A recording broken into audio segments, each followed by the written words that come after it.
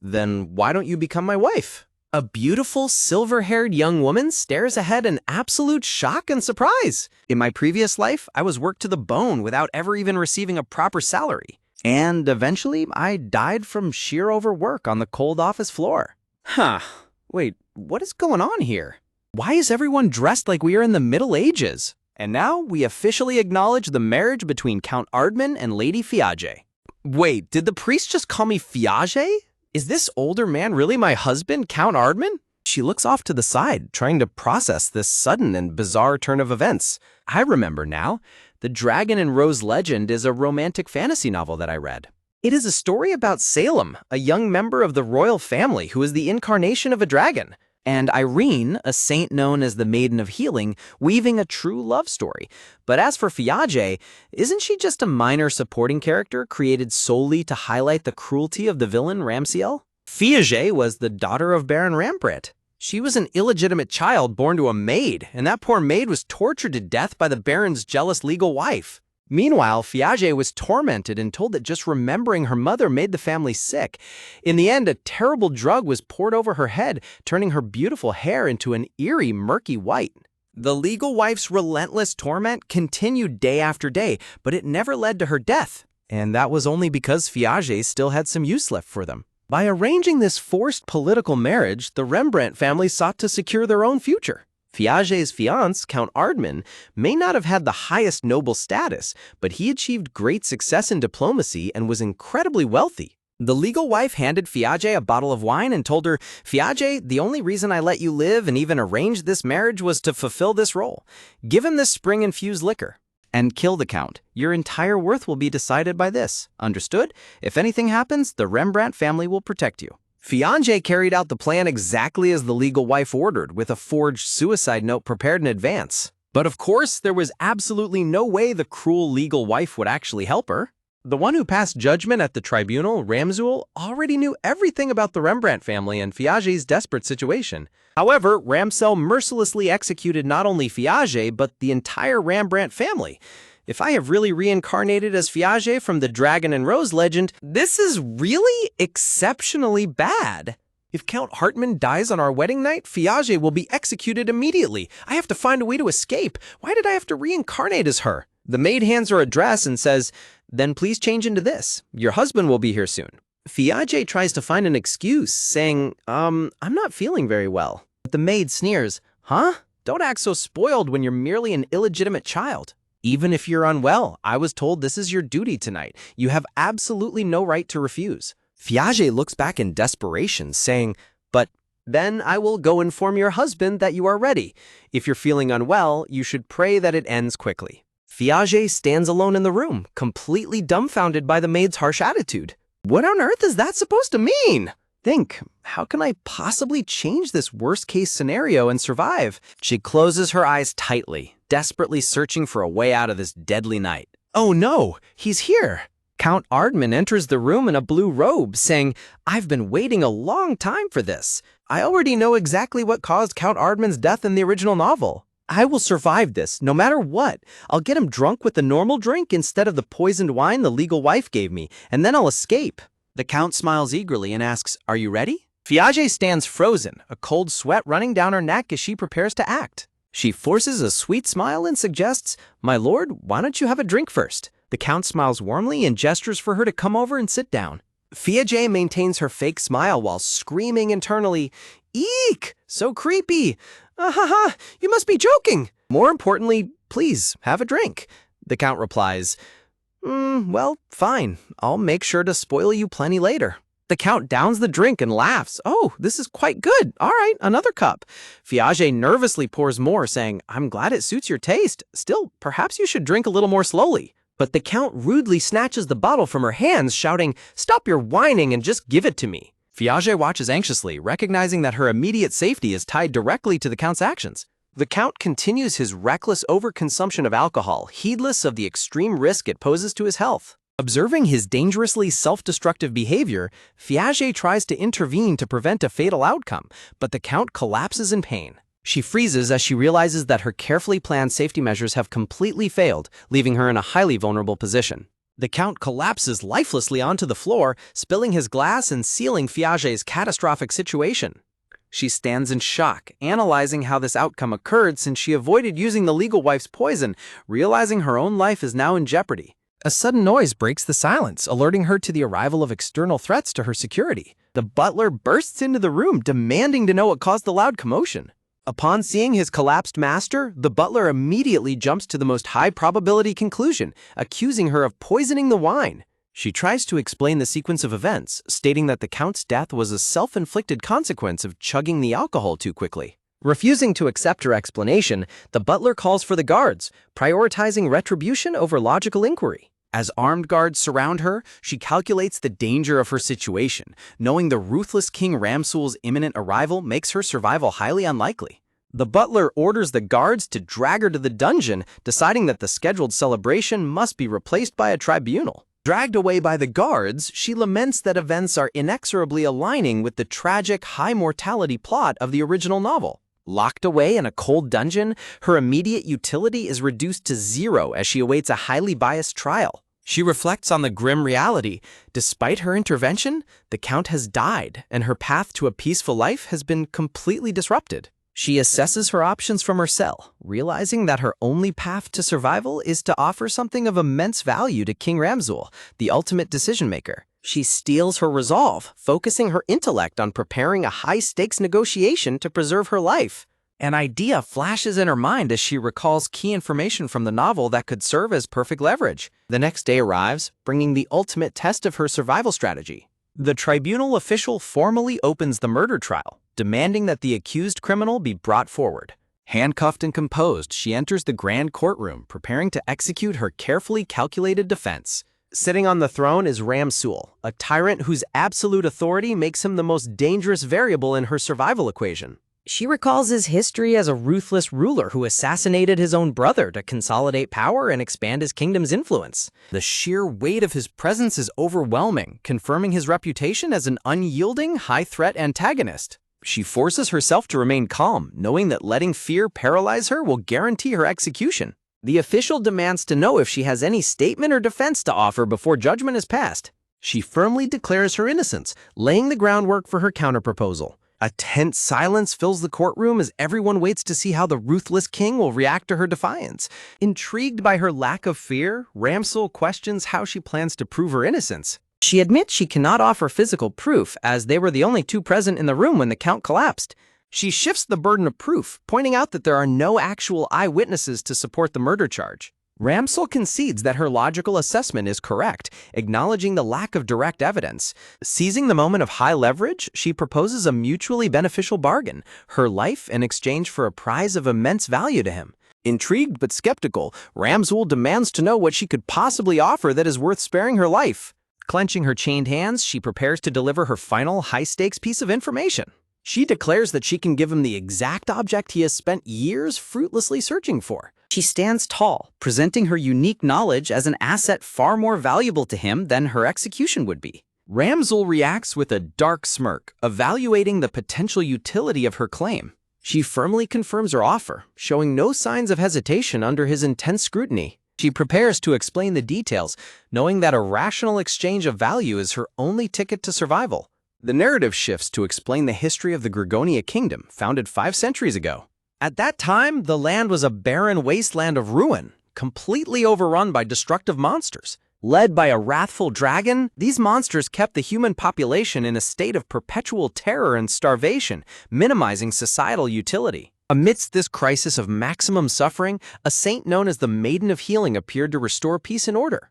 The maiden offered a rational solution, explaining that the dragon's destructive behavior was merely a consequence of its unaddressed pain. She approached the beast directly, introducing it to the concept of healing to resolve the root cause of its aggression. Her healing power fundamentally altered the dragon's nature, transforming a destructive threat into a devoted protector of the people. A deep bond of peace and mutual benefit was established between the saint and the dragon, bringing an end to the conflict. The descendants of that miraculous union went on to establish and expand the powerful kingdom of Gregonia, shaping the world as they know it today. The dragon's blood, passed down for generations, gradually began to corrupt the human body. With each generation, members of the royal family began to suffer from a mysterious illness known as dragon's disease. When the disease manifests, the afflicted are overcome by an uncontrollable urge to destroy, annihilating everything in sight. At first, the episodes are brief and can be controlled, but over time, the attacks become more frequent, and eventually, the afflicted can no longer restrain themselves as their minds shatter. Once the disease reaches the critical stage, even the royal family can no longer manage it, and they are killed. The one destined to carry out the execution is the next heir to the throne. The novel didn't elaborate on this dark family secret any further, but it is clear that the royal lineage carries a heavy, bloody burden. Knowing the tyrant Ramsul, she realizes he must desperately want to find a cure for this cursed disease, which is why her secret knowledge is so valuable. Ramsil smirks mockingly and leans on his hand, dismissing her claims as desperate nonsense from someone who simply wants to escape execution. She knows he wouldn't believe her so easily. As expected, earning the trust of a ruthless tyrant will require proving her worth beyond any doubt. She opens her mouth to speak, determined to capture his attention with her next words before her time runs out. With her hands bound in chains, she boldly declares, "I can see distant places, allowing me to know things others cannot." The noble spectators whisper in shock and disbelief, amazed that a girl rumored to be clumsy and slow-witted is daring to defy Lord Ramsul by claiming to possess a power as rare as clairvoyance. Fiage confidently continues her defense, stating, "I have already seen everything that is happening right now. If you doubt me, feel free to ask me anything." She offers a daring proposition to the king. "If I know something that only your majesty could possibly know." Ramsil rests his hand on his chin, narrowing his eyes as he seriously contemplates her unexpected proposal and weighs her confidence.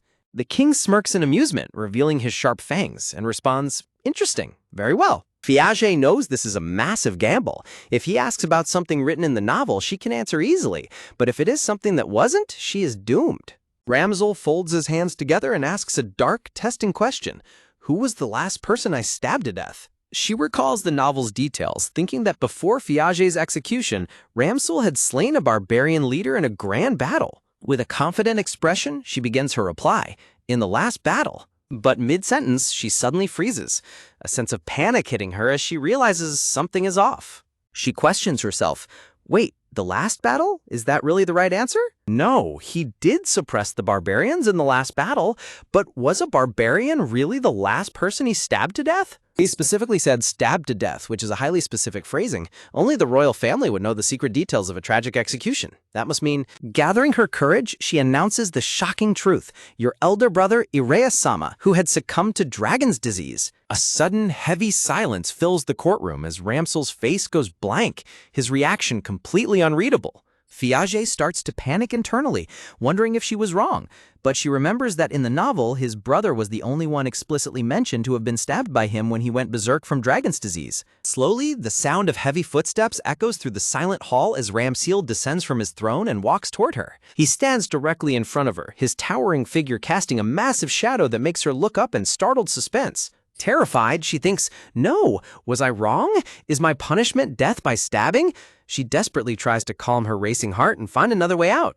Ramsul draws his massive sword with a sharp ring. Bracing for death, she closes her eyes, thinking this is the tragic end of her second life. But the blade never strikes. She slowly opens her eyes in shock, realizing she is still alive and unharmed. Sheathing his weapon with a click, Ramsil mutters in amusement, "So you actually got it right."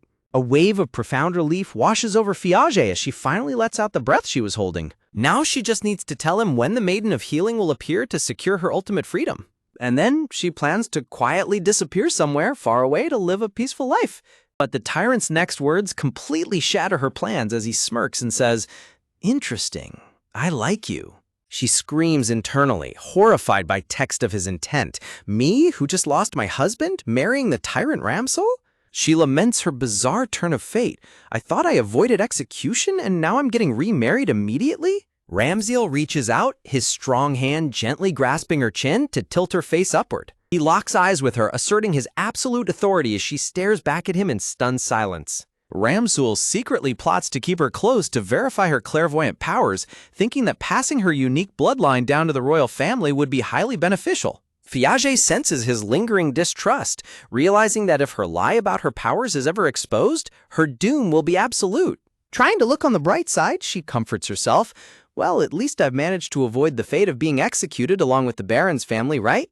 But she quickly despairs again, clutching her head and questioning if being a fantasy world makes such insane situations acceptable. Soon after, royal advisors protest vehemently, warning that marrying a woman who just lost her husband so quickly will surely cause a massive scandal. Fiage observes this with dry amusement, noting that sudden remarriage is frowned upon here just as it is in modern society. With a single cold glare, Ramsul demands silence, causing the terrified advisors to immediately apologize for overstepping their bounds. Fiage watches the terrifying display of power, realizing just how ruthless her new husband truly is. He is relentlessly forcing this marriage through, completely ignoring all the fierce opposition surrounding him. Looking at his cold, satisfied smile, she is reminded of a terrifying fact. Ramsul is a real tyrant. Under the tyrant's command, the royal carriage speeds away through the dense forest, carrying her toward an unpredictable new future. Inside the royal carriage, Ramsul and Fiage sit directly across from each other in a tense, awkward silence. Fiage smiles nervously, frantically thinking about how she needs to find a way to break the heavy silence between them. Trying to make small talk, she cheerfully remarks that the weather is lovely today compared to yesterday's terrible storm. Ramsul ignores her entirely, crossing his arms and looking out the window in cold silence. Fiage is deeply annoyed by his silence, wishing he would at least say something instead of completely ignoring her. As she looks closer at his sharp profile, she is momentarily distracted by his appearance. Staring at him, she cannot help but admit to herself that the tyrant is breathtakingly handsome. With a dreamy expression, she briefly wonders if marrying such a handsome man might not be completely terrible. She quickly shakes her head to snap herself out of it, reminding herself that he is a ruthless, cruel tyrant. Looking out the window, she recalls that in the original novel, during his last battle, a terrifying event took place. She remembers that at the end of that grand battle, there was a scene where the defeated barbarians begged him for mercy. Despite their desperate pleas, the merciless Ramsul wiped out every single last one of them without hesitation. She remembers how he killed men and women alike, realizing that if he ever deems her unnecessary, he will surely execute her too. Staring at him cautiously, she resolves that she must find a clever way to survive rather than walk such a dangerous tightrope. Ramsul rests his cheek on his hand, looking back at her with a knowing, mocking smirk. He asks her mockingly if there is something on his face, startling her out of her deep thoughts. He confesses that he originally expected the journey to be incredibly dull, but thanks to her, it seems he won't be bored at all. Fiage puffs out her cheeks in a pout, internally labeling him a terrible man for finding amusement in her anxious reactions. Suddenly, the carriage swerves and jolts to an abrupt halt, taking both of them by surprise. Fiage gasps in confusion as Ramsul immediately alerts himself to the sudden disruption. A green-uniformed guard appears at the carriage door to explain that a massive landslide has blocked the road, making further travel impossible today. Ramsul opens the carriage door, sighing as he commands the escort to prepare to set up camp for the night. Fiage is horrified by the idea of sleeping outdoors exposed to the elements, stammering as she tries to object. Ramsul cuts her off, explaining that he will have a proper tent prepared and that food will be served to her outside first. Surprised by his unexpected politeness, she thanks him while wondering if he is actually more considerate than she thought. Sitting outside in the dark, Fiage holds a warm bowl of soup, sighing with a deep sense of relief. Nearby, the carriage drivers and guards whisper about her, noting her extremely unusual silver-white hair. Feeling their judging eyes on her, she shrinks back, finding their intense stares incredibly uncomfortable. She sadly realizes that their behavior is logical, as she is an illegitimate child who just lost her husband and is now immediately getting remarried. A guard approaches her politely, informing her that her private tent has been fully prepared and is ready for her to rest. Fiage smiles warmly and thanks the guard for his hard work. A grand, luxurious purple royal tent stands fully assembled in the middle of the dark forest clearing. Exhausted from the stressful day, Fiage collapses face first onto the soft bed inside the quiet tent. She lies awake staring at the ceiling, worrying that marrying a widely despised tyrant will only bring her closer to a violent death. Still determined to find a way to cancel the remarriage, she is suddenly startled by a rustling sound at the tent entrance. Ramsul pulls back the curtain of the tent, peering inside to ask if she is already asleep. Fiage sits up in a panic, answering that she is awake while wondering if he is checking on her to make sure she hasn't escaped. Realizing this might be her only chance to negotiate, she boldly declares that she has something important to discuss with him. Ramsul stands tall with his arms crossed, coldly asking her what she wants to say. Fiage nervously argues that marriage is far too extreme and that someone of her low status is completely unfit to be his queen. She offers an alternative, proposing to serve as a humble servant in his castle to prove her clairvoyance until the Maiden of Healing is found. Ramsel glares down at her with an icy, menacing expression, asking since when she had the authority to give opinions to the king. He dismisses her proposal coldly, stating that the conversation is officially over as he turns his back. To her absolute horror, Ramsel begins to unbutton and slide off his royal uniform shirt. Piaget blushes intensely, staring in utter shock and questioning why on earth he is undressing in front of her. Ramsel displays his remarkably muscular, shirtless physique as she panics, screaming internally about why he is doing this here.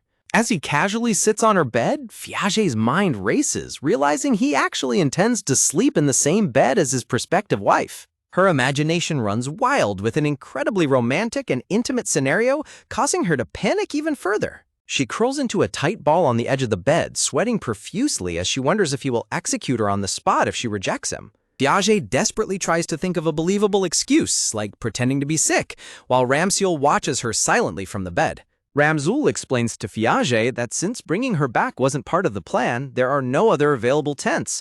He mockingly asks if she would rather sleep outside among the knights instead. Having no better alternative, Piaget nervously mutters that she will sleep there as Ramsul sits silently on the bed. Night falls over the quiet forest camp as the crescent moon shines brightly above the tents. Lying wide awake in bed next to the tyrant, Piaget finds herself completely unable to fall asleep. She tosses and turns, sweating with anxiety as she thinks that there is no way she can sleep peacefully with a terrifying tyrant lying right next to her. Her worries are only amplified by the fact that they are camping outdoors, making her jump at every little rustling sound. She anxiously imagines the dangers of this world, wondering about the abundance of ruthless bandits and what would happen if they were suddenly attacked despite the royal guards on watch. She continues to stare anxiously into the dim light of the tent, her mind filled with worst-case scenarios. Looking over her shoulder, Piaget cautiously glances at Ramsul, who appears to have fallen asleep on his side of the bed. Ramsel's sharp features soften slightly as he sleeps, a rare moment of serene calm on the tyrant's face. Suddenly, Piaget's eyes widen in sheer panic as she hears an alarming sound outside. She sits up in a cold sweat, her heart hammering as the quiet atmosphere of the tent is shattered. Just as Piaget resolves to try and sleep, sudden shouts of bandits echo through the camp, immediately putting both her and Ramsel on high alert. Outside, the royal guards shout to wake everyone up and capture the intruders, leaving Piaget in utter disbelief that a real bandit attack is actually happening. Terrified of being caught unarmed, Piaget frantically looks around the tent for anything she can use to protect herself. Spotting a heavy golden candelabra on the bedside table, she quickly grabs it, realizing it is her only potential weapon. Ramsel stares at her in deadpan confusion, starting to ask what on earth she is planning to do with a candlestick. Before he can finish, the tent curtain is violently ripped open as a group of armed bandits barge in, noting with wicked glee that this tent has fewer guards than expected. As Piaget gasps in terror, Ramsul's expression instantly hardens, his eyes flashing with lethal intent as he draws his weapon, striking fear into the intruders. With lightning-fast reflexes, Ramsul tightly grips the hilt of his massive sword, ready to strike. In a single fluid motion, the shirtless tyrant leaps forward and unleashes a devastating swing of his blade. With agonizing screams, the bandits are effortlessly cut down, leaving Piaget completely awestruck by Ramsel's terrifying combat prowess. Clinging tightly to her candelabra, Piaget marvels at how he took down 3 armed bandits with just a single swing of his sword, before Ramsel suddenly calls out to her. He glances back at her and dryly asks how much longer she plans on holding onto that candlestick. Despite the bloody scene around them, Ramsul exudes a dangerously handsome charm as he runs a hand through his hair. Flustered and blushing, Piaget nervously looks away, stammering in agreement as she tries to hide her embarrassment.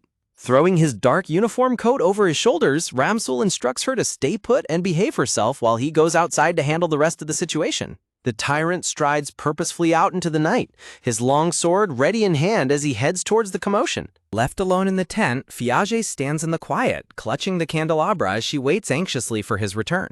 Outside, a subtle smirk plays on Ramsul's lips as he reflects on Piaget's amusingly defensive reaction. A royal guard quickly approaches Ramsul to apologize deeply and report that all of the intruding bandits have been successfully captured. Noticing a rare, relaxed aura around the tyrant, the guard wonders to himself if something good happened to put the king in such an unusually good mood. Back inside the tent, Piaget clutches her head in absolute exhaustion, trying to process the chaotic events of the night. She falls back onto the soft mattress, letting out a long, dramatic sigh of relief now that the immediate danger is past. She laments her terrible luck, thinking about how sleeping next to a tyrant was already bad enough before bandits had to attack. But she slowly realizes that if Ramsul hadn't been there, things could have been much worse. A cold shiver runs down her spine as she realizes that without his protection, she surely would have met a tragic end tonight. She frantically shakes her head to snap herself out of her thoughts, refusing to let down her guard just yet. Still feeling uneasy, she decides that since it's not completely clear if the danger is past, she should keep holding on to her trusty candelabra just in case. She looks up as Ramsul's towering, muscular figure reappears, bathing in a soft, dramatic light. Fiage reasons that Ramsul only saved her because her death would ruin his plans to find the Maiden of Healing. Remembering the novel's plot, she resolves that there will never be peace by his side, and she must find a way to escape him. She recalls the second male lead of the original novel, a kind-hearted and gentle prince who could offer her a safe haven. Reaffirming her decision, she closes her eyes, telling herself that she must get as far away from the tyrant Ramsul as quickly as possible. Exhausted from the long night, Fiage finally drifts off to sleep, curled up while still tightly clutching the golden candlestick in her hands. Sometime later, Ramsul quietly approaches her bed and gently pries the heavy candelabra from her fingers, murmuring at her stubbornness. Sitting beside her sleeping figure, Ramsul smiles softly to himself, amused that she actually managed to fall asleep after he told her to relax. In her sleep, Fiage restlessly mumbles her deep-seated desire, whispering that she has to escape from him. Hearing her faint, sleepy mumblings, Ramsul leans in slightly, asking quietly if she said something. Fiage continues to murmur in her sleep, completely unaware that she is speaking her escape plan aloud to the tyrant himself. Amused by her defiance, Ramsul leans over her with a dangerous smirk, whispering that there is absolutely no way she can escape him, but she is welcome to try her best. Meanwhile, in a grand sunlit cathedral, a young blonde woman stands before the altar as a frantic maid rushes in, desperately calling out to Lady Romaine. A maid whispers to Lady Romaine, telling her that they have just received a message. Lady Romaine is shocked to hear that His Majesty Ramsul has gotten engaged. Fiage sits quietly in the carriage, staring out the window with a thoughtful expression as she journeys to the capital. A grand, towering castle stands proud in the distance over the beautiful, sunlit capital city. The streets of the royal capital are filled with the lively bustle of ordinary citizens shopping and chatting. Peering out of her carriage window, Fiage marvels in awe at the grandeur of the royal capital. A young boy on the street excitedly points out the grand carriage to his mother. The mother quickly hushes her child in terror, warning him not to look at the king's terrifying carriage as other bystanders watch fearfully. Fiage looks on in surprise, confused by the extreme fear shown by the citizens outside. She realizes with worry that everyone on the streets looks absolutely terrified. She recalls that in the novel, Ramsul brought prosperity to Gregonia, but his heavy reliance on military force and constant wars left even the nobles living in constant fear for their lives. It becomes abundantly clear to her why the citizens fear the tyrant King Ramsul so much. Upon entering, Fiage looks around in amazement at the palace, thinking it is incredibly grand and exactly what she'd expect from a fantasy world. Fiage quietly follows behind Ramsul as he leads her through the palace's polished, grand corridors. She is stunned when she spots a young man and instantly recognizes him as Salem, the heroic protagonist of the novel. She recalls his lore as Salem, the son of Irene, the rightful heir, and a young man of royal blood known as the dragon's incarnation. Fiage stares at Salem with stars in her eyes, deeply admiring his bravery in standing against tyranny in the novel. Salem, however, looks away coldly with an indifferent snort, paying them no mind. Before she can react, Ramsul steps forward and introduces Fiage to Salem as his new fiancé, leaving her utterly bewildered. Trying to remain polite, Fiage curtsies and introduces herself as Fiage Rembrandt.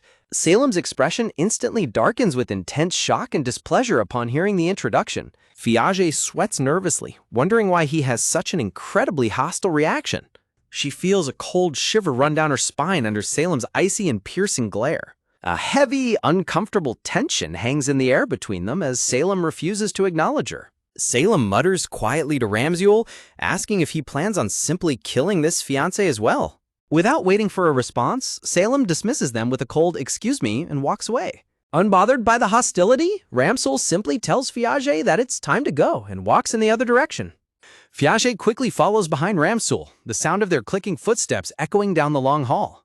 Her thoughts drift back to Salem Gregonia, the prominent figure of this world's tale. She remembers that Salem is the main protagonist of the original novel. She recalls that in the story, Salem is destined to hate Ramsul and eventually defeat him when the king's dragon disease spirals out of control, claiming the crown for himself. Staring at Ramsul's broad back as they walk, Fiage feels a sense of worry over his predetermined tragic fate. Fiage lets out a dejected sigh, realizing that the world is indeed following the novel's dark setting exactly. She reasons that it's only natural for Salem to despise her since she is introduced as the tyrant's fiancée. Clenching her fists with determination, Fiage resolves that she must somehow win Salem over and get him on her side. When they arrive, Fiage is completely mesmerized by the breathtakingly beautiful and luxurious bedroom. Her face lights up with sheer delight as she takes in the elegant room. Standing by the doorway with his arms crossed, Ramsul tells her with a rare, subtle smile that this will be her room. Fiage is surprised to hear this, having fully expected that they would be forced to share a room again. Ramsul glares at her deadpan, asking if she actually expected them to share a room. Fiage frantically shakes her head in a panic, blushing as she quickly clarifies that she is perfectly happy with her own room. Their conversation is interrupted by a knock, prompting Ramsul to call for Terran to enter. Fiage wonders who Terran is as the visitor's footsteps approach the door. A sophisticated young man with brown hair and round glasses enters, whom Fiage recognizes as Taren, the Chancellor. Fiage watches with great curiosity as the Chancellor steps into her room. She recalls that Terran is Ramsul's close childhood friend and the only person in the entire kingdom who can speak to him freely. Terran immediately clutches his head in deep frustration, frantically questioning why His Majesty would make such a reckless decision to get engaged after rejecting so many foreign political marriages. As Terran passionately argues that getting married under these circumstances is completely insane, Fiage silently cheers him on, hoping he convinces Ramsul. Ramsul turns a sharp, icy gaze toward Terran, demanding to know if he is criticizing his judgment regarding Fiage's value, which quickly makes Terran defend himself. Terran sighs and adjusts his glasses, advising his king that he simply believes they should proceed with far more caution. Fiage looks surprised as Terran turns around to address her. Terran kindly advises Fiage to inform either him or the head maid if she has any concerns, to which she nervously agrees. Looking down, Fiage realizes with a sigh that, as expected, she is not exactly welcome in the palace. Fiage comforts herself with the thought that she at least avoided execution, and her life does not seem to be in immediate danger for now. Ramsul's expression turns serious as he calls out Terran's name. Ramsul firmly requests to speak with Fiage alone. Terran nods in understanding, advising the king to just ensure he attends the afternoon meeting. Left alone with the towering king, Fiage clutches her chest in nervous anticipation as he approaches. Ramsul stares down at her with a piercing, unreadable expression. Feeling the immense pressure of his gaze, Fiage nervously breaks into a cold sweat. Panic sets in as Fiage frantically wonders if she did something wrong. Her heart races as she worries about what mistake she might have made to upset the tyrant. Fiage swallows hard, desperately trying to maintain her composure under his intense stare. A heavy silence fills the grand room as they stand face to face. Clutching her hands, Fiage waits in tense silence for him to speak. Suddenly cornering her against the wall, Ramsul demands to know if her clairvoyance can see the location of the Maiden of Healing.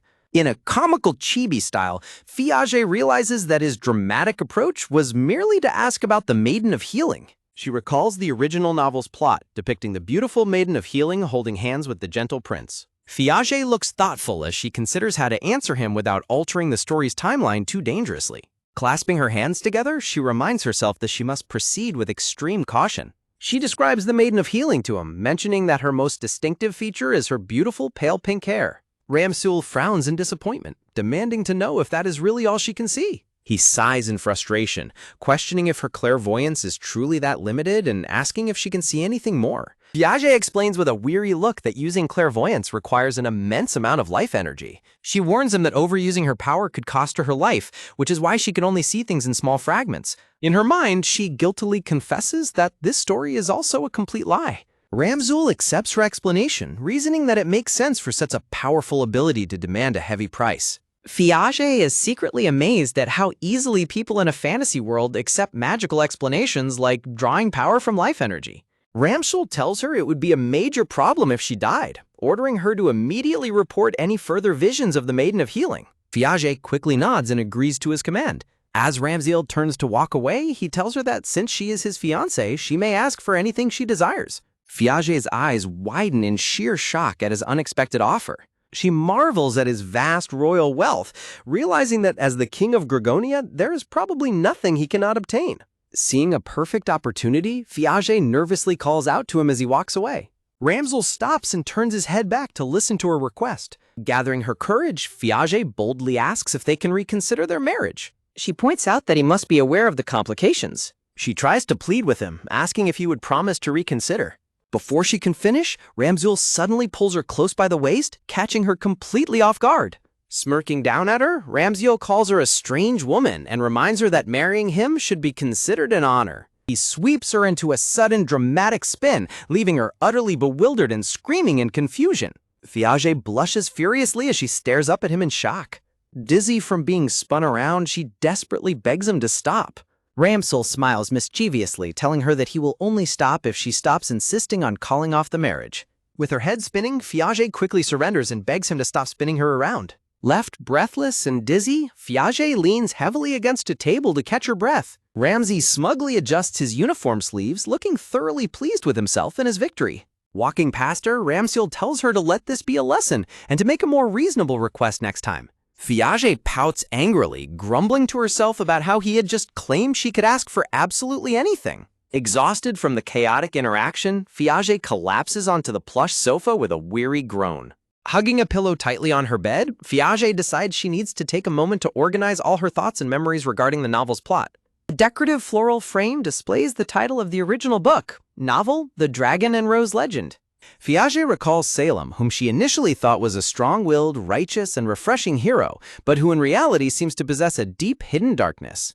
She notes that she hasn't met the story's female lead yet, but remembers from the novel that she was a stunning beauty whom Salem fell in love with at first sight. She reflects on Ramziel's confusing actions, wondering what could possibly be going on in the Tyrant King's mind to make him marry again so soon after his first wife's death.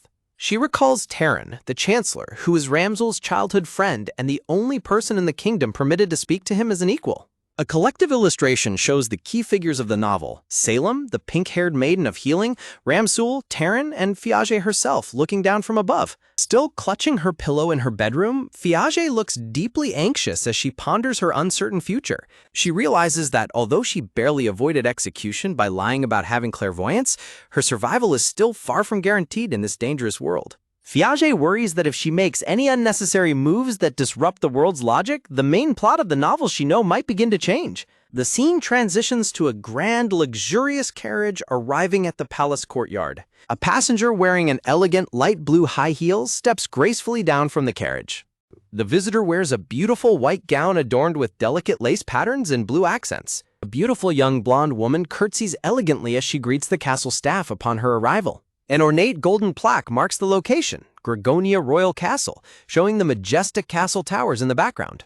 Back in her room, Fiage happily hums a tune as she brushes her long, silver hair in front of her vanity mirror. Wearing a simple nightgown, Fiage is surprised to find a large wooden trunk placed in her room. Upon opening the trunk, Fiage is amazed to see a stunning, luxurious dress and a jewelry box filled with sparkling accessories. In a flashback, Fiage remembers how surprised she was when Terran unexpectedly visited her room earlier that morning. She recalls waking up in bed, yawning and rubbing her eyes as she heard a knock at her door. From behind the door, Terran politely announced his presence, stating that he had some business to discuss with her. Startled and in a panic, a chibi Fiage realized the Chancellor was waiting outside her room. Fiage scrambled frantically to make herself presentable before opening the door. Fiage quickly opened the door with a nervous but polite smile, frantically greeting Terran. Terran politely apologized for disturbing her rest, explaining that someone had requested to meet with her. When Fiage asked who it was, Terran smiled and reassured her that His Majesty had already granted his full permission for the meeting. Terran then presented her with the large, sparkling trunk full of elegant clothes and accessories. The scene shows a close-up of a beautiful pink gown with intricate lace trim. Delighted with the gift, Fiage tries on the white and pink dress, spinning in front of the mirror while noting that she had no other dresses to wear since she was brought here so suddenly. She adjusts the elegant, custom-tailored dress, feeling extremely pleased with how well it fits. Holding up a gorgeous pearl necklace with a red gemstone, Fiage wonders in surprise if the Tyrant King actually possesses a considerate side. Fiage briefly imagines herself walking happily alongside a handsome, smiling Ramsel, before quickly shaking the silly thought out of her head. As she fastens the beautiful necklace, Fiage prepares herself to meet the mysterious visitor who came to see her. A decorative frame introduces Romain, whom Fiage recalls from the novel as Salem's highly trusted advisor. The narrative explains that with the support of her father, the Holy Pope, Romaine was beloved by the public and widely revered as a saint. Surrounded by smiling children, Romaine is admired by everyone as a woman who is as pure-hearted as she is beautiful. While putting on her rose-shaped earrings, Piaget wonders why such an esteemed figure would want to meet with her. Suddenly, a realization hits Piaget, and her eyes widen in shock as she remembers a key detail. She recalls an illustration from the novel depicting Romaine kneeling and holding hands with Salem, proving her role as his great advisor. Looking at her reflection, Piaget resolves that her first priority must be to reassure Romaine and win her over. Clenching her fists with determination and a bright smile, Piaget gets excited about the meeting. Piaget opens the terrace doors, her footsteps echoing as she steps out into the sunlit garden. Looking across the beautifully decorated garden, she spots a blonde woman sitting at a tea table and wonders if she is indeed Romaine. As Piaget gets closer, she gasps in pure admiration at Romaine's breathtaking appearance. In a chibi style, Piaget is completely mesmerized by Romaine's large, sparkling blue eyes, thinking they look like they might overflow with beauty. Piaget gushes over how incredibly tiny and adorable Romaine is in person. Romaine turns and smiles warmly, brushing a strand of her golden hair behind her ear. Overwhelmed by Romaine's incredible grace and angelic beauty, Piaget holds her face in shock and blushes furiously. Piaget tries to calm herself down as she nervously approaches the tea table, her heart racing. Romaine looks up at Piaget with a radiant, friendly smile and warmly welcomes her, saying it is a pleasure to meet her. Piaget looks at Romaine in awe, mesmerized by her breathtaking presence and thinking to herself that the saint is absolutely dazzling. Romaine speaks gently across the tea table, mentioning that when she first heard of His Majesty's sudden engagement, she was quite surprised. She continues in a soft but pointed tone, suggesting that Piaget is nothing like someone who would kill her husband on her wedding night. Romaine smiles radiantly with her striking blue eyes, maintaining her polite and perfect saintly facade. Piaget is completely caught off guard by the unexpected remark, staring back in bewildered silence. Piaget nervously manages to squeak out a polite response, confirming Romaine's words as she tries to maintain her composure. Romaine expresses her pity, mentioning she heard Piaget was raised in a harsh place where she could barely even read books, and sympathizes with how difficult that must have been. Piaget reflects inwardly, recalling that she only possessed Piaget's body midway through the story, meaning she didn't actually experience those hardships herself. Romaine continues her pitying speech, expressing how heartbreaking it must have been for Piaget to be shunned by everyone for her supposedly eerie silver hair color. Romaine points out that there is a vast difference in the environments in which Piaget and His Majesty were raised. She notes that the standard of living and financial perspectives between the royal family and a mere baron's household must be completely different. Smiling warmly, Romaine graciously tells Piaget not to hesitate to rely on her if she ever finds herself in need of anything.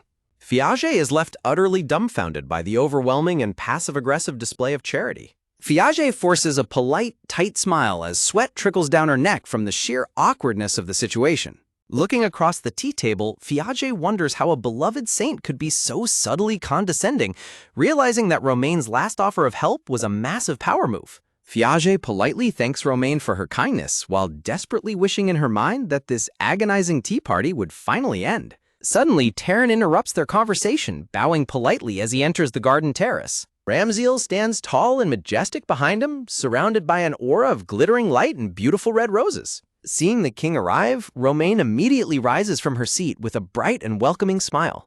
Ramziel acknowledges her coldly, noting that he has heard the rumors about her and asking how the Holy Pope is doing.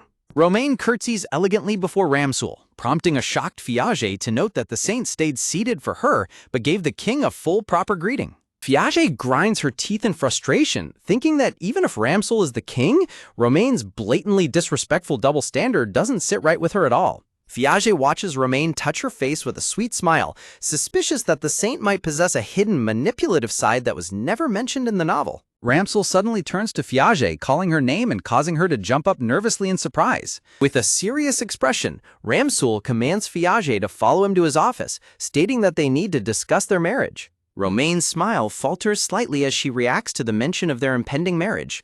As Ramziel walks away, Piaget reluctantly follows him, looking back apologetically toward the saint. Romaine dismisses her concerns with a sweet, reassuring smile, telling her not to worry as she was just about to leave anyway. Bowing gracefully, Romaine bids farewell to His Majesty as she prepares to take her leave. Piaget looks back with a deeply suspicious and troubled expression, feeling increasingly uneasy. Following close behind Ramsul, Fiage nervously wonders if this situation is about to turn into something incredibly weird. She steals a glance at the king, desperately hoping that she is simply overthinking the entire dynamic. A sudden realization hits Fiage, and she wonders if the reason for Romaine's behavior is because she secretly harbors feelings for Ramsul. Sensing her gaze, Ramsul glares back over his shoulder and demands to know what she is staring at. Fiage quickly smiles and sweat drops, inwardly begging for a break from all the exhausting drama. The scene transitions to Romaine's luxurious white carriage speeding away from the royal palace. Inside the carriage, Romaine drops her polite facade and snarls behind her ornate lace fan, furious at the thought of Ramsul marrying such an unsophisticated woman. Clenching her fan with pure rage, Romaine vows that she will never accept a lowly commoner becoming the queen instead of her. Back in the Grand Royal office, Ramsil sits comfortably in his armchair while Fiage sits nervously opposite him, with Terence standing nearby. Ramsil brings up the wedding, prompting Fiage to worry about why he is in such an absolute rush to get married. Fiage glares with intense determination, realizing that this might be her very last chance to stop the wedding from happening. Fiage suddenly stands up, frantically pleading with His Majesty to wait a moment before they discuss any wedding plans, leaving Terence surprised. Fiage watches anxiously, waiting to see how the Tyrant King will react to her sudden outburst. Ramsul closes his eyes with a sigh of mild annoyance, asking her what she wants. Terence steps in to explain, reminding the king that royal marriages in their country have always required the official approval of the Church Council and the Holy Pope. Fiage lets out a sigh of relief, thinking she is safe, until Ramsil releases a dark, terrifying aura and coldly questions why he would ever need their permission. Fiage shivers in absolute terror, completely frozen by the oppressive and menacing pressure radiating from the king. Terence desperately tries to placate the tyrant, pleading with him to just follow the rules and play along this one time. Terence assures him that it's no big deal, as the church is ultimately not going to reject the royal marriage anyway. Fiage's jaw drops in horror as she realizes that the church's approval is nothing more than a meaningless formality, leaving her with no escape. Terence cheerfully raises his finger, deciding to take charge of contacting the church and putting their stressful discussion on hold for the moment. Fiage stands quietly, feeling incredibly relieved that the Church Council's involvement has bought her some precious extra time. Suddenly, Fiage's eyes widen in absolute shock as a terrifying realization dawns on her. Looking down anxiously, Fiage recalls Ramsul's previous words and panics, wondering if he seriously intends to pass down the clairvoyant bloodline to the royal family. Grabbing her head in sheer panic, Fiage screams internally that if they have children, her massive lie about possessing clairvoyance will be instantly exposed. She desperately considers teaching the child everything about the novel to fake the ability, but realizes that if the kid ever spills the truth, it will be all over for her. Overwhelmed by anxiety, Fiage wonders what she should do as she looks down dejectedly. Suddenly, she gasps in surprise as she hears someone approaching, interrupting her anxious thoughts. A magnificent illustration introduces a handsome young man with silver gray hair and striking red eyes, dressed in an elegant white and blue military uniform surrounded by blue roses. Fiage looks at him in recognition, calling out his name, Salem-sama. Salem walks past her coldly, barely acknowledging her presence with a simple, dismissive nod of his head. Fiage is left utterly flabbergasted by his cold attitude, thinking to herself that even if they aren't on friendly terms, a simple nod is incredibly disrespectful. Determined not to let him walk away, Fiage raises her hand and calls out to him. Salem stops and turns slightly, asking her coldly what she wants. Fiage politely asks if they could have a proper conversation, knowing that Salem is the one who will eventually defeat the Tyrant King Ramsul.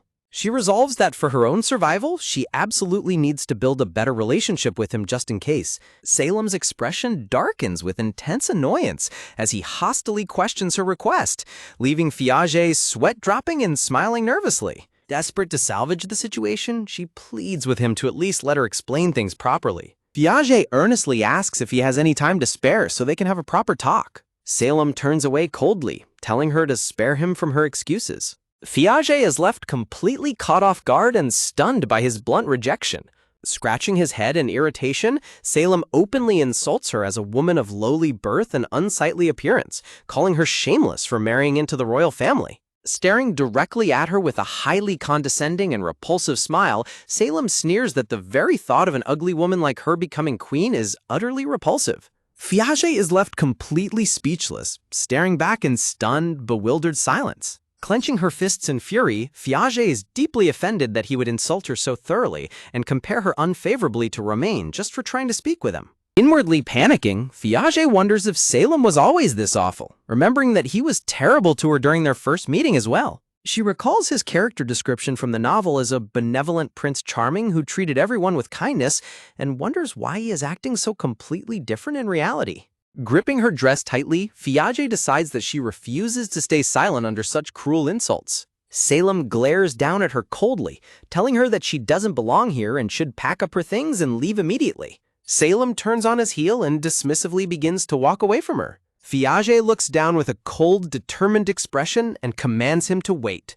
In a sudden, bold move, Fiage reaches out and firmly grabs Salem's sleeve, startling him. Fiage looks up with a pleasant but sharp smile, pointing out that a conversation isn't just one person talking and ending it as they please. Salem is left completely speechless, staring down at her hand on his arm in utter disbelief. Salem angrily yanks his arm away, shouting to demand what she thinks she is doing. Fiage's hand is shown trembling violently from a mixture of fear and intense rage. Noticing her shaking hand, Salem scoffs and sneers that if she was going to tremble like that, she never should have defied him in the first place. Believing he has successfully intimidated her into silence, Salem smiles smugly while Fiage prepares to deliver her counterattack. Fiage snaps, shouting at the top of her lungs that she has absolutely no reason to tolerate such cruel insults from him. Fiage's sudden explosive anger leaves Salem completely shocked and stunned, staring at her in wide-eyed disbelief. Pointing out their vast differences, Fiage mentions that she and Ramzel come from completely different backgrounds, as a flashback shows Ramzel sitting majestically on his throne. She reminds him of her status as an accused murderer who has been labeled as a widowed woman for supposedly killing her former husband. A flashback depicts Fiage kneeling helplessly in chains on a cold dungeon floor, completely shunned by everyone. She adds that even her silver hair color was used as another superficial reason for people to resent and shun her. Despite everything she has been through, Fiage refuses to let her past define her. Turning the tables on him, she passionately argues that if he judges people solely by their social status, then wouldn't that mean he is denying the very existence of all commoners who live outside of the royal and noble classes? Salem is left completely speechless, sweating slightly as her sharp, irrefutable logic catches him completely off guard. His smug composure shattered, Salem stammers and looks away, weakly claiming that wasn't what he meant. Standing tall as she glows with a majestic light, Fiage delivers a powerful final sermon, reminding him that as a royal representative of the people, he bears the responsibility of protecting them and must be far more mindful of his words. Fiage inwardly panics, realizing that in her frustration over how different Salem is from his novel counterpart, she spoke far too honestly. Looking at Salem's silent figure, Fiage nervously wonders if she has made him incredibly angry. To her complete surprise, Salem stands there blushing intensely, covering his mouth in embarrassment. Fiage's jaw drops in shock as she looks at him, completely caught off guard by how cute his embarrassed reaction is. With his face still flushed red, Salem walks right past Fiage without saying a single word. Fiage stares after him in confusion, wondering what that bizarre reaction could possibly mean. Salem continues to walk away, keeping his back turned to hide his lingering embarrassment. Feeling that the atmosphere has become incredibly awkward, Fiage decides she needs to apologize to him. Fiage politely bows, beginning to explain that she might have overstepped her bounds. Suddenly, Fiage's eyes widen in surprise as she notices Salem's sudden movement. She is left utterly flabbergasted as Salem simply walks away, completely ignoring her without saying another word. Fiage recalls Salem's description from the novel, where he was depicted as a refreshing, kind, and compassionate protagonist who truly cared about his people. In the novel's illustrations, Salem was always shown as a benevolent and warm-hearted leader who brought joy to everyone around him. Fiage sighs deeply, feeling her vision of the perfect, kind prince completely crumble into pieces. As Salem walks through the royal corridor, he catches sight of the towering figure of King Ramsul ahead of him. Salem walks with quick, angry strides, cursing Fiage's rudeness under his breath. He pauses, reluctantly admitting to himself that, technically, her sharp words were entirely correct. Frustrated by his own reaction, Salem grinds his teeth and blushes furiously at how easily she saw through him. Salem recalls his initial expectation, thinking his harsh insults would leave a lowly woman like her completely speechless and trembling. He is deeply unsettled by the fact that she not only stood her ground and argued back, but did so with absolute confidence.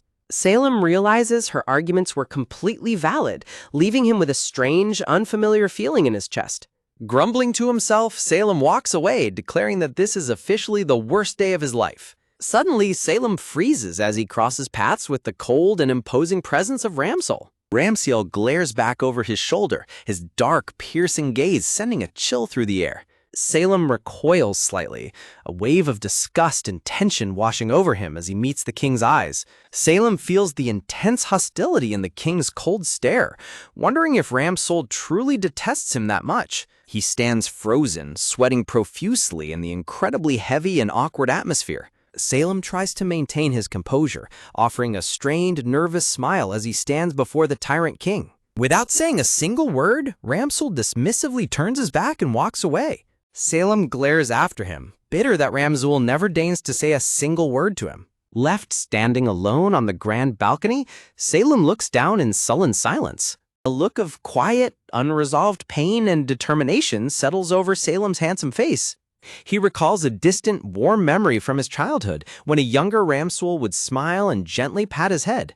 Looking out over the peaceful royal courtyard, Salem is haunted by the stark contrast of those happier times. Salem runs a hand through his silver hair, trying to push away the painful memories that continue to plague him. He remembers his loving parents, who used to hold his hands and walk happily with him through the palace gardens. Those precious moments of unconditional love and laughter were everything to the young prince. But everything changed on one terrifying night when the young prince walked into a dark hallway clutching his teddy bear. Ramsel was the monster who shattered his world, standing over the bloodied, lifeless bodies of Salem's parents with a cold blade.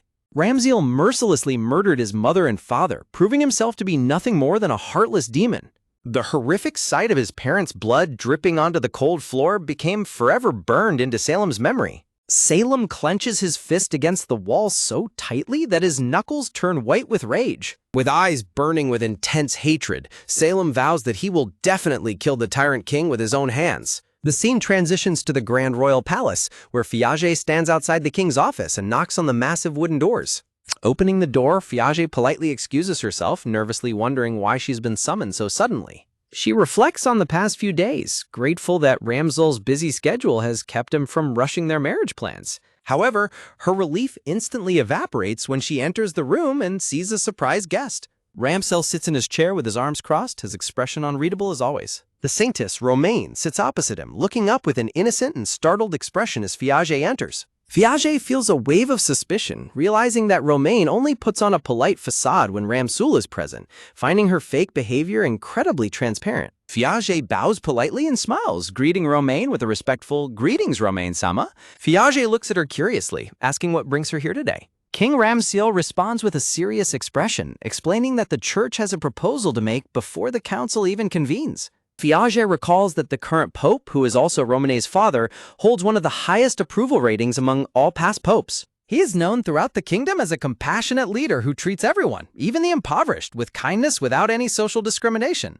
Looking dramatic, Romaine reveals that an ominous sign appeared regarding His Majesty's marriage before the church council could even meet. She explains that while the Pope was offering prayers for divine guidance on the marriage, a holy statue suddenly began to weep tears of blood, to which Ramsul quietly responds, "I see." Ramsul listens in silence, his expression hardening as he processes the saintess's dramatic claims. Romaine continues piously, claiming the miracle is a warning that a widow marrying the king would be an act of betrayal to her former husband, and that Fiage's silver hair proves she is unworthy of divine blessing. She drops a sugar cube into her tea, comparing Fiage's status to a tainted vessel unfit to join the sacred royal bloodline, insisting that God disapproves of their union.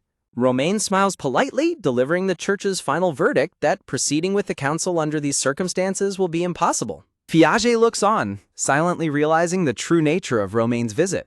Fiage realizes that Romaine has used the church's authority as a front to formally reject her, but senses there is a deeper scheme at play. Suddenly, Ramsel stands up from his chair, his towering presence casting a heavy silence over the room as he coldly mutters, "I see." Believing she has won, Romaine begins to smile, only to freeze in pure terror as Ramsul draws his sword with a terrifying ring. Romaine recoils in shock, falling back onto her seat as Ramsul points the cold blade directly at her face, Ramsule looks down at her with utter contempt, declaring the conversation a complete waste of time, while Fiage is left screaming in utter shock. The king coldly mutters that he should have crushed the hypocritical church a long time ago. Ramsule dismissively turns his back, declaring that the royal family bows to no god, while a panicked Fiage wonders on earth she is supposed to do. Fiage panics, realizing that even if Romaine's insults were infuriating, pointing a sword at the Saintess is taking things way too far. Taran quickly rushes into the room, sweating profusely as he begs the king to put his sword away and avoid making an enemy of the church. Fiage clutches her chest in relief, deeply grateful that Taran was there to stop Ramsule from doing something irreversible. Ramsule glares back with a menacing blood-red intensity, clearly displeased by the interruption. Romaine trembles, quickly attempting to backtrack by admitting she may have overstepped her bounds while delivering the Pope's message. She bows her head in submission, desperately begging His Majesty to forgive her impudence. Ramsule glares down at her, coldly stating that sacrifices must be made for his goals, and commands her to deliver a message to her father. He delivers a chilling ultimatum, telling her that if they want to save the church from destruction, they had better hurry up and hold the council. Terrified, Romaine quickly bows and agrees to relay the message before making a swift exit. As soon as the door closes, Romaine's submissive look vanishes, replaced by a venomous glare of pure hatred, while Fiage watches her leave with concern. Ramsule walks past Fiage, briefly apologizing for forcing her to sit through such a pointless and frustrating discussion. Fiage can only offer a strained, nervous reply, still reeling from the intense encounter. Fiage sighs deeply as she walks down the hallway, unable to believe that Ramsule actually threatened the Saintess with a bare blade. She realizes that Ramsule's threats will force the church to hold the council, but it will be nothing more than a puppet show where no one dares to oppose his absolute authority. Desperate to escape the marriage, Fiage contemplates using her last resort, lying again by claiming she had a divine vision of disaster if she marries Ramsule. She suddenly stops in her tracks as something catches her attention. Peering through a stone archway, she wonders what lies beyond the garden gates. Deciding she needs a distraction from her heavy thoughts, Fiage takes a step forward to explore the area. She is greeted by a breathtakingly beautiful greenhouse garden bathed in warm, soft sunlight. She walks deeper into the lush foliage, surprised to find a hidden path leading even further into the sanctuary. Under the gentle glow of the sun, Fiage quietly wanders down the serene garden path surrounded by beautiful flowers. Suddenly, Fiage freezes in surprise as she realizes she is not alone in the garden. Her heart leaps as she spots the familiar, imposing figure of King Ramsule standing ahead. Ramsule stands quietly by a pillar, his arms crossed as he stares out into the greenery with a calm and contemplative expression. Noticing her presence, Ramsule looks over and calmly commands her to stop standing so far away and come sit beside him. Fiage nervously sits on the grand garden bench next to him, a heavy and awkward silence settling between them. Fiage bites her lip in anxiety, desperately trying to think of any safe topic to break the suffocating silence. Gathering her courage, she puts on a polite smile and directly asks him why he is so fiercely determined to marry her. She instantly regrets her bold question, fearing his bad mood, when Ramsule suddenly breaks his silence and softly murmurs the name Salem. Fiage blinks in confusion, completely caught off guard by his unexpected response. Ramsule clenches his fist tightly over his chest, his expression filled with a quiet, intense determination as his royal crest shines brightly. Fiage sits in stunned silence, her lavender eyes wide with shock as she listens to the king's unexpected words. Looking at King Ramsule, Fiage can only blink in astonishment, nervously thinking to herself, "But for Salem?" Ramsule's narration begins, "My older brother, Irus, the former king and Salem's father, was always close to me." A portrait of the two royal brothers appears as Ramsule recalls, "Despite our age gap, he doted on me a lot." He continues his dark recollection. However, the adults around us didn't like seeing the royal brothers getting along, especially with the throne at stake. Back then, I was just a child. I had no interest in politics. A young Ramsule sits peacefully reading a book under the shade of a tree, as he reflects, "Honestly, I didn't even care what happened to this country, because..." A shining holy sword is shown as he explains the tragic reality of their bloodline. For generations, the royal family has been bound by this cruel custom. To prevent emotional attachment, parents never fully shower their children with love, leading to cold and distant family relationships. The narrative turns to the elusive Saintess, the Maiden of Healing, the only possible savior of the royal family. He continues, "Only appears once every few centuries in this land." Under the shadow of blood-spattered clothes, the harsh truth is revealed. Rather than clinging to such uncertain hope, choosing death and entrusting the kingdom to the next generation was considered the natural way of thinking for the royal family. In a tense flashback, a blood-covered Arrayas asks, "Brother?" while a young Ramsul recoils in absolute horror, gasping, "That blood." Looking at his blood-stained brother whispering, "Father?" Ramsul remembers, "When our father's dragon's disease worsened to a critical stage, my brother killed him and ascended as the next king." Showing resolve, Iria states, "I will accept everything. First, we must ensure that the people do not fall into fear and unrest." Standing with Ramsul, Arrayas adds, "We will hold a grand funeral for father. That is the last act of filial piety I can offer." Young Ramsul looks at his brother with a gentle, supportive smile, softly replying, "Yeah." Ramsul narrates his devotion. "I wanted to support my brother, who faced everything with such determination. Since I had a naturally strong physique, I decided to train in the military and support my kind older brother my own way." Looking back at his brother's smiling face, Ramsul recalls, "Compared to our father, my brother's dragon's disease symptoms were mild. I believed, without a doubt, that he would rule for at least a few more decades." The scene shifts to the birth of a beautiful baby with pink eyes, Salem, babbling happily in his crib. Ramsul stands quietly by the wooden crib, gazing down at his newborn nephew with a silent, contemplative expression. Baby Salem giggles with delight as he reaches up and tightly squeezes Ramsul's finger with his tiny hands. Feeling a sudden warmth in his heart, Ramsul's eyes widen in gentle surprise at the pure, innocent touch of the child. He reflects on that pivotal moment. "When Salem was born, I naturally found myself wanting to create a kingdom where he could always smile." Years pass, and a young Prince Salem sits at a grand piano, playing beautiful melodies as magical light sparkles around him. A warm, gentle hand reaches down to pat the young prince's silver hair. Young Salem looks up with a bright, adoring gaze as a younger King Arias smiles warmly, gently resting his hand on his son's head in the sunlit palace gardens. Ramsul continues his narration.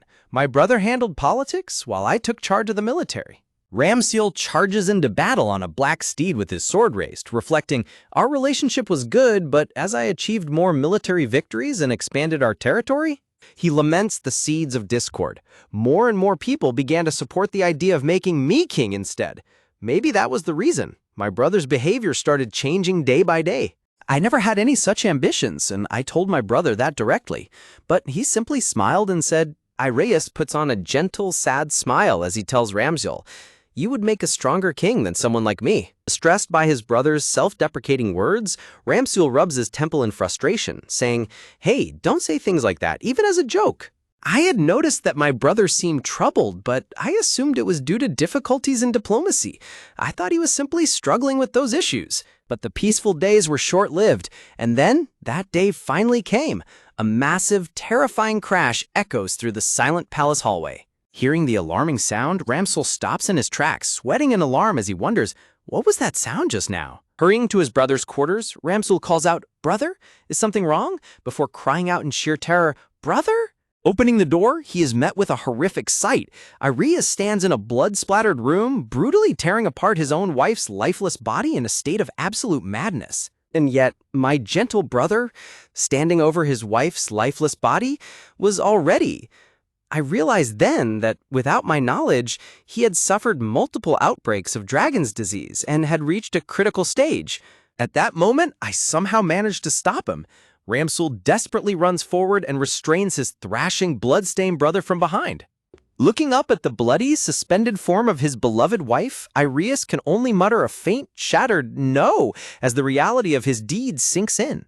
Tears of pure agony stream down Arachius' face, his mouth smeared with blood as he weeps. What have I done? As Ireus collapses to the floor, screaming and sobbing in absolute despair, Ramsul stands frozen in the doorway, staring down in silent, gut-wrenching sorrow. My brother, seeing with his own eyes the wife he had torn apart in his frenzy, fell into complete madness. In that state, he made one final request of me. Weeping desperately, Ireus begs his brother, "Ramsul, please, at this rate, I will end up killing young Salem too. I can't bear that." With eyes full of excruciating madness and dread, Ireus delivers his final, desperate plea, "Kill me." Left with no other choice to protect the young prince, Ramsul plunges his sword deep into his beloved brother's chest, their tragic silhouettes reflecting in the pool of blood. As the life fades from his eyes, Ireus offers a peaceful, heartbreaking smile, whispering, "Thank you. I'm sorry. Please, take care of Salem. Please." In that moment, I understood. Ramzul stands alone in the bloody chamber, his sword dripping with his brother's blood, as Ireus lies cradling his wife's body in death. Back in the present, Ramzul explains his painful strategy to Fiage, his eyes filled with sorrow. If he hates me, it'll be easier for him to kill me without hesitation. He looks out at the sunset with deep determination, declaring, "But if I can find a cure for dragon's disease, Salem won't have to pass this burden on to his own children in the future." Ramzul clutches his chest with a look of quiet intensity as he reflects on his painful past. Fiage is completely taken aback, thinking to herself in disbelief, "No way, the novel never revealed this kind of backstory." Sweating nervously, Fiage stares in stunned silence at the king, her mind racing from his unexpected confession. Fiage looks at Ramzul with determination and declares, "If that's the reason, you should have just told me. Even without the marriage, I would have helped you." Ramzul closes his eyes with a calm, soft smile, responding simply, "Rejected." Fiage is utterly dumbfounded and yells out in disbelief, "Huh?" Ramzul turns his gaze away, explaining calmly, "There's no way I could trust someone I just met. Besides," Fiage blinks in confusion, wondering what else he could possibly be thinking. Ramzul looks back at her with a gentle yet knowing smile and continues, "And leave a child behind with you as their mother? You'd be desperate to cure it for their sake." Fiage's face flushes a deep red in absolute shock as she realizes, wait, he was thinking that far ahead? Looking closely at him, Fiage can only marvel in fear at his calculated nature, thinking, what a terrifying man. Shifting her gaze, Fiage reluctantly concedes to his point, admitting, "Well, that's true." Ramzul smiles gently as he adds, "But even if you tried to run, wouldn't you still protect your child while doing so?" Fiage looks up at him, surprised by his confidence in her character. Ramzul playfully recalls her past defensive actions, asking, "You'd probably grab a candlestick again to defend him, wouldn't you?" While Fiage flusteredly stammers, "That was—" Ramzul's expression softens into a warm, genuine smile as he says, "It's rare to see someone who actually tries to fight for themselves." Fiage sits in silence as beautiful flowers bloom around them. Touched by his words, "I didn't realize that's how you saw me." Standing up and looking out at the twilight, Ramzul says, "The sun is setting. Let's head inside." Fiage looks up at his tall figure and softly responds, "Okay." As Ramzul walks ahead, Fiage follows him, her thoughts filled with conflict. "This has really thrown me off. I never expected to learn this side of Ramzul. He always seemed so confident, ruthless, and merciless, but there was a reason behind it all." Ramzul walks forward with a calm and serious expression, his profile bathed in the soft glow of dusk. Fiage keeps her eyes fixed on him, seeing the king in a completely new light. Following behind him as they make their way back to the palace, Fiage quietly questions her own heart, wondering, is it strange for me to feel that way? High above the kingdom, the grand and majestic spires of the holy cathedral stand bathed in the warm rays of the setting sun. Inside the cathedral, the Pope sighs and says, "I see. If Ramzul is that determined, then it can't be helped. We'll proceed with arranging the council as soon as possible." Standing before him, the beautiful blonde-haired Saintess Romaine places a hand on her cheek and replies, "Yes, I appreciate your cooperation." Romaine turns to leave, bidding him farewell with a polite, "Well then, I'll return to my room. Excuse me." Romaine walks down the long, empty stone corridor of the cathedral with her head bowed in deep thought. The moment she is safely inside her private chambers, Romaine's polite facade completely shatters as she screams in pure rage, "Why?" In a violent outburst of anger, she hurls a vase of flowers to the ground, shattering it as she demands, "Why? Why wasn't I, a saint, chosen as Ramzul's bride?" Grabbing her hair and biting her nails in absolute madness, Romaine seethes, "Are you saying that I'm lower than that sewer rat of a woman? I have to stop their marriage no matter what." Suddenly, her frantic movements stop as a dark, scheming expression washes over her face, whispering, "That's it." With a crazed, sinister grin and eyes glowing with manic ambition, she declares, "I'll use that child?" Romaine recalls her past, staring at her beautiful reflection in a golden mirror as her attendants praise her. "Well, Lady Romaine, you are truly exquisite." Flanked by her clapping maids, young Romaine basks in the adoration, narrating, "Hee, since childhood I have been adored and praised." Holding up a beautiful new gown in front of her wardrobe, she reflects, "As the daughter of the Pope, I could have anything I desired." Her father, the Pope, gently pats her head and advises, "Sweet, angelic Romaine, if you are kind to those around you, they will surely return that kindness." Smiling warmly at his daughter, the Pope continues, "If you desire the goodwill of others, you must be a good person yourself." Clutching her favorite plush rabbit, young Romaine listened intently, narrating, "It was a teaching befitting my father, the Pope." The scene shifts to a bustling, sunny town square where a long line of commoners is gathered. The townspeople whisper among themselves in gratitude. To think that Lady Romaine herself is personally serving meals? I am truly grateful. Dressed in a humble hooded cloak, Romaine hand-delivers soup to the poor, thinking to herself, just as my father taught me, I tried to be a good person. Suddenly, a young boy carrying his soup trips and crashes to the ground, crying out, "Ah!" Romaine immediately kneels down and gently reaches out to him, asking with a sweet smile, "Are you hurt? Are you okay?" Looking up at her in awe, the young boy smiles brightly and tightly holds her hand, saying, "Thank you very much, Saintess." Romaine beams with a gentle, saintly smile as she reflects, "Those around me began to revere me as a saintess, admiring my appearance and deeds." Standing before a crowd of devoted citizens kneeling in prayer, she reflects on the intoxicating feeling. How delightful this feels. Her sweet expression twists into a flushed, manic grin of absolute ecstasy as her desire for power grows. More devotion, more fame, worship me. Looking toward the empty throne of the kingdom, her thoughts turn to the ultimate prize. The seat beside King Ramzul, the supreme ruler of this country, remains vacant. Romaine narrows her eyes with fierce determination, declaring to herself, the one who sits there must be the highest-ranking woman in the land, the queen, mother of the nation. A close-up of Romaine's intense, glowing blue eye reveals her inner turmoil and jealousy as she fiercely thinks, that position is rightfully mine. Driven by envy and classist disgust, Romaine's inner thoughts scream in outrage. I can't stand the thought of some lowly woman becoming the queen instead of me. Staring at Piaget, a dark cross of rejection is placed over the young woman's image as Romaine cedes, "It would make all my efforts up until now worthless." Romaine's elegant face twists into a chilling, wicked smile under a dark shadow, cold determination in her eyes as she declares, "That's why I must eliminate her, no matter what." Staring intently at a jar of black tea leaves sitting on a wooden table, Romaine's sinister reflection glimmers on the glass while she notes, "To achieve that, I must do what needs to be done right now." The scene shifts to the beautifully manicured royal gardens, where a grand, multi-tiered water fountain sparkles in the sunlight. In the quiet garden pavilion, Salem and Romaine sit across from one another at a round table, elegantly sipping their tea. Smiling with a pleasant and angelic facade, Romaine speaks sweet words.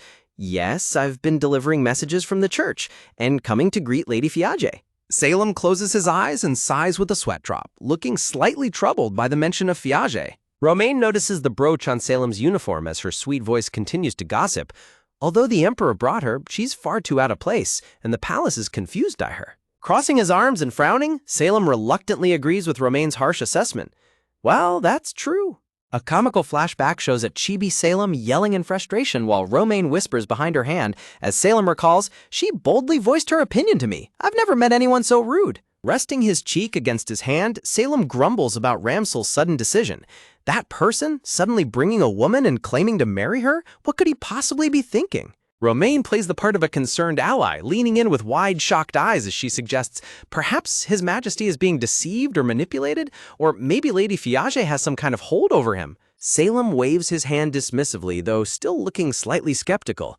No, that doesn't seem likely, though. Behind her saintly facade, Romaine's blue eyes narrow into a sharp, piercing glare as a dark and calculating expression crosses her face. Quickly composed, Romaine closes her eyes gracefully and gently says, "I see." With a bright, dazzling smile, Romaine presents Salem with the glass jar of tea leaves, cheerily saying, "That's right, here." Salem looks back in confusion, wondering what she's up to. Romaine pops open the wooden lid, revealing the rich, dark tea leaves inside as she explains, "I thought this might be the time when you'd be out of it." Holding the jar in his hands, Salem's face lights up with a bright, joyful smile as he happily replies, "I've been drinking it at night, but it was running out, so I'm really grateful." Delighted by his reaction, Romaine smiles back warmly, basking in his gratitude. Salem leans in close to the open jar, taking in the soothing aroma with a gentle, appreciative smile. Standing up and preparing to take her leave, Romaine gazes at Salem with a soft, affectionate look as she replies, "Of course." Leaning in close, Romaine glides past Salem, getting close to his ear with a soft, swift movement. Her chilling words linger in the air as she delivers her true message. "I am the only one who is on your side, you know?" Whispering with a cunning smile, Romaine gently places her hand on Salem's chest, leaving him standing in stunned silence. Salem stands frozen for a moment, a slightly tense smile on his face as he processes her words. Romaine turns and walks away gracefully, casting a bright, cheerful smile back over her shoulder as she departs. Salem stands alone in the garden courtyard, holding the jar of tea and silently watching her leave. Peeking out from behind a palace wall, Fiage looks on with wide, startled eyes as she thinks, Salem-sama and Romane? Salem walks down the path with a sullen, downcast expression, tightly holding the jar of tea leaves. Stepping out to confront him, Fiage asks curiously, was that Lady Romaine you were with just now? Ignoring her completely, Salem turns his head away with a sharp huff, refusing to even look at her. Stunned by his petty attitude, a dramatic impact frame highlights Fiage's silent disbelief. He's ignoring me? Fiage stands in absolute disbelief and irritation as Salem coldly walks right past her without saying a single word. Gritting her teeth, Fiage calls out to him, demanding, am I being ignored because of our difference in status? While Salem glances back with an annoyed, sideways glare. A close-up of Salem's face reveals his growing annoyance and stress as he glares back at her with gritted teeth. Snapping with irritation, Salem glares down at Fiage and delivers a sharp, mockingly polite, good day. Without waiting for a reply, Salem turns on his heel and storms off, throwing a cold, well then, excuse me, over his shoulder. Watching him walk away, Fiage sweats nervously but smiles at his sheer pettiness, thinking to herself, childish, isn't he? Surrounded by beautiful, glowing floral patterns, Fiage reflects on her knowledge of the story. In the novel, he didn't have such a childish side. Memories of the novel's tragic lore resurface, showing the stark, dark contrast between Salem and his uncle Ramsul. As the narration reads, Ramsul killed Salem's father. Because of this, Salem dislikes everything Ramsul does. Fiage deeply sympathizes with the tragedy behind their broken bond. But Ramsil actually cares for Salem, yet their relationship remains strained. This is clearly a case of poor communication between the two of them. Back in the present, Fiage lets out a soft, tired sigh as she ponders how to handle the prince. Suddenly, King Ramsul looms over Fiage with a fierce, terrifying glare, demanding, what do you mean by that? Sending Fiage into a panic as she cries out, no. Waving her hands frantically in front of her face, Fiage tries to laugh it off, stammering, that was nothing. Ramsil crosses his arms and turns away, letting the matter slide as he says, never mind, I actually had something to talk to you about. Fiage blinks in surprise, tilting her head as she wonders, huh? Ramsil stands tall with his arms crossed, a handsome, confident smile playing on his lips as the warm light catches his face. When the crucial day of the council finally arrives, Ramsul and Fiage arrive at the majestic cathedral entrance, where Fiage looks around in awe, marveling, this is the grand church. A peaceful yet grand atmosphere fills the majestic cathedral sanctuary as sunlight streams through the tall stained glass windows. King Ramsil sits with his arms crossed and eyes closed in deep contemplation, while Fiage looks on with a tense, worried expression. Lady Romaine walks forward with a calm, graceful demeanor, her face set in a serene smile. A low murmur of whispers ripples through the gathered crowd of nobles as they wait in anticipation. Looking at the man arriving, Fiage realizes in astonishment, that person is the Pope. Watching him approach, Fiage thinks to herself, he seems so kind. The Pope radiates a gentle, warm light, his holy vestments sparkling elegantly as he moves. Seated at the head of the altar, the Pope closes his eyes in silent prayer, bringing a solemn hush to the grand cathedral. The Pope's voice echoes through the cathedral, declaring, from this moment, the Pope warmly announces, we shall commence the meeting regarding King Ramsil's marriage. Standing up gracefully in the middle of the assembly, Romaine raises her hand and speaks up to address the council. Leaning her head down with an air of deep sorrow, Romaine says, but we still believe it will be difficult. Ominous signs have already begun to appear, Romaine explains as she gently steps forward. Please, look at this. The crowd gasps in horror as she reveals a sacred statue, muttering, what? Blood from the holy figure? Romaine continues solemnly, once disaster strikes, it will be too late to undo the damage. There are even stains from the blood tears that cannot be wiped away. Looking down with a saintly display of duty, Romaine declares, under normal circumstances, this would be unspeakable. Please understand that this is all for the sake of the kingdom. Turning toward the entrance, she adds, this way, please. Ramsul and Fiage stare in absolute shock as Salem enters the cathedral, their eyes widening as they exclaim, Salem? Ramsil's eyes narrow sharply with intense suspicion, casting a heavy, suffocating aura over the entire room as the other nobles look on in growing unease. Fiage nervously notices Ramsil's cold, fearsome expression, wondering, Ramsil has a frightening expression. Is he angry because they brought Salem in? Meanwhile, Romaine speaks up. I spoke with Lord Salem the other day. Romaine stands confidently before the assembly, gesturing toward a visibly tense Salem as she prepares to deliver her next argument. Remembering Romaine's gift of tea leaves, Salem thinks back to her comforting words, "With this, it seems like I'll be fine no matter what." Romaine clasps her hands in feigned worry, pleading, if Lady Fiage continues to disturb him both mentally and physically, although Lord Salem has not developed dragon's disease yet, that could lead to the worst possible outcome. Realizing her scheme, Salem grits his teeth in anger, thinking, Romaine, this woman, is she using me to argue against their marriage? Salem's face pales as cold sweat runs down his cheek, his breathing growing shallow under the immense pressure of Romaine's manipulative trap. Panic quickly erupts in the crowd as a noble jumps to his feet and shouts, "That can't be! What if this marriage causes him to develop dragon's disease?" Staring down in bitter silence, Salem remembers his painful past, thinking, ever since he took my father and mother's lives. Salem's painful inner monologue continues.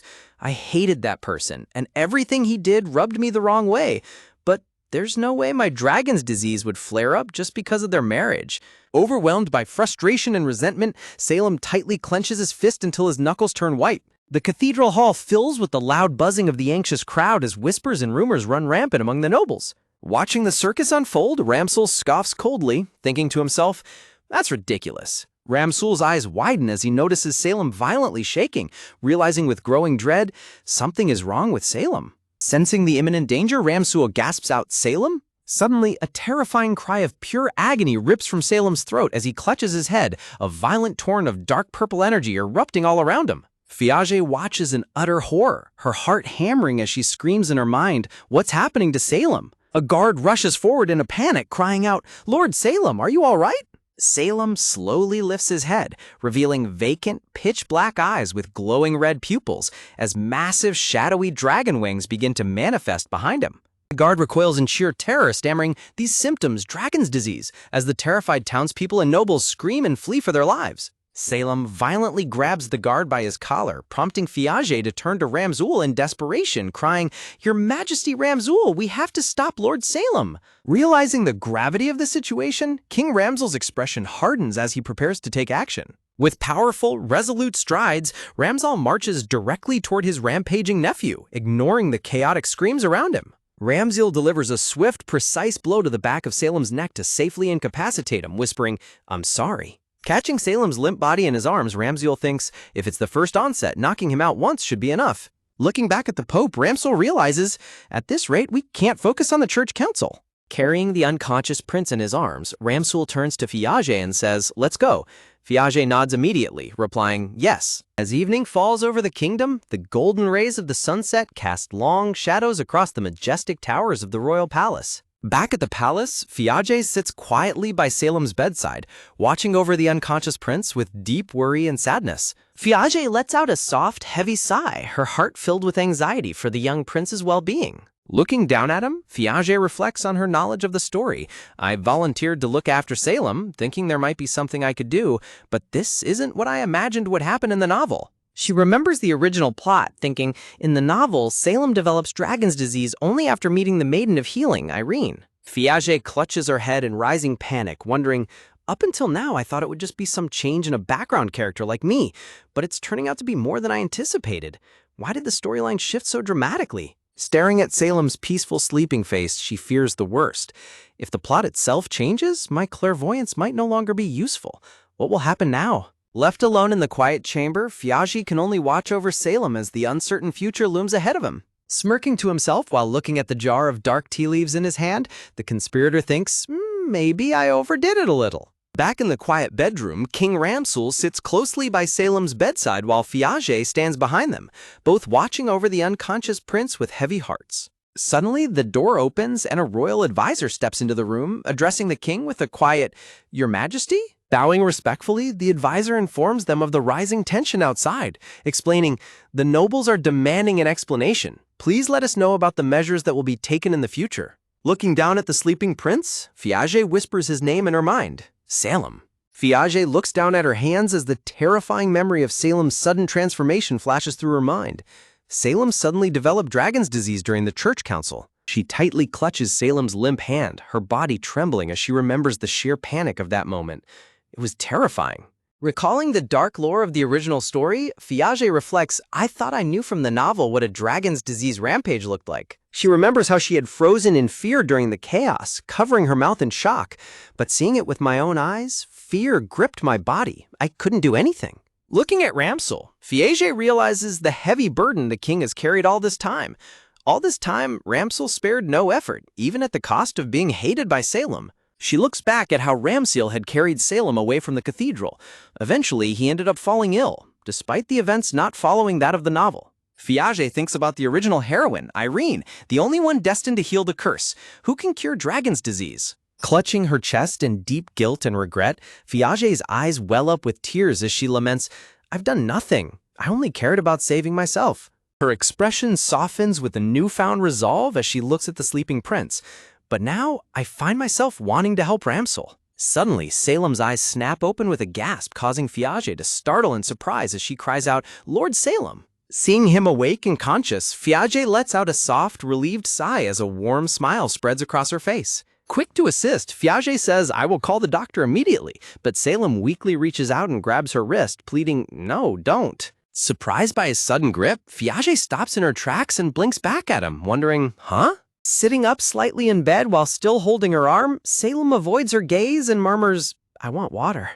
Water? Fiage looks over at the table nearby, noticing the pitcher and cup. Just a moment, please. Pouring a glass of water, Fiage turns back to him and gently offers it, saying, here you go. Looking down at his trembling, weak hands, Salem quietly closes his eyes and mutters, I can't hold it. Fiage blinks in surprise, but her expression quickly softens with deep empathy. Huh? I guess it makes sense. He was unconscious just a moment ago. Carefully holding the glass to his lips, Fiage asks, can you drink it like this? Salem quietly replies, yes, as she thinks to herself, I'm relieved he's drinking it properly. Once he finishes drinking, Fiage asks, shall I call a maid for you? But Salem turns away to lie back down, dismissing her with a flat, no need. Lying on his side with his back turned to her, Salem quietly asks, did I hurt anyone? Looking at his downcast back, Fiage replies gently to ease his worries. There was some damage to the building, but His Majesty knocked you out immediately, so, hearing her reassurance, Salem stares blankly ahead and whispers under his breath, I see. Watching him, Fiage's heart aches for the young prince. Is he feeling down because he thinks he might have hurt someone? I see. Just because Salem's personality differs from the novel doesn't mean his feelings would. She watches over him as he lies in silent sorrow, reflecting, even I, a bystander, am shaken by the onset of the dragon's disease.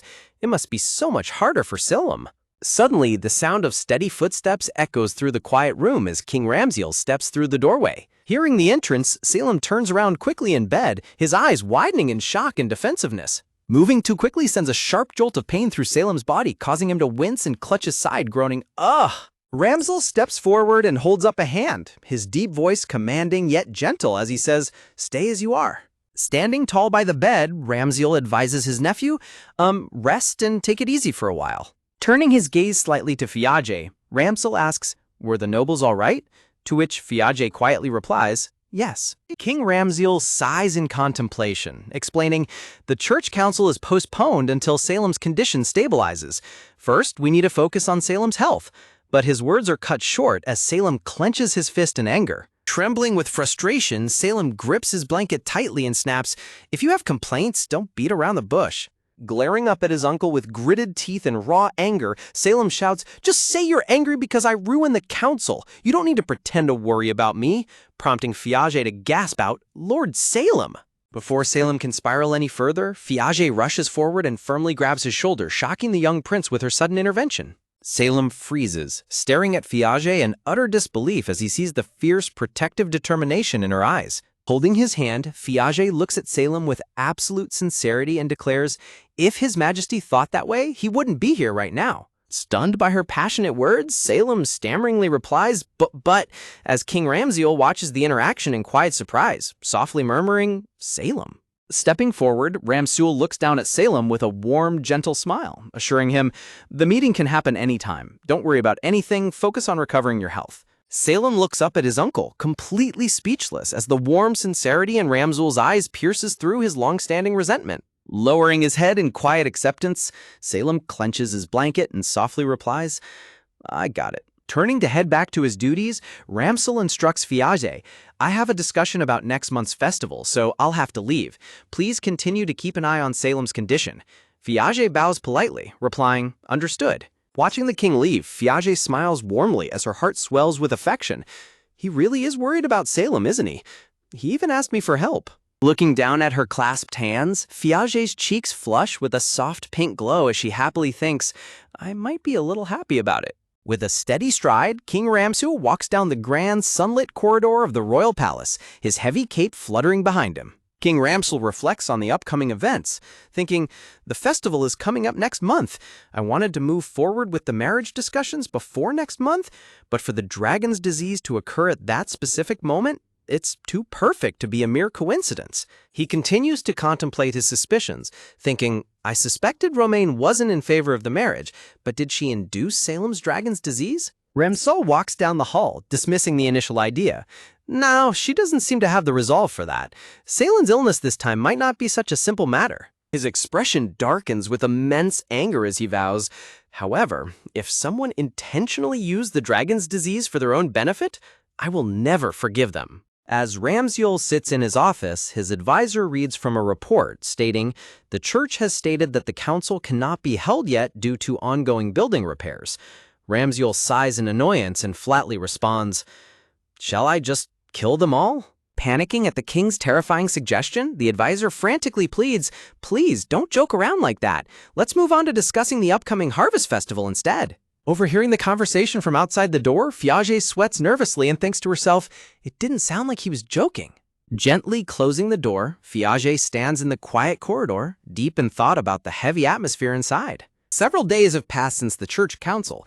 Using Salem's dragon's disease as the reason, the church requested to postpone the meeting.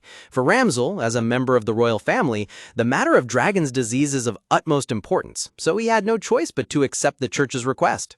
Salem looks down with a rare, peaceful smile, his expression soft and calm. Wearing his grand royal uniform, Salem gently cradles a soft, sleeping white rabbit in his arms. Overflowing with pure happiness, young Salem runs playfully as he chases after his new furry companion. Ever since then, Salem found solace in a new companion and started raising a rabbit.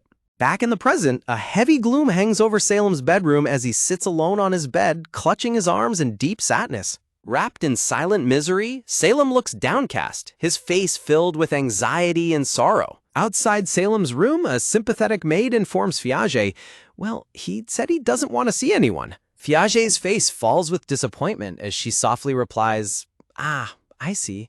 Walking down the palace corridor in her beautiful light blue gown, Fiage thinks sadly, I came to check on him because I was worried, but just as I expected. She reflects on the emotional distance between the two royals, thinking, there seems to be some distance between them. I'm sure Ramsul will just watch Salem from afar even in this situation. Suddenly, Fiage stops and blinks in surprise as she spots a familiar figure in the garden. Walking down the garden path, Fiage spots King Ramsul sitting alone on a bench inside the white gazebo. Pausing at the entrance of the gazebo, Fiage softly gasps, to catch his attention. Ramsul turns his head slightly to look at her over his shoulder, murmuring, it's you. Approaching him, Fiage asks, Your Majesty, what are you doing here? To which Ramsul replies quietly, just thinking. Fiage looks at him with deep sympathy, noticing the heavy exhaustion on the king's face. Ramsul closes his eyes and lets out a soft, weary sigh, murmuring under his breath, what should I do? Determined to help ease his burden, Fiage thinks, we have to do something. Is there anything I can do to help? Now that I think about it. In a sudden burst of energy, Fiage asks, do you know what Salem likes? Something that might comfort him? Leaving Ramsul utterly bewildered as he repeats, huh? What's with the sudden question? Salem's favorite things? Ramsul looks at her with a gentle, appreciative smile, touched by her earnest concern. Fiage gasps in sudden realization as a brilliant idea flashes in her mind. Ramsul closes his eyes, amused by her highly expressive and lively reaction. Snapping her fingers in excitement, Fiage declares, that's it, while Ramsul watches her with a sweat drop of confusion. Clasping her hands together happily, Fiage beams as she prepares to share her grand idea with the king. With absolute confidence, Fiage raises a finger and eagerly starts explaining her brilliant plan. She remembers the tragic lore of the original story, recalling a heart-wrenching memory of young Salem crying over the loss of his beloved childhood pet. She thinks about the original plot of the novel. That's why he was supposed to fall in love with Irene, the Maiden of Healing, who would comfort his wounded heart. When Piaget suggests the idea, Ramsay looks highly skeptical, murmuring, "A rabbit? That idea is a bit concerning, to say the least." Touching his chin thoughtfully, Ramsay hesitates, prompting Piaget to smile brightly and insist, "Then, Your Majesty, please give Lord Salem a baby rabbit."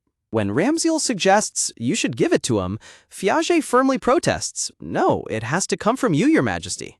Ramsay is momentarily speechless, his eyes widening in surprise at her fierce determination. Softening under her passionate insistence, Ramsay smiles warmly and promises, "I'll do as you say." Standing together in the sunlit garden, Ramsay and Piaget share a warm, hopeful smile of mutual understanding. Sometime later, Piaget meets Salem in the palace corridor and greets him warmly, saying, "Good day, Lord Salem. It seems you've grown quite close to Chappie." Scratching his head in embarrassment, Salem weakly avoids her gaze and murmurs, About the other day, I'm sorry. I never even apologized for causing you trouble." Piaget looks at him in surprise as Salem hesitantly adds, "That's not... And if you truly wish to marry that man, well..." Piaget smiles brightly, while Salem continues to watch her with a pensive, slightly suspicious chibi expression. "Maybe we can finally talk about many things." Stepping closer to him, Piaget offers with a warm smile, "If you'd like, how about some tea together?" Salem blinks in utter surprise at her friendly invitation, while Piaget's smile remains warm and inviting. Suddenly, a panicked maid rushes up to them, bowing deeply in terror as she cries, "I'm terribly sorry." Salem remains silent, his expression unreadable, leaving Piaget to watch him with a look of quiet concern. Salem gently cradles the white rabbit in his arms and sighs, "Even the maids are too afraid to serve me. There's no point in staying here. I'm going back to my room." Piaget watches Salem leave with a heavy heart, worrying to herself, "With dragon's disease, there's no telling when the next outbreak will be." As Prince Salem walks down the grand corridor, his heavy cape fluttering behind him, Piaget gazes at his retreating back, filled with a deep sense of worry. Clenching her fist over her chest, Piaget's eyes fill with fierce determination as she resolves, "I have to take action immediately." Rushing down the palace hall, Piaget stands outside the grand doors and knocks politely, calling out, "Your Majesty, it's Piaget." Standing before the doorway, Piaget takes a deep breath, mentally preparing herself for the conversation ahead. King Ramsay looks up from the documents at his desk, holding a quill as he calmly asks, "What is it? Do you need something?" Stepping into the office with a serious expression, Piaget responds softly, "Yes." Piaget clasps her hands together and declares with absolute sincerity, "There is someone I would like to invite to the ball." King Ramsay rests his cheek on his gloved hand, a curious and amused smile playing on his lips as he murmurs, "Oh?" A beautifully decorated floral frame sets the stage for the grand upcoming event at the Harvest Festival. In the original novel, Salem and Irene were destined to meet and share a fated connection during the festive celebrations. Piaget makes a solemn vow to herself, "I will make sure Salem meets Irene." The celestial charts introduce Baron Shisha, a strange man who lives on the outskirts and has no interest in aristocrats. He is rumored to be an oddball who simply gazes at the stars. Lying on her bed under the starry night sky, Piaget reflects on the mysterious astronomer, and he's treated as a weirdo in the aristocratic society of this country. Inside the quiet royal office, Piaget stands before the king's desk to explain her unusual invitation list. King Ramsay looks up with a slightly bewildered expression, questioning her choice. "You want to invite Baron Shisha?" Gesturing earnestly, Piaget explains, "My clairvoyance is unknown even to myself, but when combined with a variety of knowledge, I believe we can figure out about it and learn more." Piaget happily reminds him of the crucial secret. Well, the daughter of Baron Shisha is the healing maiden. King Ramsul touches his collar thoughtfully, noting, the Baron may be of help to the clairvoyance. I've sent him invitations every time, but I don't recall him ever accepting one of these." Overjoyed by his cooperation, Piaget beams with a bright smile and says, "Thank you very much." Stunned by her sudden enthusiasm, Ramsel blinks in confusion, asking, "Ah?" Piaget feels a deep sense of relief, knowing that if Salem and Irene meet, the story will progress and the dragon's disease will finally be cured. Later that night, Piaget turns off her bedside lamp, ready to get some rest after a long and productive day of planning. As dawn breaks over the towering spires of the royal palace, a maid knocks softly on Piaget's door and announces, "Lady Piaget, your majesty wishes to see you." Brushing her hair in her nightgown, Piaget looks back in utter surprise, wondering, "Eh? He wants to see me?" Piaget quickly dresses and follows King Ramsul through the elegant corridors of the palace.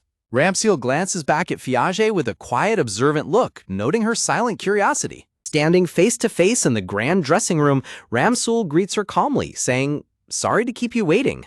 Looking at her with a completely serious and blunt expression, King Ramsul commands, "Take it off." Shocked by the king's incredibly forward wording, the royal designer waves his hand frantically and shouts, "Your Majesty, language!" while Fiage blushes in sheer embarrassment. King Ramsul tilts his head, completely oblivious to why his request caused such a dramatic reaction.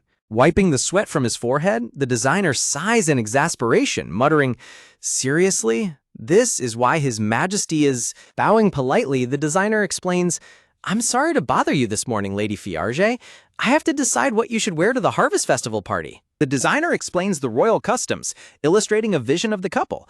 According to the tradition of this country, His Majesty and his betrothed, you, have to wear costumes designed to be paired with each other. Fiage's inner frugal side panics at the sheer extravagance. Getting a new dress just for one party? And a pair?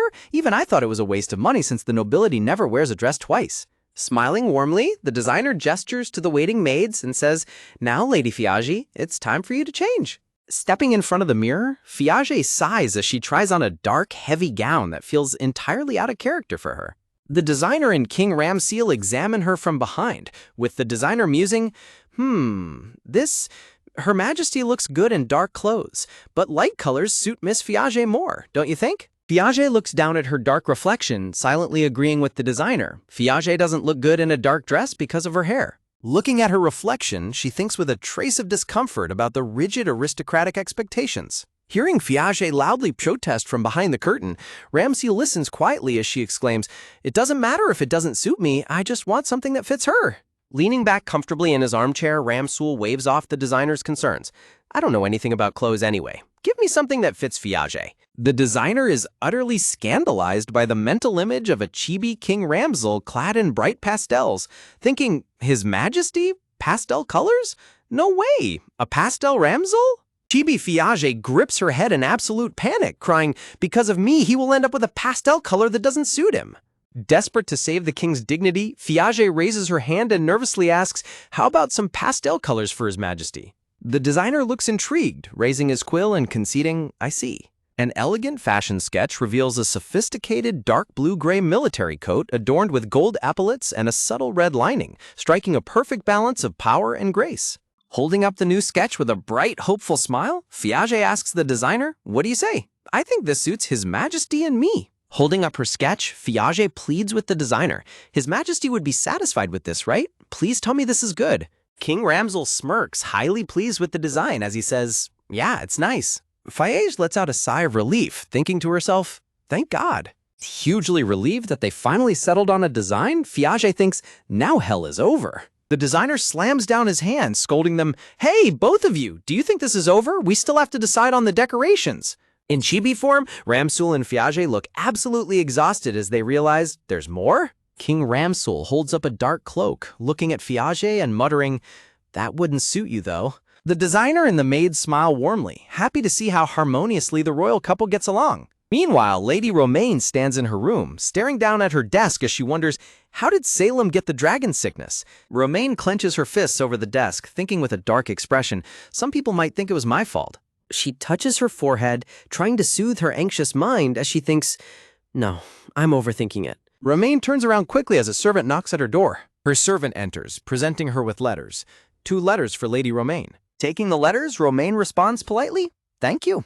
Examining the seals, she notes to herself, the second one is a reply to the other day. She recalls her actions after the previous event. After the church council, I was worried about Lord Salem and wrote him a letter saying I wanted to visit him. A dark silhouette of Salem appears, his eyes cold and empty, emphasizing his unapproachable state. Romaine opens the letter to read the cold reply. An audience with Lord Salem is forbidden for the time being. Oh? Clutching the letter, Romaine asks in utter disbelief, "What does this mean?" Her servant bows his head, explaining, "I'm sorry, I don't know what the royal family is thinking." Romaine sighs in frustration, realizing there is no point in questioning him. Her expression turns cold as she commands her servant, "All right, that's enough. Get out of my sight." Once alone, Romaine crushes the letter in her fist, her anger boiling over as she thinks, "How dare you make fun of me, a saint? It's all that woman's fault." A sinister smile plays on Romaine's lips as she plans her next move. A vision of Romaine dancing at a grand ball appears, as she declares with pride, "Yes, I am the center of attention in the social world after all." With a malicious and determined look, Romain vows, "I will use my status to humiliate that woman." The scene shifts to a grand illustration of the upcoming event, Gregorian Harvest Festival, a 3-day national event, including a ball on the eve of the festival to celebrate the year's bountiful harvest. Elegant carriages arrive at the palace grounds as noble guests in beautiful gowns and uniforms step out to attend the ball. Inside the grand ballroom, King Ramziu and Fiage are greeted by an elite noble guest. The guest sweats nervously, bowing as he says, "Your Majesty, thank you for inviting me here today," while thinking in sheer terror about the powerful presence beside him. King Ramzel stands tall and imposing in his dark blue-gray military coat, gently placing a hand on Fiage's shoulder, making quite the striking couple. The guest stammers nervously, that's nice to meet you. I've heard a lot about you." Fiage smiles politely and replies, "Ah, I see. It's nice to meet you too," while feeling the intense, silent pressure of the king behind her. Nearby, other nobles whisper in astonishment, shocked by the harmonious presence of the royal couple. Fiage notices the onlookers whispering and thinks they aren't even trying to hide it. Suddenly, King Ramsul leans in very close, whispering directly into her ear and sending a sudden rush of warmth to Fiage's face as she thinks, "I can feel his breath in my ear." Ramzel smirks playfully as he whispers, "T," leaving Fiage completely flustered and blushing bright red. In chibi form, a smug Ramsil stands behind a heavily blushing and panicked Fiage, who squeaks, "Yes!" The designer, dressed in a sharp coat and glasses, approaches the royal couple with a respectful bow. Fiage gasps in surprise as she spots an elegant noble walking in. That's Baron Shisha. He's alone? Baron Shisha bows politely to the king and Fiage, greeting them with an "ah." Fiage frantically looks around behind the Baron, trying to see if his daughter Irene is with him. Baron Shisha smiles warmly and says, "Well then, I'll excuse myself now." Startled by his sudden departure, Fiage calls out nervously, Both King Ramsul and Baron Shisha turn to look back at Fiage in mild confusion. Fiage clasps her hands together and eagerly asks, "Baron Shisha has a very beautiful daughter, doesn't he? She's not with you today?" Baron Shisha laughs nervously, sweating as he answers, "Beautiful young lady, you say? She's more like a gorilla. No, wild. No, she loves nature." King Ramsey looks bewildered, repeating, "Loves nature?" While Fiage asks, "Is she coming?" Baron Shisha adjusts his hat and sighs, explaining, "Well, we were together until she saw a wolf on the way and decided to chase after it. She didn't come back, so I came here first." A comical speech bubble shows Fiage imagining a helpless young lady being chased by a massive wolf, prompting her to exclaim in shock, "Are you sure she wasn't chased by the wolf instead?" Fiage sweats in absolute disbelief at the Baron's incredibly casual attitude toward his daughter chasing a wild wolf. Looking utterly astounded by the casual explanation, Fiage asks in disbelief, "Is Miss Irene all right?" Baron Shisha smiles warmly, tipping his hat as he assures her, "Well, if anything happens, she knows to come straight to the royal castle. She should be back by tomorrow. I will let you know as soon as she is." King Ramziel watches him with a highly skeptical and serious expression, asking, "Aren't you worried your daughter may have been attacked by wolves?" Waving off her concerns with a hearty laugh, Baron Shisha says, "Ha ha, she does this all the time. I'm sure she's fine. I'll take my leave now." Standing beside the tall King Ramsul, Fiage places a hand on her chin, deeply sweating in disbelief at the Baron's incredibly laid-back attitude toward wild beasts. King Ramsel suddenly leans in close behind her, calling out a low, teasing "hey," which startles Fiage and makes her eyes widen in surprise. Looking down at her with a highly amused smirk, King Ramziel asks, "Are you more interested in the girl than Baron Shisha?" While Chibi Fiage panics in the corner, screaming, "Oh no!" Flustered and sweating, Fiage forces a wide, awkward smile and stammers, "Well?" Fiage frantically tries to explain herself, exclaiming, "No, only to be suddenly interrupted by a loud, panicked voice shouting, "Your Highness!" Both King Ramsul and Fiage quickly turn their heads toward the entrance in surprise as Ramsul demands, "What is it?" A man with brown hair and round glasses runs into the room in absolute panic, shouting frantically, "Lord Salem!" Shocked by the news, Fiage's mind races in sheer panic as she thinks there's no way there's dragon disease in the novel again. The time span between the recurrence of the dragon disease shouldn't be this short. Sensing immediate danger, King Ramziel quickly pulls Fiage back defensively, shouting in alarm, "Salem!"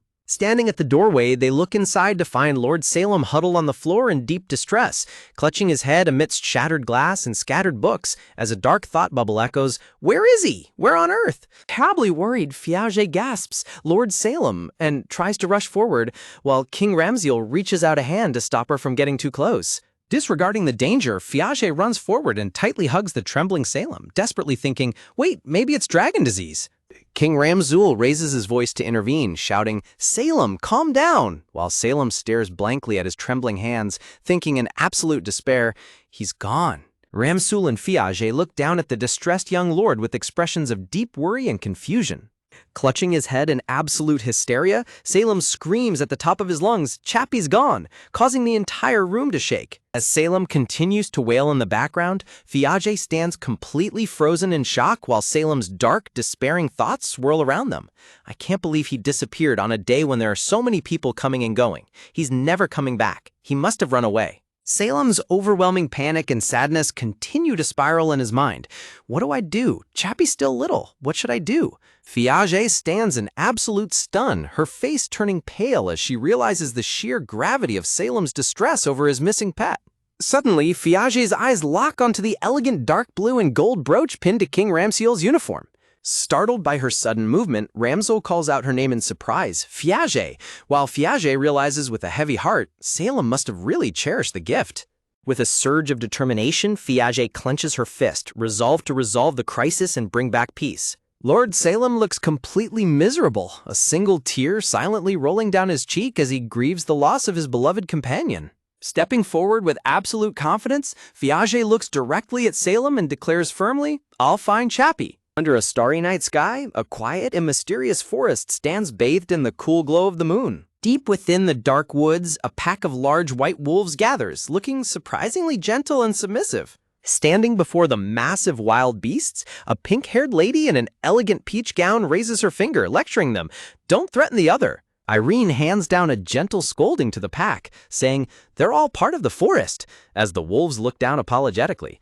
Suddenly, Irene looks up at the sky in surprise, noting, it's already nighttime. Realizing how late it has gotten, Irene lifts the hem of her heavy dress and carefully steps onto a rocky cliff edge. Standing atop the high cliff, Irene looks out over the beautifully illuminated town and the grand royal castle shining under the crescent moon. Smiling brightly, Irene sits on the edge of the cliff and thinks to herself with cheerful confidence, if I go straight, I'll be there in no time. With incredible agility and excitement, Irene dashes down the steep mountain slope, her hair flying wildly behind her as she thinks, I'm looking forward to the festival. I can't wait to meet His Majesty, the man who invited my family to come. Clad in her stunning pink gown and ruby jewelry, Irene laughs with sheer joy, thoroughly enjoying her wild trek through the woods. Flash back to the dressing room, where Fiage stands tall in front of the kneeling Salem, reiterating her vow, I'll find Chappie. Staring at the distressed Salem, Fiage thinks to herself with a serious expression, I need to get him to calm down. Lord Salem looks up at her, his pinkish red eyes wide and filled with a glimmer of desperate hope as he asks, You'll find him? Noticing his eyes returning to normal, Fiage sighs in relief, thinking his pupils are back. I think I can talk to him now. Aloud, she nervously says, That's, while sweating profusely on the inside, admitting, Honestly, I don't have a plan, but I can't tell him that. Leaning over, Fiage frantically whispers into King Ramseel's ear, pleading, Why don't you suggest looking for Chappie too? I'm sure that'll do it. King Ramsel turns his head away with the disgruntled pout, pointing out logically, But he's so small, there's no way we'll find him. Angered by his uncooperative attitude, Fiage glares at him and snaps, Still. Fiage's frustration boils over as she mentally screams at the stubborn king, Why won't you help me when I'm so close? Ramseel turns back to her with a smug, teasing smirk, whispering, Besides, you're the one with no plan, leaving Fiage grinding her teeth as she thinks, Is he enjoying this? In chibi form, Fiage grips her head in absolute panic, screaming internally, What should I do? Suddenly, Fiage blinks in surprise as something catches her eye, prompting her to utter, She stares intently at Lord Salem's chest, focusing on the beautiful golden brooch with a blue gemstone pinned to his white uniform. Feeling a sudden chill, Fiage wonders to herself with a sweat drop, But why is he glaring at me? Fiage sweats nervously under the intense pressure as Lord Salem, now calm but sporting a deeply offended pout, glares directly at her. Clenching her fist tightly in determination, Fiage resolves, In that case, Fiage turns to Salem and declares passionately, We'll search together, all three of us, tomorrow. Lord Salem looks up in astonishment, his pinkish red eyes wide as he asks softly, Really? King Ramsel watches Salem with a calm, analytical expression. King Ramsel begins adjusting his coat, sighing, It's the day before the harvest festival. I'll try my best to make time, but I do have official business. Fiage looks at Ramsul with a thoroughly exasperated face while a sullen Salem glares in the background. A noble advisor with round glasses approaches the king, and Ramsul says, "All right, let's go." Flabbergasted by his sudden departure, Fiage thinks in shock, he's leaving? Salem looks away, pouting and sighing. I knew he wasn't going to help anyway. Fiage gently smiles to comfort Salem, thinking, thank goodness it seems he's back to his usual self, while saying aloud, don't say that. Fiage stands close to Salem, reassuring him with a warm smile as he listens attentively. Sometime later, Salem walks away with a slightly downcast look, his silver hair catching the light. The scene transitions to the Grand Royal Castle on the following day, under a clear sky as birds fly past the towers. Dressed in hooded cloaks to conceal their identities, Fiage and Salem meet up in an arched palace corridor. A castle guard with brown hair looks puzzled as he asks, "A baby rabbit?" The guard taps his chin thoughtfully, recalling, now that I think about it, yesterday some small animal seemed to have gone towards the town. Fiage and Salem listen with surprise and concern as the guard adds, however, I can't say for sure if it was a rabbit. Salem blushes slightly, looking down with worry as he murmurs, "Chappie." Fiage looks determined, her eyes filled with focus and concern as they prepare to search. Grasping Salem's arm, Fiage says encouragingly, let's go look for him, while Salem warns, it'll probably be crowded. Salem nods sheepishly, agreeing, The perspective shifts to an aerial view of the bustling town filled with lively crowds of citizens celebrating the Harvest Festival. Navigating through the dense, bustling street, Fiage thinks, even so, it's quite lively, isn't it? And asks Salem, are you okay, Lord Salem? Suddenly, Fiage turns in alarm as Salem gasps, getting separated in the thick crowd. Squeezed between the many festival doors, Salem struggles to move, groaning, A fleeting, beautiful image of a serene, blue-haired woman smiling warmly appears in a dreamlike memory. Fiage quickly grabs Salem's hand to pull him out of the crowd, shouting, this way, it's not safe for us to be apart. From behind, Fiage holds Salem's hand tightly as she guides him through the crowded streets. Salem looks down at their joined hands, a soft, grateful smile gracing his face. An overhead view shows the two hooded figures walking together hand in hand through the colorful festival decorations. Looking around at the dense crowd, Salem mentions, everywhere you go, the streets are just packed with people, while Fiage stops and gasps, wait. Fiage stops dead in her tracks, her boots clicking against the cobblestone street as she has a sudden realization. Fiage reasons, if what that guard said is true, then I doubt Chappie would be here, not with this crowd. Her thoughts drift to the dark, quiet woods, wondering, could he be in the forest? Salem looks at Fiage with a trace of anxiety and anticipation. Fiage holds Salem's hand gently, saying, we can't be sure of that yet. Suddenly, both of them stop and turn their heads in surprise as they sense someone approaching. A blue-hooded figure steps forward, greeting them with, sorry I'm late, as Fiage gasps in delight. Ram, sir? Fiage beams with joy, clasping her hands together as she cheers, you came, while Salem stands quietly behind her.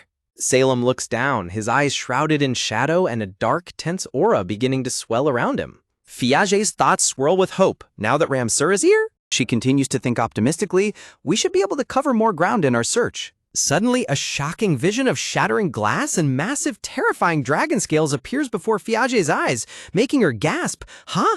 While Ramsul looks on in shock. A dark, heavy purple aura envelops Salem as Ramsul asks in concern, Salem, what's going on? While Salem's voice trembles in despair, I don't know, Fiage reaches out a trembling hand towards Salem as strange, unsettling whispers echo around him. Massive, coiled black dragon tails and scales materialize behind Salem as he screams in a blind, corrupted fury. You think I'm unreliable, don't you? You were so happy to see him. Fiage frantically tries to soothe the rampaging Salem, pleading, that's not it, please calm down, while Ramsul steps in defensively, thinking, wait, it's better not to provoke him in this state. Ramsul's face turns serious as he analyzes the situation. Salem's body might be extremely vulnerable to dragon sickness. The severity of the symptoms and the short time between the occurrences are unlike anything I've ever seen before. An ominous vision of Salem succumbing to his dragon form appears in Ramsu's mind as he thinks, what's most concerning is the extremely short interval between the occurrences. It's unheard of in history, leaving Fiage clutching her face in utter horror. The scene pans over the joyful townspeople as dark, shadowy static creeps over them, highlighting Fiage's ultimate nightmare. What if the disease goes completely out of control in the middle of the Harvest Festival? Standing on the cobblestone road, Fiage in her brown hood looks up in surprise at the hooded Salem. Salem's eyes widen with sudden agitation as he stares back. Swept up in the dark influence of dragon sickness, Salem screams in absolute rage and despair. "I knew it! You're scared of me! Even you can't stand me!" As Salem lunges forward in a blind fury, Piaget gasps in terror, watching his hand reach out in a violent blur. In a flash, King Ramsar pulls Piaget close to protect her, leaving her to think in astonishment, "What? Ramsar is protecting me?" Salem charges relentlessly, prompting Piaget to cry out in panic, "No! At this rate, Ramsar will—" Suddenly, a pink-haired lady's heavy gown and red shoes flash through the bushes in a wild, swift motion. With incredible speed, the mysterious pink-haired lady leaps from the bushes and stomps her heel directly onto Salem's head. Salem is slammed face-first into the cobblestone street with a comical slide, while a chibi flashback shows the lady kicking him down. The pink-haired lady lands gracefully on the road, pointing and exclaiming, "You!" Ramsar and Piaget stare in complete, sweat-dropping disbelief at the bizarre turn of events. A wide view shows Salem sprawled flat on the ground, while the energetic pink-haired lady stands triumphantly before Ramsar and Piaget. The pink-haired lady turns to Piaget with a bright, friendly smile, asking warmly, "Are you all right?" Piaget and Ramsar can only stare back at her, completely dumbfounded by her sudden and explosive entrance. Groaning in pain, Salem slowly pushes himself up from the ground, muttering, "Ouch!" The pink-haired lady turns on Salem, yelling at him with an angry, lecturing expression. She aggressively points her finger at Salem, who looks totally bewildered and utters a blank, "Ah," while she reacts with a surprised, "Eh?"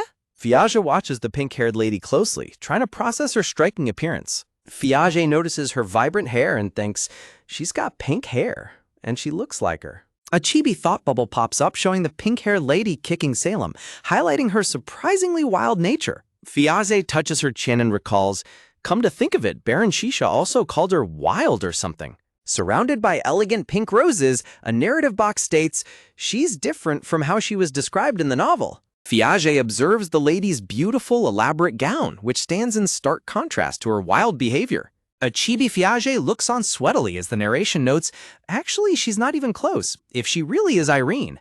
Piaget glances nervously over at Ramsar to see his reaction to the newcomer. Turning to Piaget, Ramsar asks gently, "Are you hurt?" To which she replies, "I'm fine." Piaget holds her cheek with a warm blush, thinking to herself, "He protected me just now too. Ramsar is so kind." Ramsar turns his attention to the dazed Salem, asking, "Are you okay?" prompting a sheepish, yes, from Salem. Ramsar stares silently at Salem, his analytical eyes trying to assess the boy's mental state. The pink-haired lady casually stands in front of them doing a deep stretch, completely unbothered, while the other three watch her in absolute silence. Suddenly, Salem gasps in surprise as something catches his eye on the ground. Kneeling down with a bright, joyful smile, Salem gently cradles a small white rabbit that has hopped over to him. The pink-haired lady crouches down beside him, asking with a smile, "He's your bunny?" as Salem happily holds his beloved chappie. A chibi of the lady explains, "He was being chased by a bear, so I saved him," alongside a dramatic illustration of a giant angry bear chasing the tiny rabbit. An illustration shows the lady bravely standing with open arms between the massive bear and the tiny rabbit, leaving Piaget and Ramsar to sweat drop in disbelief as they exclaim, "What? A bear?" The pink-haired lady continues her story with a cheerful smile. "He was desperate to get back to his owner, so I brought him all the way here." Overjoyed to be reunited with his precious pet, Salem looks at her with deep gratitude and says softly, "Thank you." The pink-haired lady smiles warmly, pleased that her wild trek was a success. Salem and the lady sit side by side in a heartwarming scene, sharing a sweet moment as they watch Chappie. Piaget pumps her fists in delight, thinking, "This is nice," while Ramsar stands next to her, looking deep in thought with a finger to his chin. Ramsar ponders silently. Pale pink hair? As his mind drifts back to historical accounts of the legendary figure known as the Healing Maiden.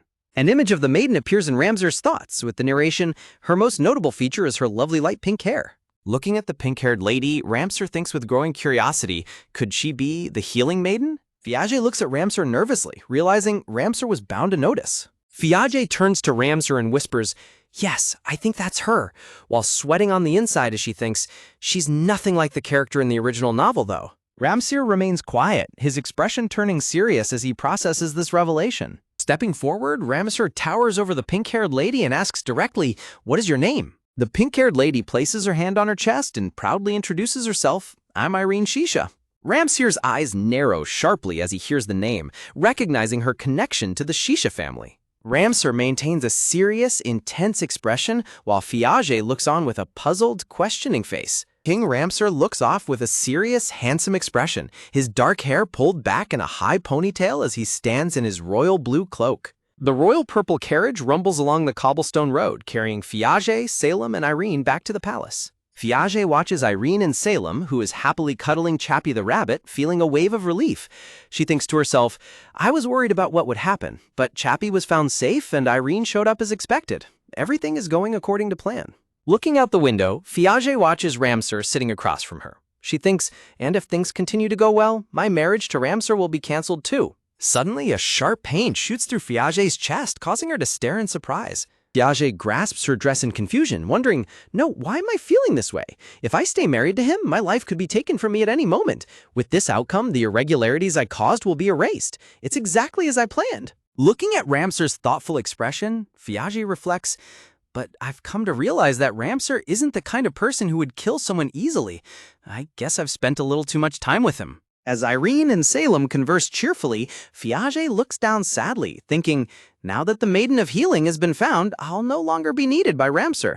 I have to figure out where I'm going to go next. Looking out at the passing scenery, Fiage smiles gently as she thinks, somewhere quiet and secluded would be nice. Ramsar turns to Salem and says, Salem, show her around, to which Salem politely replies, okay. On a nearby cushion, the little white rabbit Chappie is fast asleep, completely peaceful. Salem begins showing Irene around the palace, leaving Ramsar and Fiage to watch them from behind.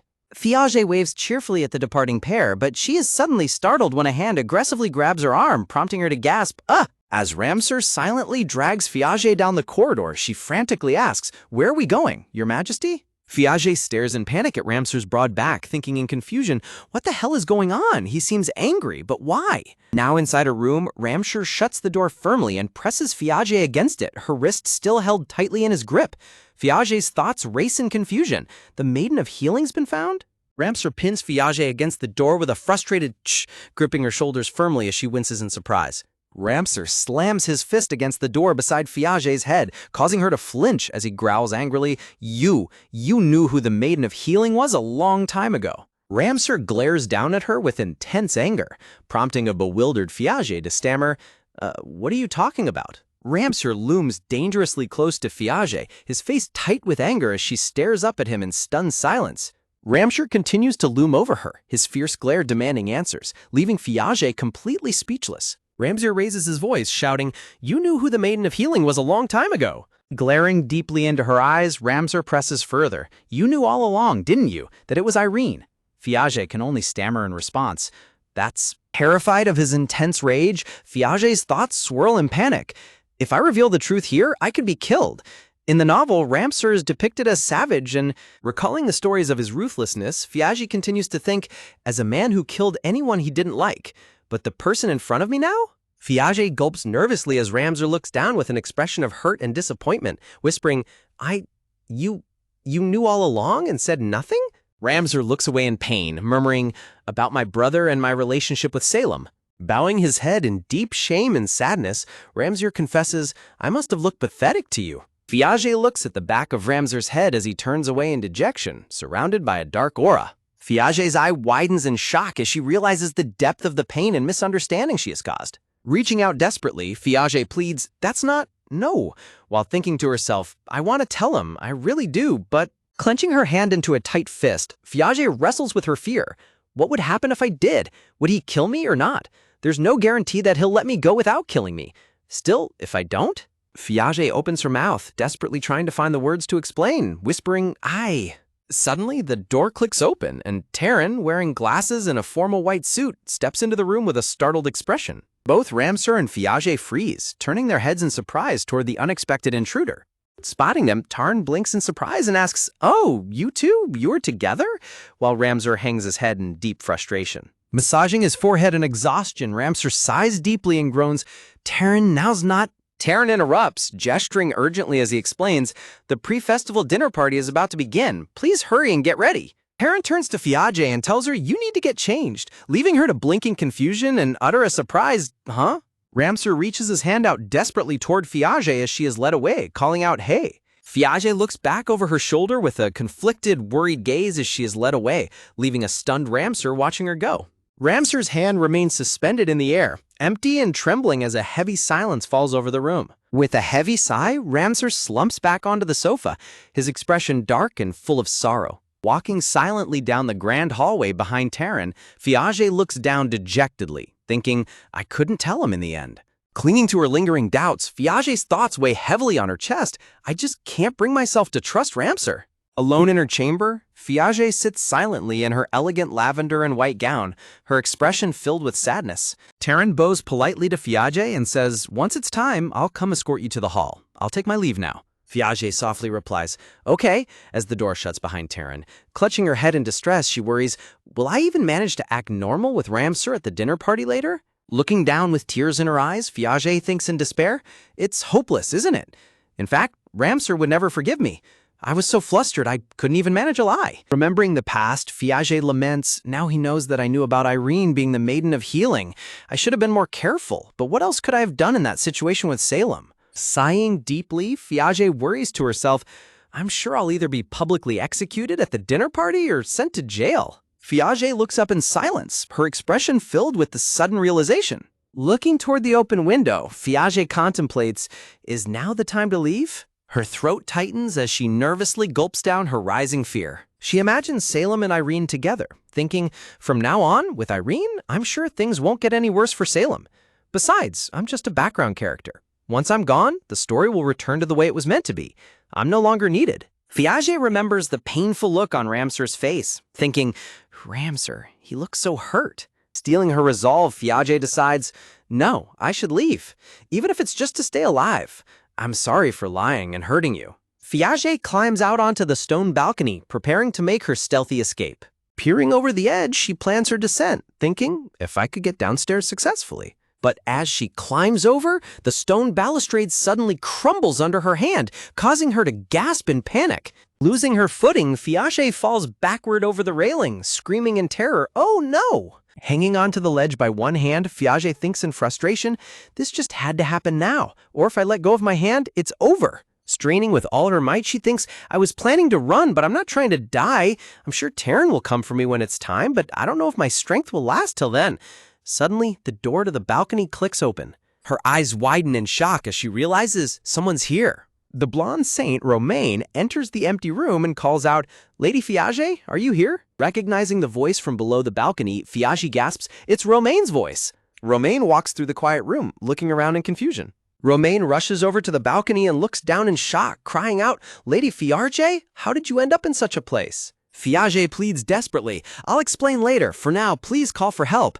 However, Romaine suddenly falls silent, causing Fiage to nervously whisper, Romaine?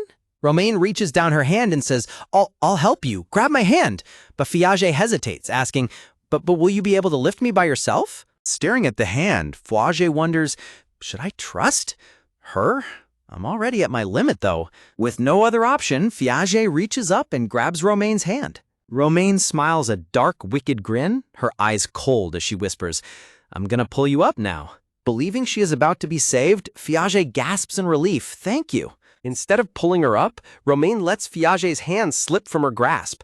Fiage plummets downward in shock, crying out, Romaine? Eh? As she falls into the dark abyss, Fiage realizes the terrifying truth. Did she let go on purpose? While Romaine smiles maliciously from above. Fiage reaches her hand up desperately as she falls rapidly through the air. Romaine stands at the balcony, watching with a satisfied smirk as Fiage closes her eyes in despair, thinking, I'm falling. Earlier, Romaine arrives at the palace grounds in a grand carriage. She walks through the courtyard, thinking, there aren't that many guests yet. Maybe I'll be able to meet Salem. Romaine remains determined to secure her position, thinking, I can't let go of this important piece now. Suddenly, she spots Salem in the distance and gasps, Salem! Salem smiles warmly as he shows Irene around, saying, there's a garden there. Romaine stops in her tracks, her face tightening with shock and irritation. Staring at Irene, Romaine fumes internally, but who is that woman next to him? Nearby, she overhears two maids gossiping. It's her, isn't it? The daughter of the Shisha family? Yes, the one that Lady Fiage encouraged His Majesty to invite. Romaine's face contorts with anger as she realizes Fiage's involvement, seething, Fiage? Romaine grows increasingly suspicious, thinking, and now inviting his daughter? Something about that seems suspicious. Putting on a polite facade, Romaine approaches the maids and says, "Excuse me, could I have a word?" She smiles warmly to put them at ease. Surprised, the maids quickly bow and reply, "My lady, of course." Romaine holds up a glass jar and asks, "Do you know where Lady Fiage is? I wanted to give her a souvenir from the Pope." But secretly she thinks, "Actually, it's for Salem." One of the maids politely replies, "Ah, Lady Fiage. She's probably done getting ready and is in her room." Romaine tightly clutches the glass jar, keeping up her friendly act. The maid offers, "Okay, I'll check with her first. I'll take you to the reception room for now." Romaine beams with excitement, thrilled that she is close to finding Fiage. The maids exchange a hesitant look, stammering, "Ebb." Romaine chuckles sweetly to dismiss their worries, saying, "It's all right, we're friends." Romaine walks away toward the palace, leaving the maids behind in the courtyard. One maid whispers to the other in concern, "Don't you think that's a bad idea? Shouldn't we report this to someone?" But the other replies, "But she's the saint." Romaine stands outside the door of Fiage's chambers, looking up with a calculating expression. Standing outside the room, Romaine wonders silently to herself, "I wonder if she's here." Romaine knocks politely on the elegant wooden door and calls out, "Lady Fiage?" Suddenly, a desperate voice from inside calls out, "Here, I'm over here," leaving Romaine startled. Romaine's eyes widen in shock as she hears the voice coming from somewhere unexpected. Rushing to the balcony, Romaine peers over the edge and gasps in shock, "Lady Fiage? How did you end up in such a place?" As Fiage clings desperately to the crumbling ledge. Romaine's face contorts into a dark, malicious grin as she secretly plots, "The perfect chance. I'll pretend to help and get rid of this annoying woman." While Fiage pleads from below, "I'll explain later. For now, please call for help." Staring down with cold eyes, Romaine whispers a quiet "no" before putting on her fake, helpful facade and saying, I'll help you." A sinister smile plays on Romaine's face as she urges coldly, "Come on." Reaching her hand down, Romaine says, "Grab my hand," as Fiage looks up in desperation, unsure if she can truly trust her. With no other choice, Fiage reaches up and firmly grabs Romaine's hand. Instead of pulling her up, Romaine maliciously lets her hand slip from Fiage's grasp. Fiage's eyes widen in absolute betrayal as she falls, gasping, "Romaine?" While Romaine smiles down with mock innocence, thinking, "I really tried to help you." As Fiage plummets into the dark abyss below, Romaine stands at the balcony with a satisfied smirk, thinking, "This is it, now the nuisance is gone." Romaine's gaze remains cold and unfeeling as she watches Fiage fall. Plummeting through the air, Fiage closes her eyes in despair, thinking, "I'm gonna die, if I was gonna die anyway." In her final moments, Fiage reaches her hand out desperately as she remembers the painful look on Ramsur's face as he turned away from her. Back inside the palace, maids run frantically through the grand hallways, spreading news of a major incident. Ramsur steps out of his chambers looking highly irritated as he asks, "What's with all the commotion?" Suddenly, Salem bursts through the doors in a complete panic, screaming frantically, "Uncle!" Ramsur asks in confusion, "Salem, what's wrong? Why are you so out of breath?" But Salem can only gasp out, "Fiage! Fiage fell out of the window of her room." Hearing the terrifying news, Ramsur's heart drops as a look of pure shock and horror washes over his face. Panicking, Ramsur demands, "Where is she now?" as Salem replies quickly, "In her room." Without losing a single second, Ramsur bolts down the hallway at full speed. A wave of absolute panic washes over Ramsur as he runs, desperate to reach her in time. Gritting his teeth in deep regret and worry, Ramsur thinks, "Could it be because I blamed her?" Arriving at Fiage's chambers, Ramsur slams the heavy wooden doors open in a rush. Inside, Fiage is lying quietly in her bed, seemingly unconscious. Seeing the doctor and Irene standing over Fiage, Ramsur cries out in terror, "Fiage!" Fiage remains fast asleep, her expression peaceful under the warm blankets. Ramsur rushes to her bedside, looking down at her in deep worry as he whispers, "Fiage?"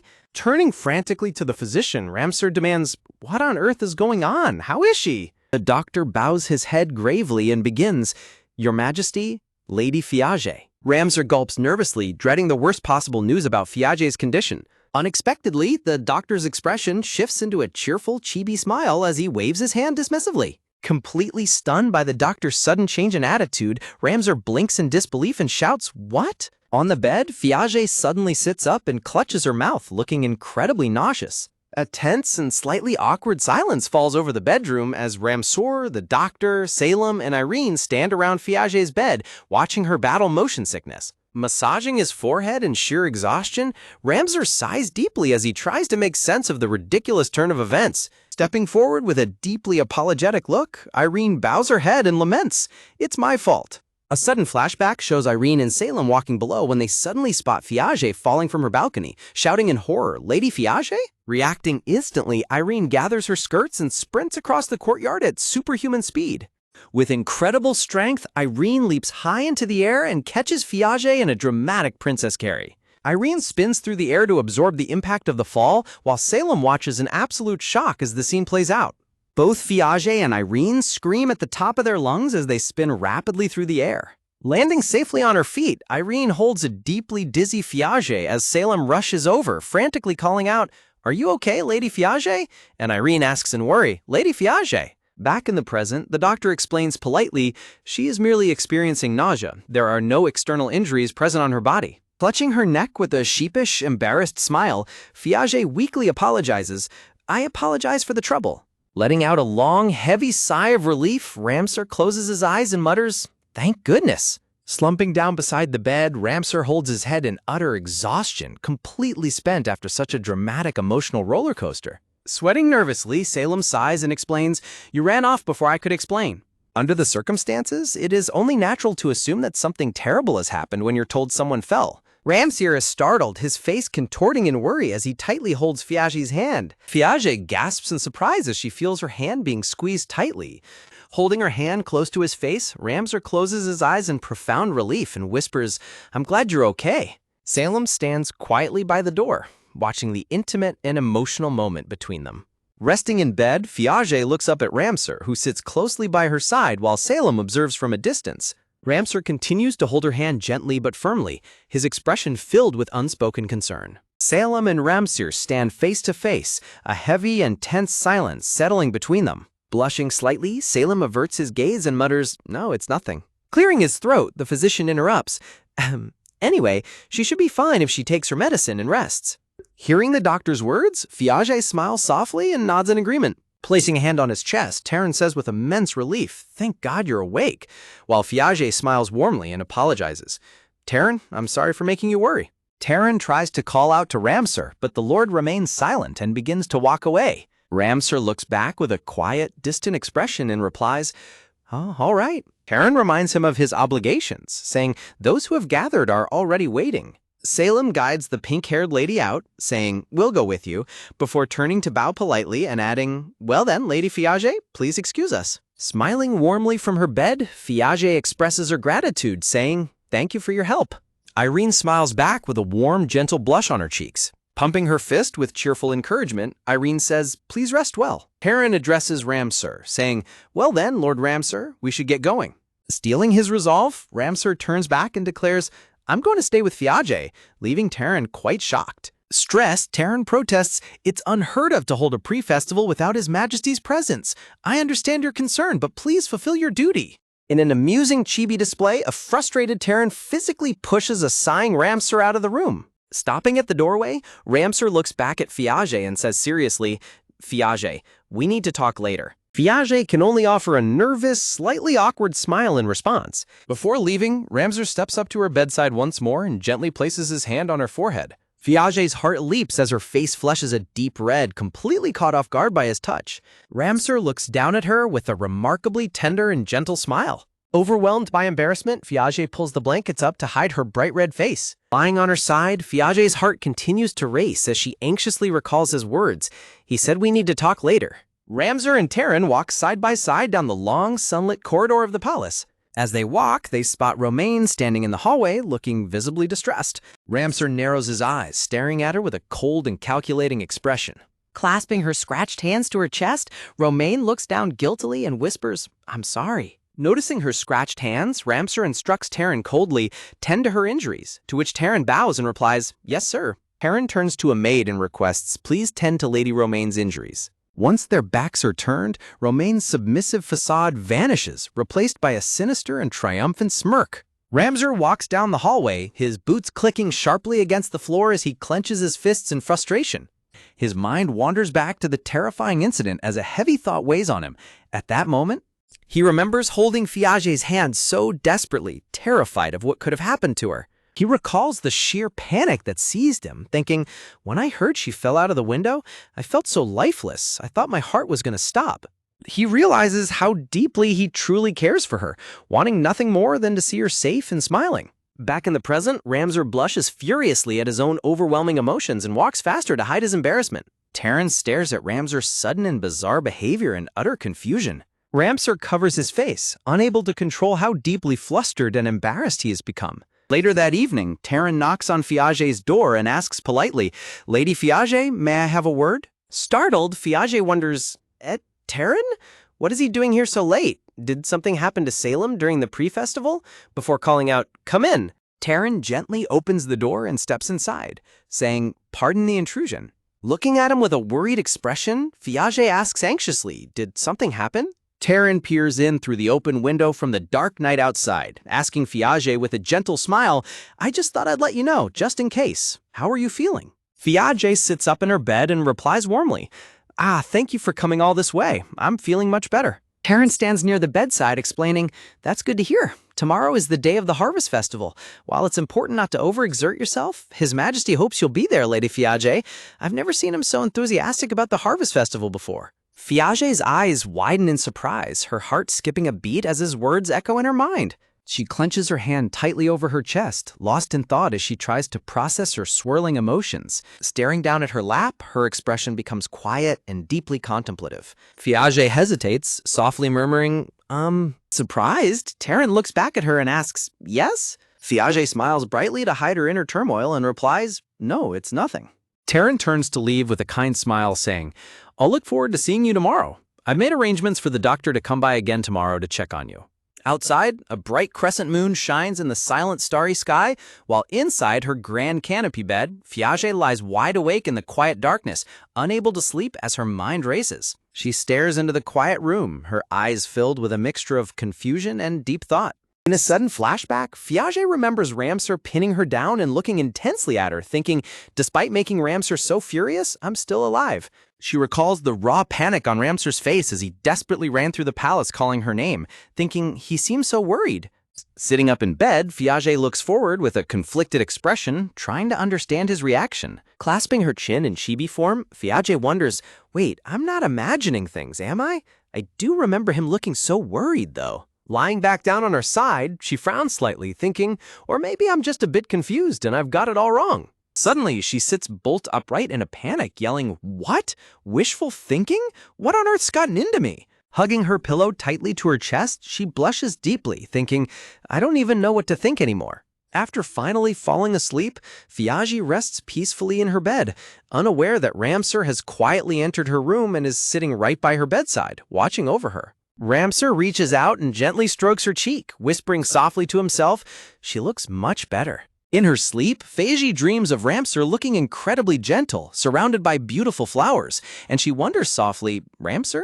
Ramsar sits quietly by her bed in the dimly lit room, lost in his own silent reflections. He looks down at her sleeping face with a remarkably tender and gentle smile, his gaze filled with affection. As he continues to gently touch her forehead, Fiage stirs slightly in her sleep, thinking, I should wake up and check who it is, but I'm too sleepy right now.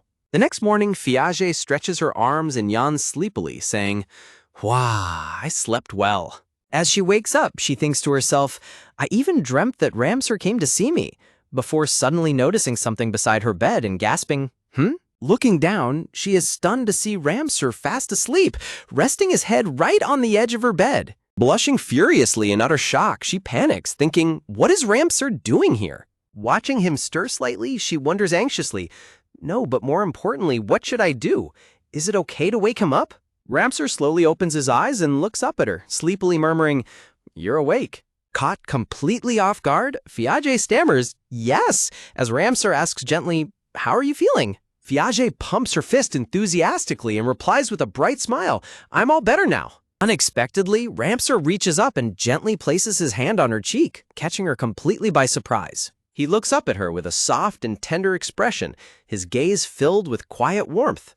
Her heart pounding, Fiage blushes deeply as she feels his touch, thinking, it feels like I felt this warmth even while I was dreaming. Staring at her in chibi form, a confused Ramsar asks, Your face is red. Flustered, Fiage turns her red face away and insists quickly, I'm fine. Ramsar smiles warmly and says, I see, but don't push yourself too hard. He stands up to give her some space, saying, "I'll call the maids for you then," to which Fiage replies shyly, "Okay, thank you." After he leaves, Fiage sits alone in her bed, staring blankly ahead in a complete daze. Fiage lets out a long, quiet sigh, whispering, "Ah." Looking down at her lap with a soft blush, she thinks, Ramser, he's being really kind. Is it just me, or he doesn't seem angry at all? I was so surprised to see him beside me this morning. Looking thoughtful in chibi form, Fiage thinks, now that I think about it, as she remembers his hand on her cheek, realizing that her dream of his touch was actually real, Fiage's face turns completely red and she clutches her cheeks in pure shock. Overwhelmed by embarrassment, she frantically fans her burning face with both hands to cool herself down. Suddenly, she spots a small glass jar on the nightstand and wonders, what is that? She picks up the small jar wrapped with a blue ribbon, examining the dark contents with a puzzled expression. Just then, a maid enters the room and bows politely, saying, "Pardon me, my lady, I'm here to assist with your preparations." Pointing towards the jar, the maid explains with a gentle smile, "Brought as a gift for you, my lady." Fiage looks at the blonde girl in her thoughts, wondering, Romaine? Fiage holds the small glass jar filled with dark powder, looking incredibly startled and surprised. She recalls the events of the previous day, thinking to herself, come to think of it, she was here yesterday. Remembering their encounter, Fiage wonders, is that why she came here that time? To give me this? She recalls the terrifying incident where Romaine let go of her hand, thinking, that incident, Romaine? I want to believe I'm remembering it wrong. The maid points out the resemblance of the gift, explaining, it seems that container is the same as the one she gave Lord Salem. Caught off guard by this revelation, Fiage repeats in confusion, Salem? Fiage begins to open the small jar, wondering, could it be something special? Fiage peers into the jar, her expression filled with worry and deep contemplation. The maid politely offers, shall I brew you a pot when you are finished preparing? Fiage considers the offer, thinking to herself, well, it couldn't hurt to try it. Fiage hands the jar over, and the maid notes, okay then, it smells like herbal tea. The maid helps Fiage dress in an elegant golden yellow gown for the upcoming festival. Drinking the freshly brewed tea, Fiage grimaces slightly and thinks, it tastes funny, but they say good medicine tastes bitter. Is Salem really drinking this too? Feeling incredibly drowsy, Fiage slumps onto the table, thinking, before I knew it, I'd drunk quite a lot, and I'm supposed to drink wine at the Harvest Festival later too, where this year's wine will be served from noon. The narrator explains that the festival is a traditional event where everyone drinks wine and celebrates the harvest, while Fiage groggily wakes up looking exhausted. In a cute chibi form, a worried Fiage crosses her arms, feeling uneasy about the impending wine drinking. Imagining Ramser's handsome, gentle face, Fiage resolves, I'll try not to drink too much. A sudden knock at the door startles Fiage as a voice calls out, excuse me. The doctor enters the room to check on her, asking, I'm here to check you, Lady Fiage. How are you feeling? To which she replies warmly, the nausea is gone now. The doctor suddenly notices something off and sniffs the tea, wondering, what's this smell? Handing him the jar, Fiage asks curiously, do you know what kind it is, doctor? Examining the dark powder closely, the doctor explains, it might be a type of herb that was used in the past as a smelling salt for the unconscious. Completely taken aback, Fiage asks in surprise, What do you mean? The doctor looks seriously at Fiage as he prepares to explain the true nature and history of the mysterious herb. The doctor explains that warriors of the past drank this herb to become stronger and invigorated for battle, using highly concentrated extracts, though a small amount typically has no major effect. Setting the jar back down on the table, the doctor warns Fiage, be careful not to drink too much. Looking deeply troubled, Fiage stares at the jar and wonders, why would Romaine give me something like this? Fiage's suspicion grows as she recalls Romaine giving the exact same jar to Salem, thinking with dread, and she even gave it to Salem too. What in the world is going on? The doctor bows politely as he departs, saying, well, I'll leave you to it. And Fiage replies gratefully, oh, thank you. Fiage reflects on her uneasy feelings, thinking, Romaine's words and actions yesterday are also bothering me. I don't think the tea she gave me is just ordinary tea either. Her mind wanders back to Ramser, remembering his intense closeness and worry from the day before, and about Ramser and what happened yesterday. Clenching her hands to her chest, Fiage resolves, I need to have a proper conversation with him. A butler opens the door and announces, excuse me, Lady Fiage, I'm here to escort you to the venue. Surprised that it's already time, Fiage quickly responds, okay. The scene shifts to the beautifully decorated outdoor venue of the Harvest Festival, where nobles gather and converse cheerfully. Walking toward the venue, Fiage's heart begins to race as she thinks, what should I do? I'm starting to get nervous. No, it's not like I have to give a speech or anything. She suddenly remembers the warm, tender touch of Ramsar's hand against her cheek from earlier that morning. Overwhelmed by the embarrassing memory, Fiage clutches her head and groans, "Ugh, why of all times did it have to be this morning?" Suddenly, Fiage's eyes widen in sheer shock as she hears a familiar voice nearby, thinking, this voice! Standing before her is Ramsar, dressed in a magnificent royal uniform, looking incredibly dashing as he greets her. Ramsar smiles down at her, saying gently, "I just arrived too." Fiage is completely mesmerized by his striking appearance, thinking, as expected of the king of this country, he looks so handsome. Is it really okay for someone like me to stand next to him? Ramsar gazes down at Fiage with a remarkably warm, gentle, and affectionate smile. Feeling his intense and warm gaze on her, Fiage's face flushes a bright red as she tries to hide her embarrassment. Ramsar politely offers his arm to her, asking, "Well then, shall we get going?" And a flustered Fiage stammers, "Yes." As they walk together, Fiage notices a distinct shift in his behavior, thinking to herself, it's not just that he's being kind, there's something else about his attitude. Fiage looks up at him with wide, startled eyes, her heart pounding as she wonders, why? Admiring his side profile, Fiage is completely overwhelmed by how dashing he is, thinking, does Ramsar look so cool like this? Fiage covers her burning cheeks in a complete panic, screaming in her mind, "I'm so nervous, what should I do?" While Ramsar looks on with a puzzled expression. Standing by a grand stone pillar at the festival, Fiage looks incredibly nervous, her hand flying to her chest in agitation. Looking at Ramsar's handsome profile, Fiage panics in her chibi thoughts, crying out, "I just can't concentrate." Under the watchful eyes of the gathered nobles, Ramsar and Fiage walk side by side into the beautifully decorated venue. The high-ranking noble guests turn to watch their arrival, holding glasses of fine red wine. Raising his glass, Ramsar delivers his official welcome to the crowd, announcing, "I am truly pleased that this season has come once again. Today, please enjoy yourselves to your heart's content. Thank you." Stunned by the extremely brief and formal speech, Fiage thinks in disbelief, that's it? He could have said it a little more cheerfully. Feeling the heavy mood in the air, Fiage sweat drops in chibi form, thinking, now everyone's all tense and nervous, while she imagines they are thinking, it's probably like this every year. Dressed in his splendid royal uniform, Ramsar stands with a cool, poised demeanor amidst the glittering atmosphere. Gently stepping closer to Fiage, Ramsar holds out a glass of red wine to her. Completely caught off guard, Fiage's face turns red as she thinks in a panic, to think he'd personally give this to me, going out of his way. He's such a gentleman. While Ramsar looks at her with a questioning gaze. Accepting the glass of wine from him, Fiage smiles and says politely, "Thank you." Looking down at the dark red liquid in her glass, Fiage grows anxious as she realizes, but actually I rarely drink. Desperate to keep up appearances, Fiage takes a large, brave gulp of the wine. Nearby, a group of nobles chat and socialize, raising their glasses in a cheerful toast. Across the venue, Romain stands in a stunning blue gown, surrounded by a large crowd of adoring nobles. Romain laughs gracefully, thoroughly enjoying the attention of the high society guests. The narrator points out that she is completely surrounded by nobles who hang on her every word.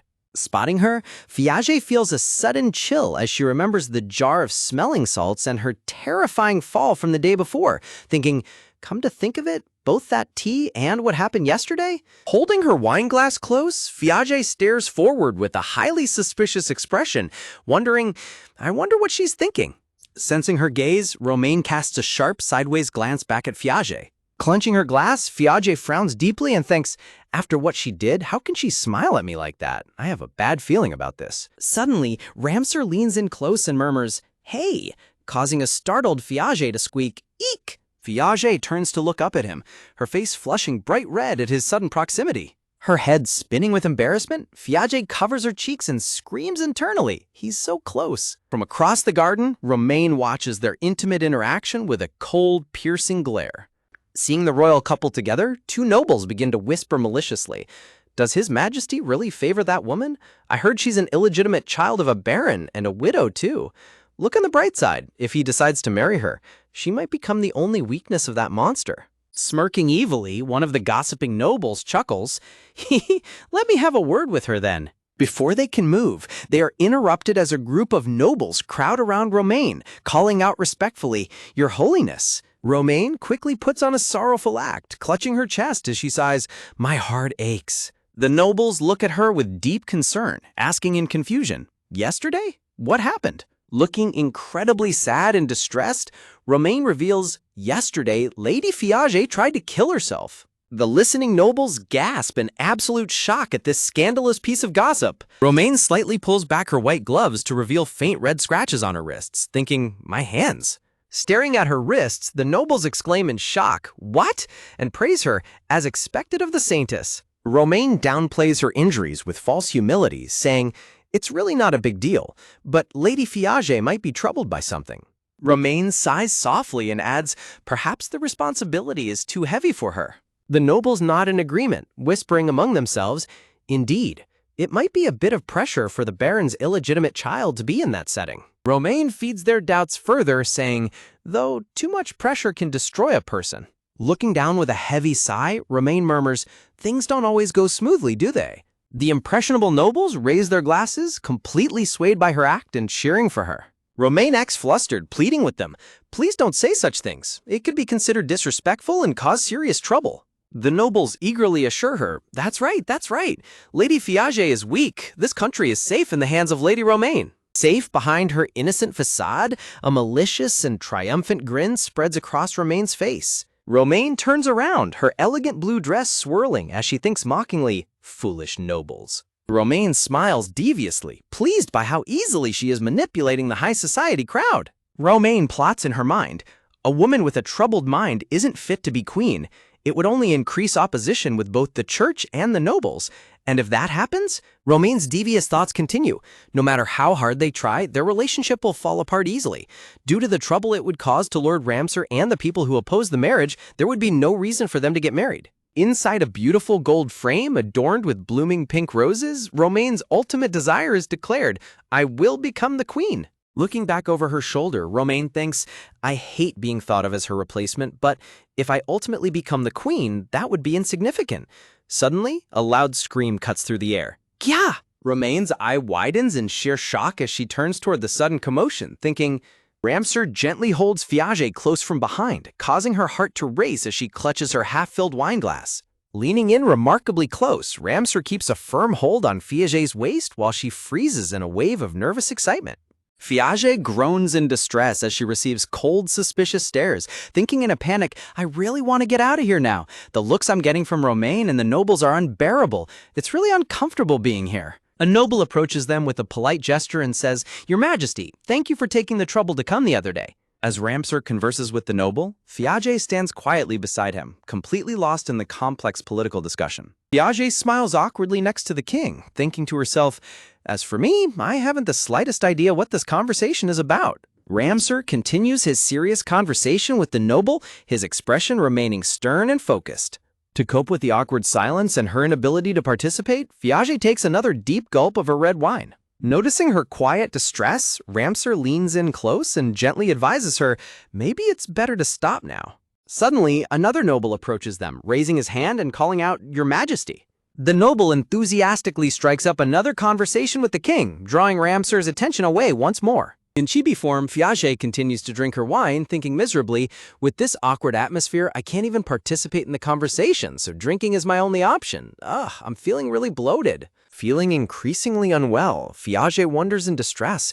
"Even though I feel like I can't drink anymore, why am I still so thirsty? Could it be the alcohol? No matter how much I drink, this dryness in my throat won't go away." Nearby, a crowd of nosy nobles watches her every move, their gossiping eyes creating a highly uncomfortable atmosphere. As another guest chats with the king, Fiage stands dazed beside them, her cheeks flushed bright red from the alcohol and mounting illness. Ramsar responds to the noble with a serious expression, completely unaware of how quickly Fiage's condition is deteriorating. Fiage gasps for air as her vision begins to spin, sweating profusely as she thinks in sheer panic, "Oh no!" Swaying on her feet, Fiage leans heavily against Ramsar and gasps, "I'm sorry, I'm at my limit." The surrounding nobles gasp in shock as the future queen suddenly stumbles and loses her balance. Clenching her wineglass tightly, Fiage squeezes her eyes shut as she desperately fights off the intense wave of nausea and dizziness. Ramsar's eyes widen in genuine concern as he asks her, "Are you all right?" Fiage loses all her strength and collapses against his chest, weakly whispering, "Your Majesty?"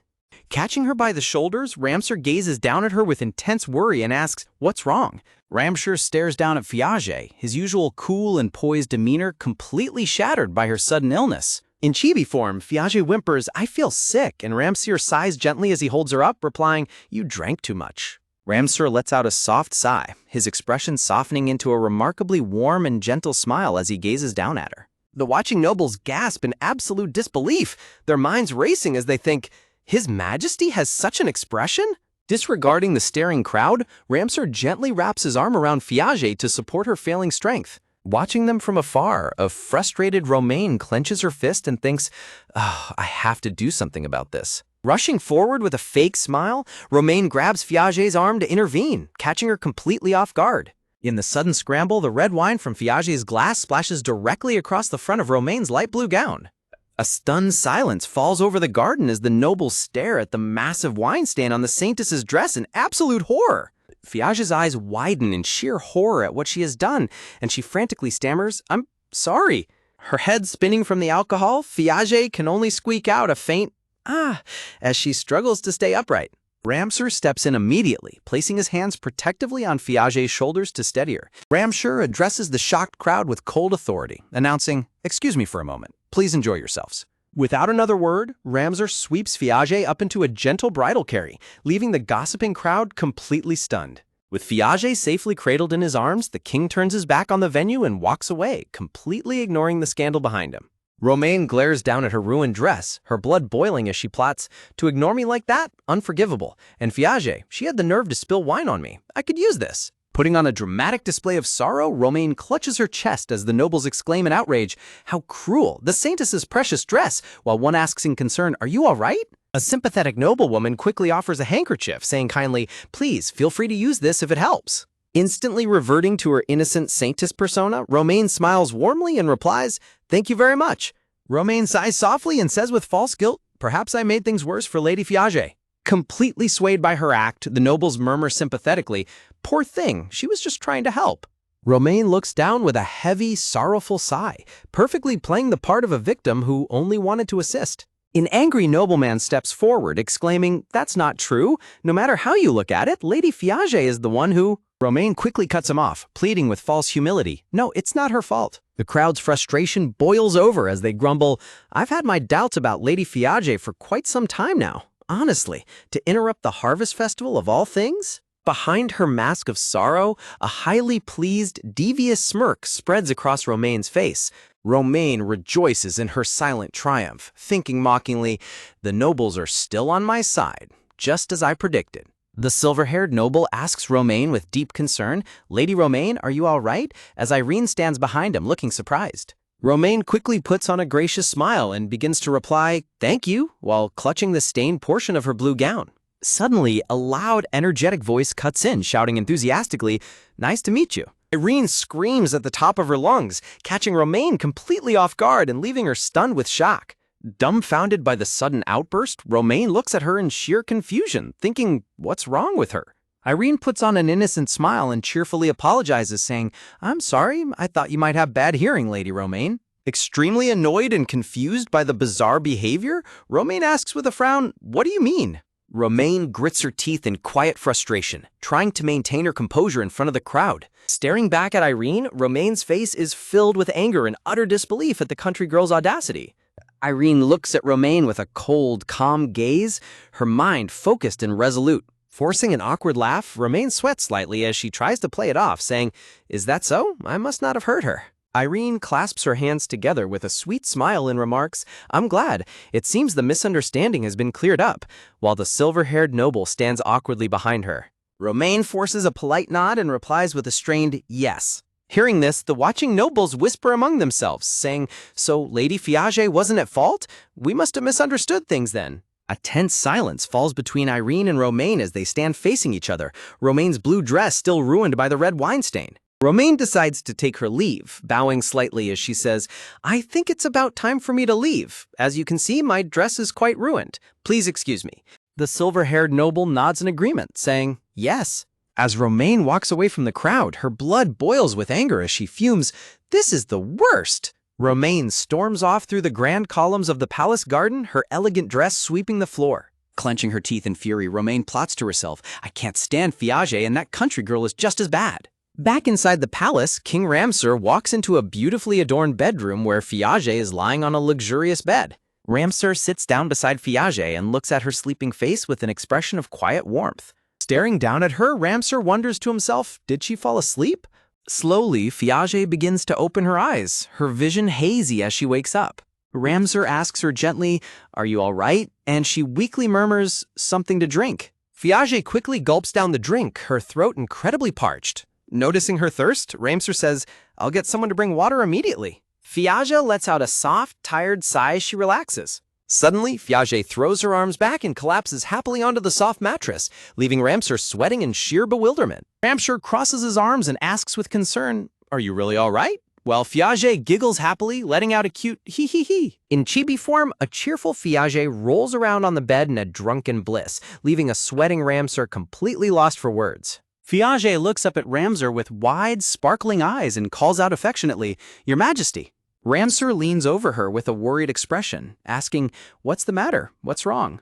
Piaget wraps her arms around Ramsar's neck and smiles brightly, declaring, you look extra handsome today. Blushing slightly, Ramsar looks away and pulls at his collar, replying, you've had quite a bit too much to drink. Disregarding his words, Piaget pulls him close and hugs him tightly, her face buried in his shoulder. Piaget squeezes him tighter and protests, I mean it. Ramsar gently places his hands on Piaget's shoulders, trying to steady her. Looking down at her, Ramsar advises gently, you're far too intoxicated. Ramsar looks at her with a serious, intense gaze, his heart racing. Piaget gently cups his face and smiles warmly, saying, you can make that face all you want. It doesn't scare me. You definitely used to frighten me, but... Looking into his eyes, she thinks, I know the truth is. Piaget hugs him gently, her thoughts continuing, and it's because of the dragon disease that you intentionally try to make people fear you. With deep affection, Piaget leans in and kisses his forehead, leaving him frozen in shock. Ramsar's eyes widen in sheer disbelief at her sudden warmth and kindness. A memory of their tense past flashes in Ramsar's mind when he had pinned her against the wall as she asked in fear, what's going on? Ramsar looks at her tenderly, his hand on her cheek as he murmurs, considering how scared you were yesterday, can you honestly tell me you're not frightened? Piaget holds his hand as he cups her cheek, looking up at him with a warm, loving smile. They lean in incredibly close, looking into each other's eyes as they share an intimate, tender moment. Suddenly, Piaget groans in chibi form, exclaiming a frustrated "ah" as she is overwhelmed by the embarrassing memory. Ramsar looks down at Piaget, his eyes filled with quiet concern and surprise as he stays close to her side. Piaget desperately clutches her mouth as intense nausea washes over her, weakly complaining, I don't feel so good, before trying to reassure herself, I have to hold it in. Collapsing happily onto the luxurious white bed, Piaget falls into a deep, peaceful sleep. Ramsar sighs deeply, pinching his temple as he thinks to himself in resignation, I saw this coming. I knew it would end up like this. Piaget remains fast asleep, resting her head comfortably on the soft pillow. Gazing down at Piaget's sleeping face, Ramsar's cold demeanor completely melts away as a warm, incredibly gentle smile spreads across his face. Tenderly brushing his hand over her forehead, Ramsar watches over Piaget with deep, quiet affection. The next morning, Piaget slowly opens her eyes and sits up in bed with a painful groan, clutching her head in discomfort. Rubbing her temple in distress, Piaget groans weakly, my head hurts. Piaget tries to piece together the events of the previous night, thinking, yesterday I drank a lot of wine, and then, as a vivid flashback of Ramsar holding her in his arms flashes before her eyes. Horrified as her memories return, Piaget blushes bright red and screams in her mind, why did I do that? As she remembers passionately hugging his neck, thinking in sheer panic, and what's worse, I remember it all so clearly. Suddenly, a loud throat clearing cuts through her panic as someone says, ahem. Piaget gasps in surprise, clutching her head as she turns to find an older gentleman in a white coat standing by her bed.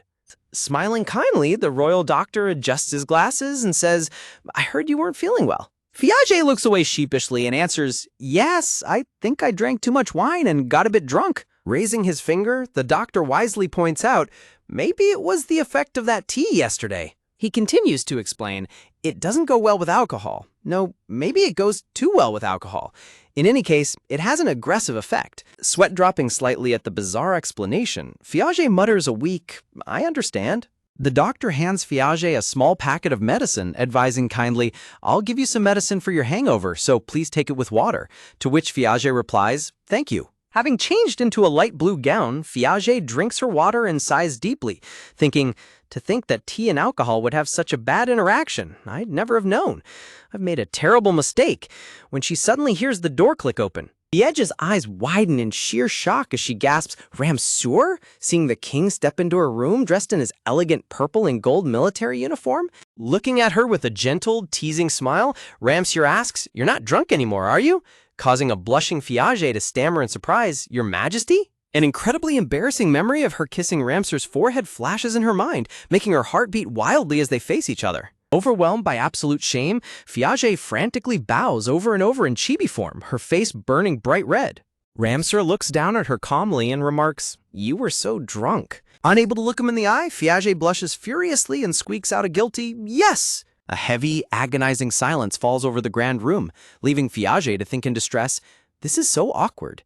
Looking up at him nervously, Fiage worries, "Why is he so silent? Should I apologize more?" Bowing her head, Fiage nervously mutters, I'm sorry," just as Ramseur bows his head slightly in return. Fiage gasps in utter confusion, murmuring, "Huh?"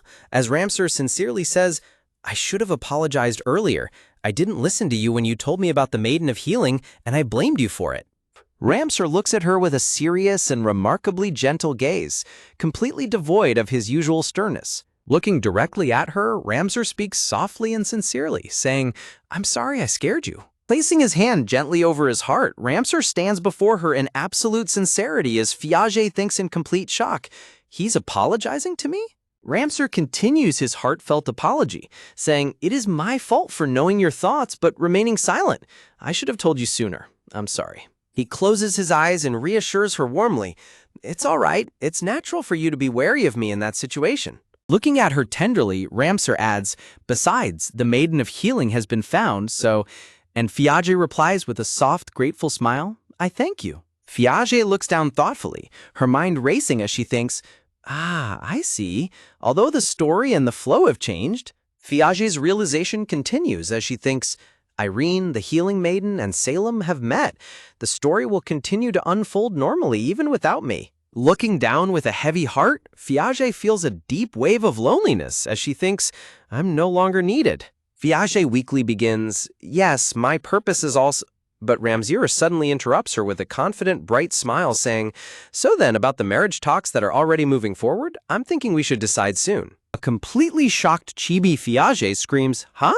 While a calm Chibi Ramseur asks, "What's so surprising?" Waving her hands frantically, a panicked Chibi Fiage exclaims, "You still want to marry me?" While Ramseur looks back at her with a slight frown and replies, "Huh? Are you saying you don't want to marry me? It's not a matter of wanting to or not wanting to." Leaning down close, Ramseur gently takes her hand and cups her face, looking into her eyes with a breathtakingly warm smile that catches her completely off guard. Squeezing her eyes shut, a blushing Chibi Fiage clenches her fists as her heart beats uncontrollably from his touch. Looking down at her with a teasing, playful smirk, Ramseur says, "It sounds like the alcohol just let your real feelings show." Fiage's face turns completely crimson as she frantically waves her hands in denial, desperate to hide her embarrassment. Stepping even closer to her, Ramseur looks down with a charming smile and says confidently, "Whatever it was, it's the same thing." Ramseur leans in incredibly close, looking deeply into her eyes as Fiage's heart pounds wildly, her mind screaming in panic, so close. Blushing furiously with wide, sparkling eyes, Fiage stammers in her mind, it really was the tea." Ramseur smiles warmly, looking at her with an amused and affectionate gaze as he asks, "Tea? If it really exists, I'd like to try some myself." Ramseur teasingly tries to peek at the tea jar Fiage is holding, while Fiage carefully shields it and warns him, "The doctor just warned me against it, so I wouldn't really recommend it." Fiage blushes deeply under her breath while Ramseur chuckles softly, looking down at her with an incredibly warm and gentle smile. Opening the jar, Fiage presents it to Ramseur with a soft, "Here you go." As soon as the lid is removed, Ramseur catches a whiff of the leaves, his eyes widening in recognition as he thinks, "This scent?" His expression turns grave and shocked as he realizes what it is. Noticing his sudden change in demeanor, Fiage looks up at him with concern and asks, "Your Majesty?" Clenching the jar tightly, Ramsar looks down with a serious and intense expression, demanding, "Where did you get this?" Fiage sheepishly explains, "Well, Romain gave it to me. I didn't receive it directly, though," while Ramsar thinks of Romain, a symbol of the warriors, wondering why she would give Fiage this dangerous tea. Fiage quickly adds, "Yes, perhaps you should ask Salem for more information," leaving Ramsar completely frozen in shock. Ramsar whips around in utter shock, his voice filled with urgency as he asks, "Salem?" Fiage looks back at him nervously, confirming softly, "Yes." Wondering what has gotten into him, Fiage explains, "I heard from the maids that Salem drinks it regularly," which causes a horrified Ramsar to repeat in utter disbelief, "Salem drinks this?" In a peaceful sunlit garden, Salem and Irene stroll along a sandy path together, while a cute little white rabbit hops happily by their side. Irene smiles brightly as a beautiful butterfly gently lands on her fingertip, while Salem watches her with a quiet, affectionate gaze. Walking beside him, Irene gestures excitedly as she talks, her warm memory echoing, even just remembering it now. As she walks, the sweet memory of their meeting continues to linger in her mind, sends a bolt of lightning through my heart. Remembering how flustered and shocked he had been, Salem looks away with a gentle smile, a comical chibi flashback of his panicked self floating in the air. Pointing out another beautiful spot in the garden, Irene happily calls out, "Lord Salem, this one's great too." Turning to her with a warm and loving smile, Salem replies gently, "Oh, wait a minute." The two of them continue their peaceful stroll deeper into the lush, blooming garden, completely lost in each other's company. Salem looks over at Irene, his eyes filled with immense warmth and quiet admiration. Looking up at him with sparkling eyes, Irene asks, "Could I take a few of the garden flowers?" Salem immediately agrees, saying, "Of course," before curiously asking, "What are you going to do with them?" Irene smiles mysteriously and says, "Just a moment, please," before stepping onto the soft grass to pick a small purple flower. Kneeling beside her on the grass, Salem watches intently as Irene carefully gathers various colorful blossoms, with the little white rabbit resting close by. A tender flashback of Irene in a pink gown flashes through Salem's mind. Even though she was so close, it seems you didn't hear her. Presenting a beautifully woven crown of flowers, Irene beams with a sweet smile and says, "It's for you, Lord Salem." Salem's face blushes bright red in sheer surprise as he asks, "You made that in such a short time?" In a proud chibi form, Irene holds up the colorful wreath and declares confidently, "I can whip something like this up in no time." With a playful flourish, Irene raises the crown over his head, leaving Salem completely frozen in surprise.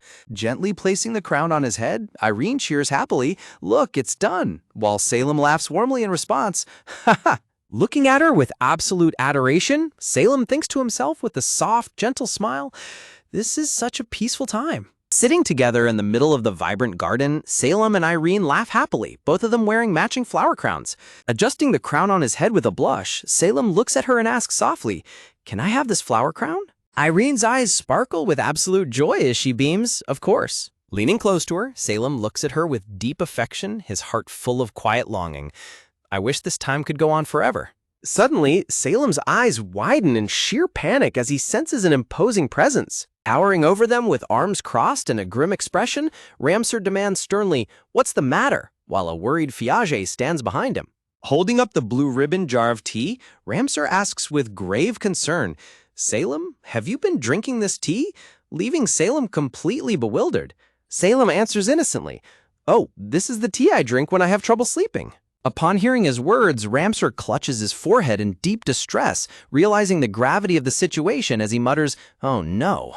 A heavy, tense silence falls over the garden as Salem and Irene look up in confusion, while Ramsar stands in deep worry and Fiage watches on with concern. Sensing the tense atmosphere, Fiage gently touches Irene's shoulder and asks, "Irene, shall we leave for a bit?" Looking back at the two men, Fiage quietly guides a worried and hesitant Irene away from the garden. Irene nods weakly, her face filled with anxiety and concern for Salem. Retiring to a quiet, elegant drawing room with a warm fireplace, Irene and Fiage sit opposite each other in a heavy, anxious silence. Looking at Fiage with desperate, pleading eyes, Irene says, "Lady Fiage, I'm only an invited guest, an outsider, but please tell me." Fiage looks away with a sorrowful expression, struggling to find the right words to break the grim news. Sparing her further suspense, Fiage turns to Irene and explains gently, "Actually, that tea wasn't meant to be drunk in excess. It's not good for one's body." Horrified by the sudden revelation, Irene asks in absolute panic, "But Lord Salem drank it often, didn't he?" Looking down with a heavy, sorrowful heart, Fiage confirms softly, Yes, leaving Irene to think in despair. What should I do now? Fiage's voiceover notes that Salem drinks the tea regularly, prompting Ramsur to suddenly realize, so that's why. Fiage asks what he means by that, while a stressed Ramsur explains that he found it strange how quickly and repeatedly Salem had been having dragon sickness attacks. The onset of dragon sickness typically varies, but it is highly unusual for the disease to strike at such a young age as it did with Salem. Ramsur notes that while he first considered it might just be an early onset for Salem, 2 uncontrolled outbursts made him realize something else was going on. Looking at the jar of dark tea leaves, Ramsur realizes that the effects of this tea must have accelerated the dragon sickness. Fiage gasps in horror, realizing that this dangerous turn of events never happened in the original novel. Fiage thinks in disbelief that Romain could have orchestrated something like this, wondering if the story has changed once again.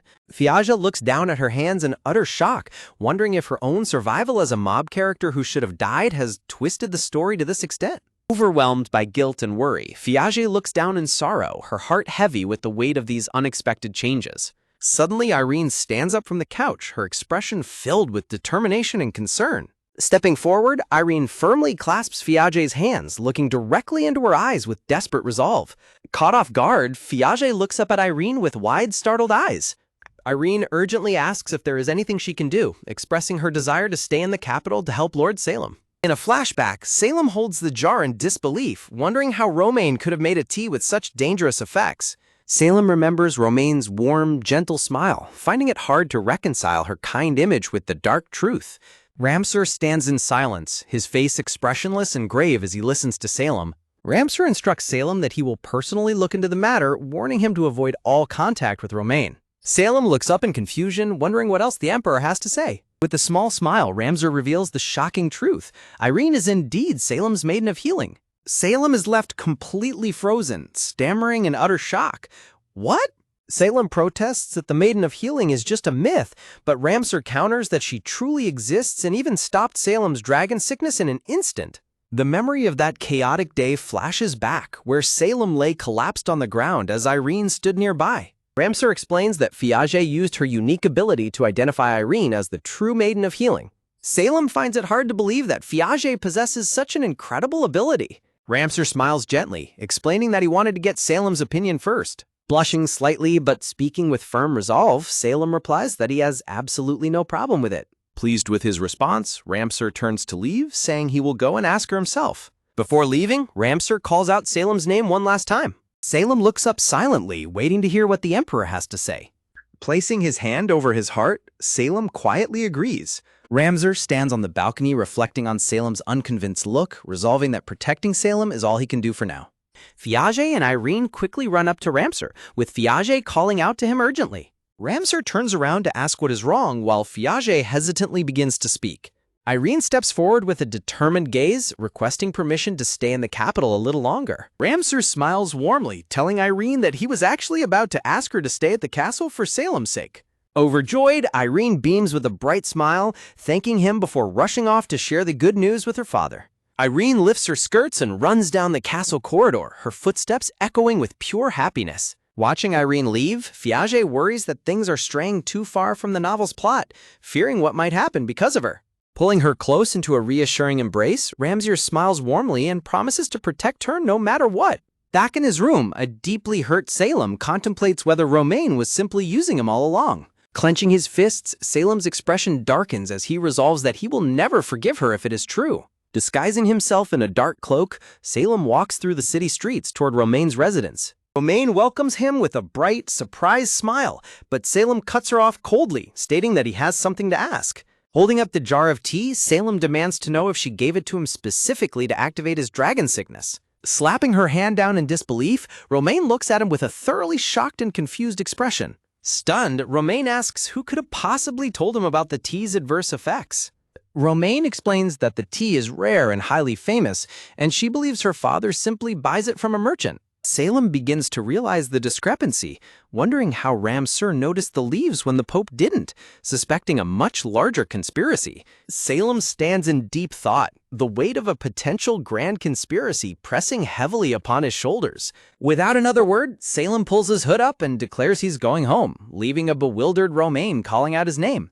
Romaine calls out desperately, trying to stop him as he turns away. Wait, our conversation isn't over yet. Tell me what's going on. Romaine can only watch from behind as Salem, shrouded in his dark cloak, walks away into the night, prompting her to call out his name in distress. Salem! Offended and deeply hurt, Romaine clutches her chest in disbelief as she raises her voice, demanding, "Are you refusing to listen to the words of me, a saintess?" Pulling his hood closer, Salem replies coldly and decisively, "Right now, I just can't see you that way." Left behind in utter shock and disbelief, Romaine clutches her chest, wondering, What is he talking about? Staring at the blue ribbon jar of tea leaves, Romaine feels a sinking sense of dread, murmuring, "What's the deal with this tea?" Desperate for answers, Romaine carries the jar of tea leaves with her, thinking to herself, "Father should be in his room already, right?" From inside the room, her father's stern voice answers, "Come in." Gently pushing the door open, Romaine peeks in nervously, saying, "Excuse me, Father." Sitting in a large leather armchair with a book in hand, the Pope looks up as Romaine enters the room. Pointing to the jar, Romaine asks hesitantly, "It's supposed to help him relax, right?" Resting his chin on his hand, her father lets out a chilling, playful smile and responds, "Who knows? Did I say that?" Realizing the terrifying truth, Romaine gasps in absolute horror. But that tea? Standing up with a dark, satisfied grin, the Pope praises her coldly. "Romaine, you've done well, just as I expected." He bursts into a sinister laugh, his eyes wide with dark delight. "I didn't think the dragon sickness could really be activated by those tea leaves." Clasping the jar tightly against her chest, Romaine looks at him in utter disbelief, whispering in shock, "Father?" With a malicious glare, the Pope justifies his actions, claiming, "Don't you think it's strange for a race burdened with such a flaw as dragon sickness to be the head of a nation in the first place? I'm going to save this country."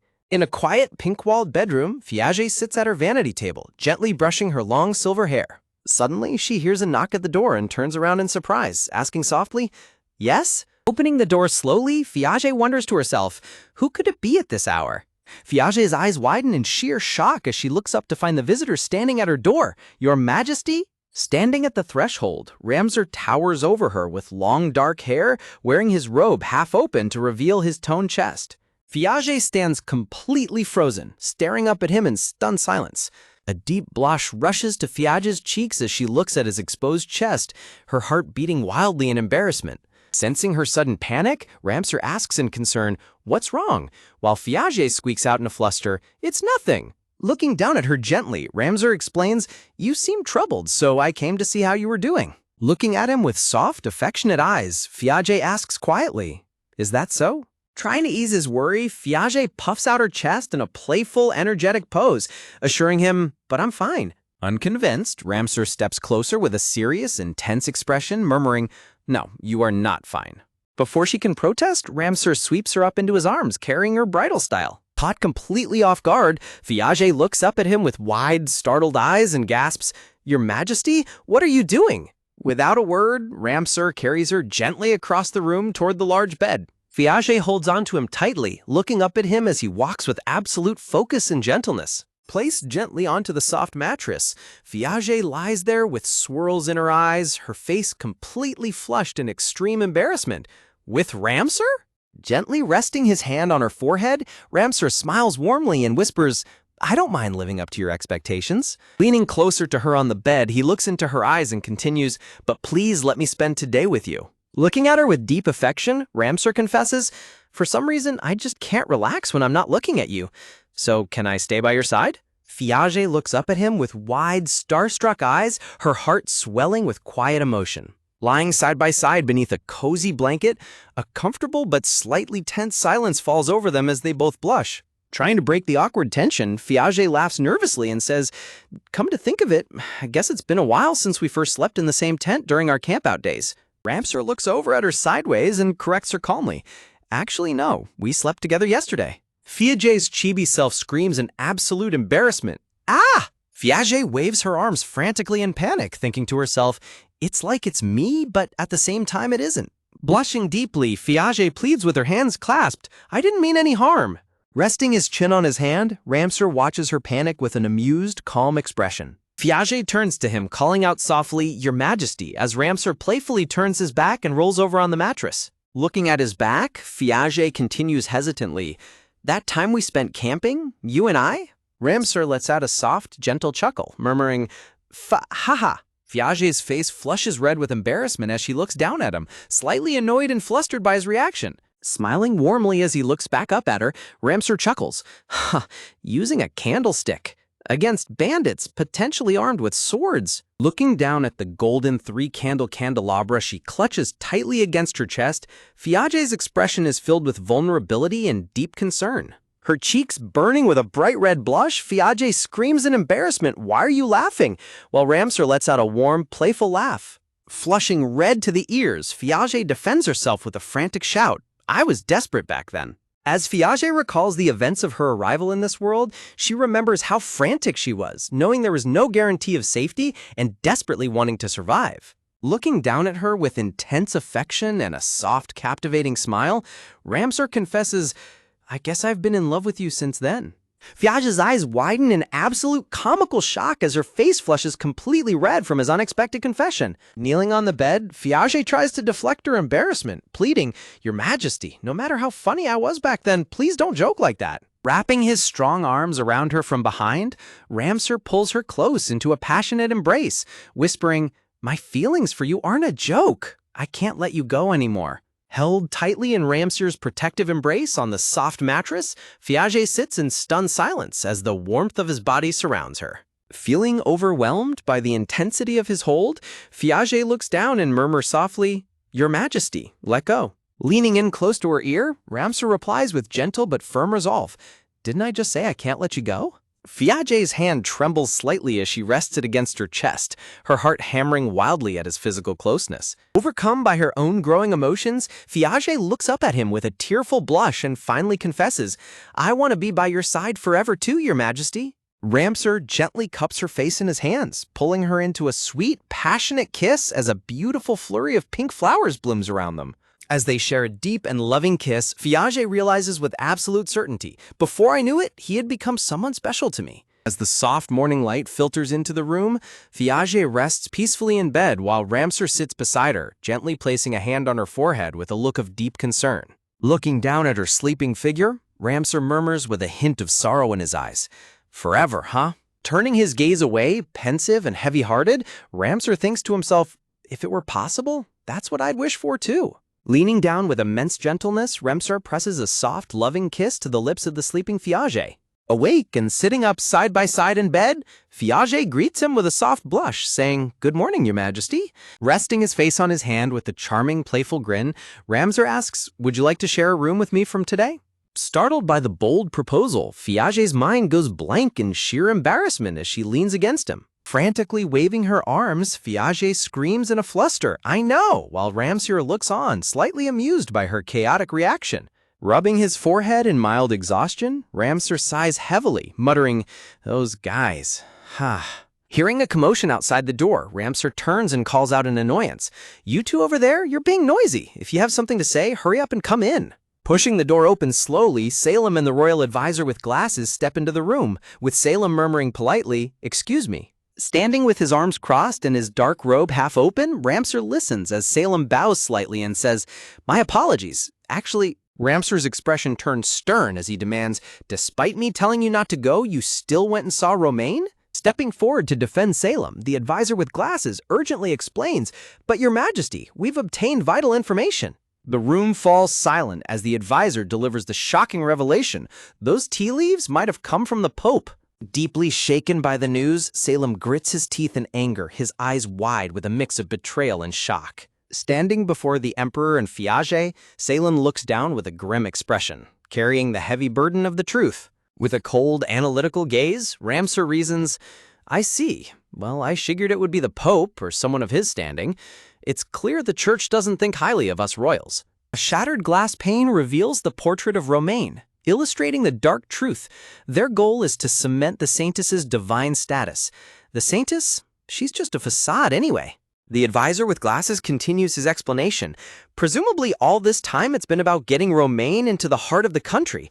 They were likely interfering with my marriage to Fiage, too." Gasps of shock escape Fiage as she envisions Romaine's sinister laugh, realizing the terrifying depth of the Church's manipulation. Turning his attention to his loyal protector, Ramseur calls out gently, "Salem, Salem looks up with wide, startled eyes, surprised by the Emperor's sudden shift in tone. Placing his hand gently on Salem's head, Ramsar pats him reassuringly, easing the heavy tension between them.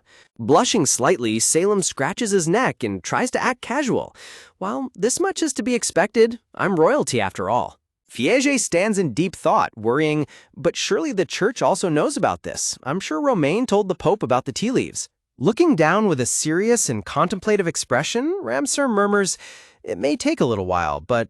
Ramsar's eyes flash with a dangerous, sharp determination as he prepares himself for the conflict ahead. Gesturing urgently, the advisor warns, "But the church won't easily accept that. In the worst case, we can expect a civil war in the country." Ramsar scoffs with a confident, fearless smirk.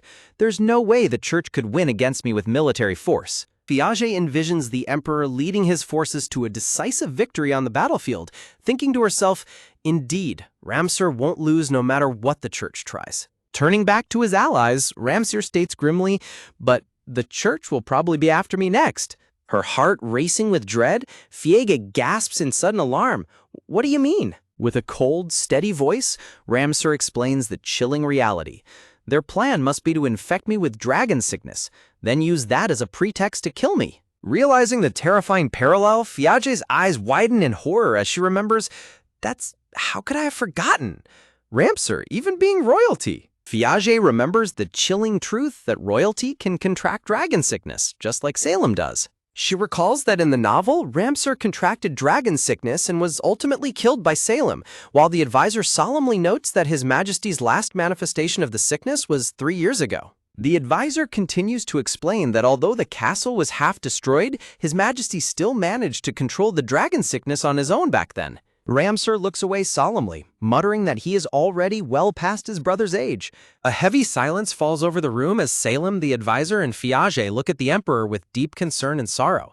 Ramsar clenches his hand with a sharp, cold focus, reasoning that the Pope will likely consider his failed plot with Salem and make him the next target, but they will turn that trap against him to expose his misdeeds.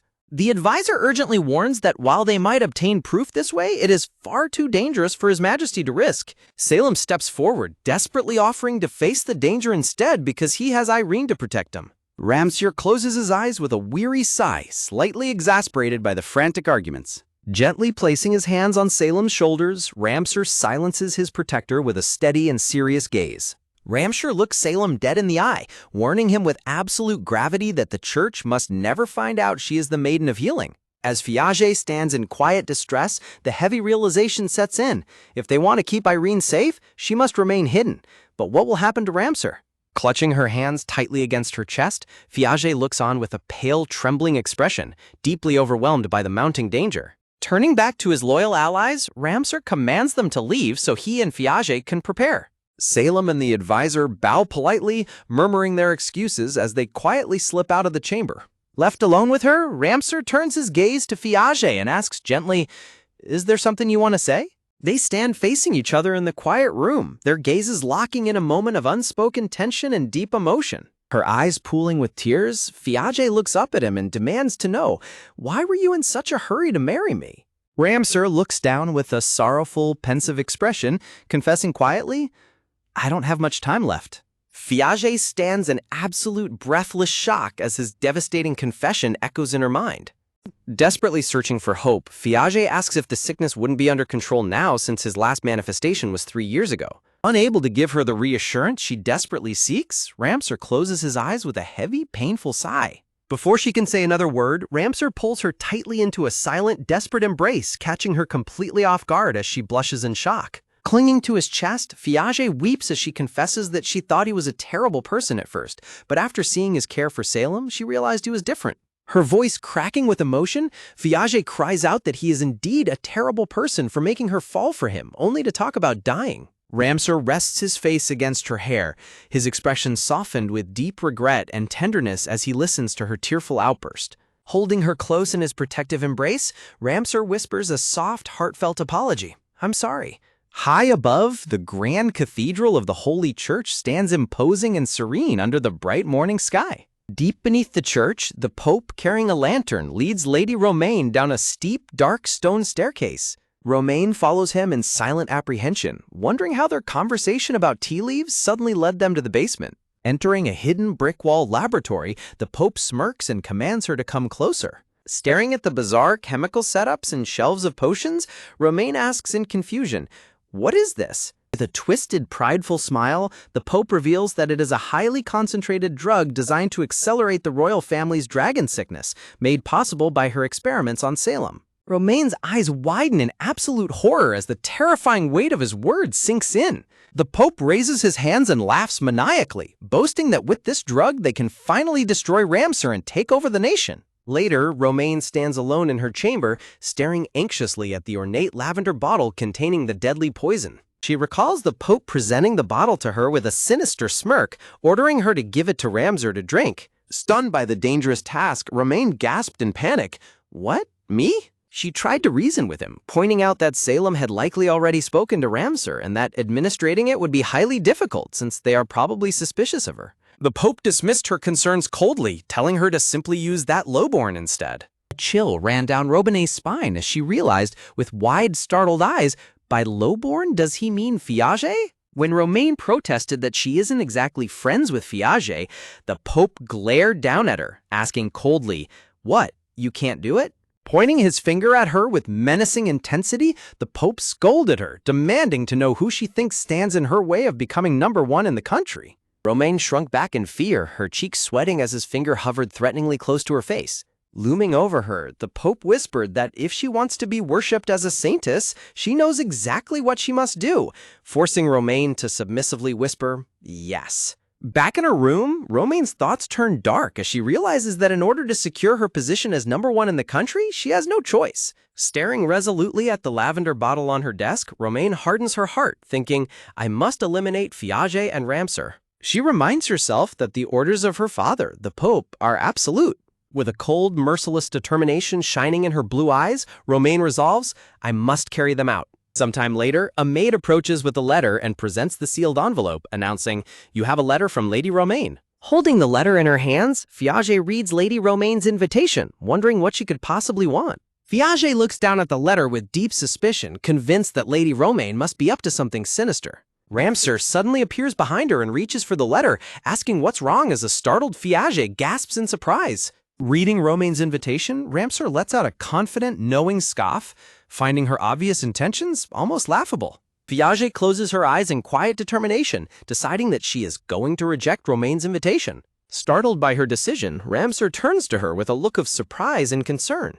Fiage warns him urgently, pointing out that based on their previous conversation, he is clearly the church's next target and it is far too dangerous. Ramsar smiles gently and explains that this is exactly why they must go, reminding her of his plan to use the church's own trap against them.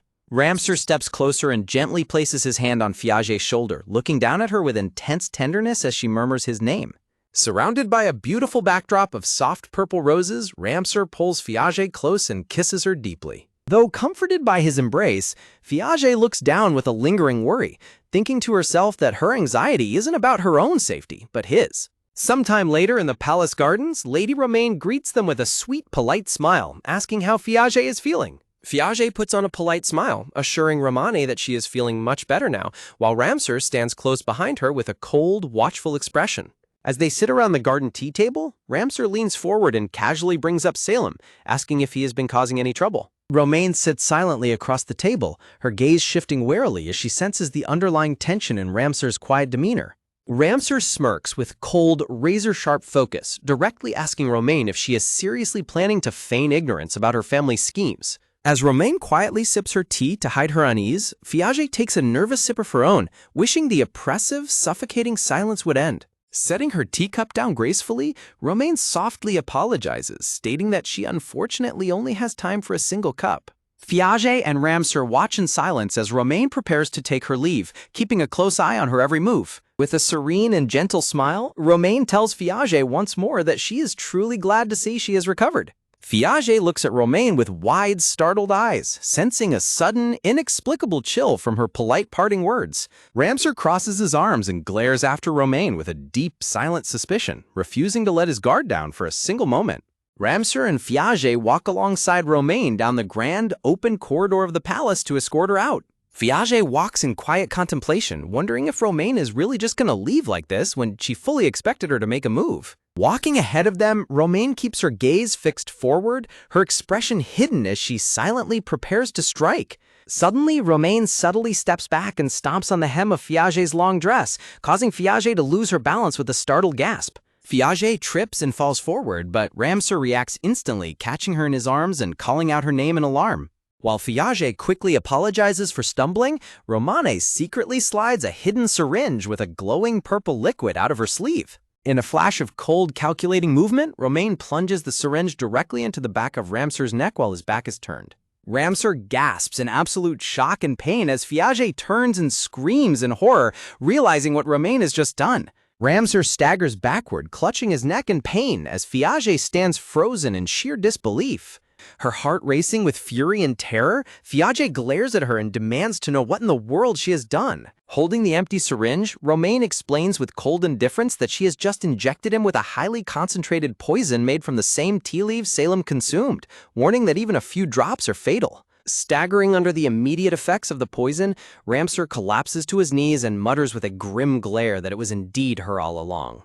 Fiage rushes to his side, catching him as he sinks to the floor and cries out for him in desperate panic. Showing them a small lavender vial, Romaine smugly assures them that she has the neutralizer, prompting Fiage to desperately beg her to hand it over. Ramseur clutches his head in agony as the dragon sickness rapidly accelerates, while Fiage holds him close, looking up at Romaine in horror. Staring down at them with a terrifying, crazed expression in her eyes, Romaine presents a chilling ultimatum, forcing him to choose between her or Fiage. Holding up the purple bottle, Romaine demands that he choose her if he wants the neutralizer to save his life. Distraught and disgusted by her cruel blackmail, Fiage screams, demanding to know what Romaine is talking about in such a life-and-death situation. Gripping the bottle with trembling madness, Romaine urgently demands a choice, asking who is truly more fit to stand by his side as the queen. Fiage stares in utter disbelief, thinking to herself how absurd and insane it is for Romaine to be talking about becoming queen at a time like this. Refusing to let Ramseur suffer, Fiage desperately reaches out and demands that Romaine give her the antidote. Romaine pulls the vial back and refuses, declaring that if Ramseur wants the antidote, he must choose her so she can act as the intermediary between the church and the crown. Looking down at her hand holding the vial, Romaine promises that she will provide the neutralizer and all the medicine required to suppress his dragon sickness. Romaine coaxingly tells him that choosing her will end his suffering, but Ramseur grits his teeth in defiance and fiercely refuses, declaring that there is no such thing as a medicine to suppress dragon sickness. Suddenly, loud, rushed footsteps echo through the corridor as voices desperately call out for His Majesty and Lady Fiage. Hearing the shouting, Fiage turns her head toward the entrance in surprise and hope. Fiage gasps in relief as the royal advisor, Salem, Irene, and his squad of Imperial Knights suddenly burst onto the scene. As Salem, Irene, and the advisor glare at her with cold, resolute anger, Romaine shrinks back in sheer panic, realizing the Imperial forces arrived far too quickly for her plan to succeed. Pointing forward with a furious expression, the royal advisor orders, "Guards, seize the fake saintess." As the guards grab Romaine, she desperately resists, screaming, "What are you doing? I am the saintess. The church will never allow this." Fiage looks on in shock as the purple bottle falls onto the floor, while Ramseur remains slumped on one knee, struggling against the poison. Surprising Ramseur, Fiage suddenly runs forward to retrieve the bottle containing the supposed neutralizer. Clutching the purple vial, Fiage hesitates in deep anxiety, wondering if this truly is the neutralizer for the dragon sickness that can save Ramseur, or if Romaine was lying. Gritting his teeth, Ramseur looks up at Fiage and pleads, "Fiage, give me that medicine." Fiage stands frozen, highly conflicted as she remembers that even Ramseur himself didn't believe in the existence of this medicine just a moment ago. Staring at the vial, Fiage desperately racks her brain, recalling that the original novel never mentioned any such medicine, making it impossible to know if it's real or not. An overwhelming dread fills Fiage's heart as a bad feeling tells her that something is terribly wrong. Clutching the lavender vial tightly against her chest, Fiage trembles in deep apprehension, unsure of what choice she should make. Turning his head back slightly, Ramseur calls out to Fiage in a low whisper. Leaning in close to her, Ramseur reassures Fiage with a gentle touch, whispering that everything is okay and reminding her of his plan to use Romaine. With a swift, confident motion, Ramseur tilts his head back and drinks the entire contents of the lavender vial. Locked in the tight grip of two Imperial Knights, Romaine stands powerless, her long blonde hair cascading down as she watches Ramseur. Seeing Ramseur consume the liquid, a dark, sinister smirk slowly creeps across Romaine's face. Unable to contain her amusement, Romaine scoffs mockingly, whisper laughing, "Pff, you drank it. Romaine bursts into a loud, maniacal laughter, her face twisted in a terrifying look of pure triumph. Mocking their foolishness, Romaine sneers that the vial wasn't a neutralizer at all, but the very same poison, declaring that killing him was her only option since she knew she was already suspected.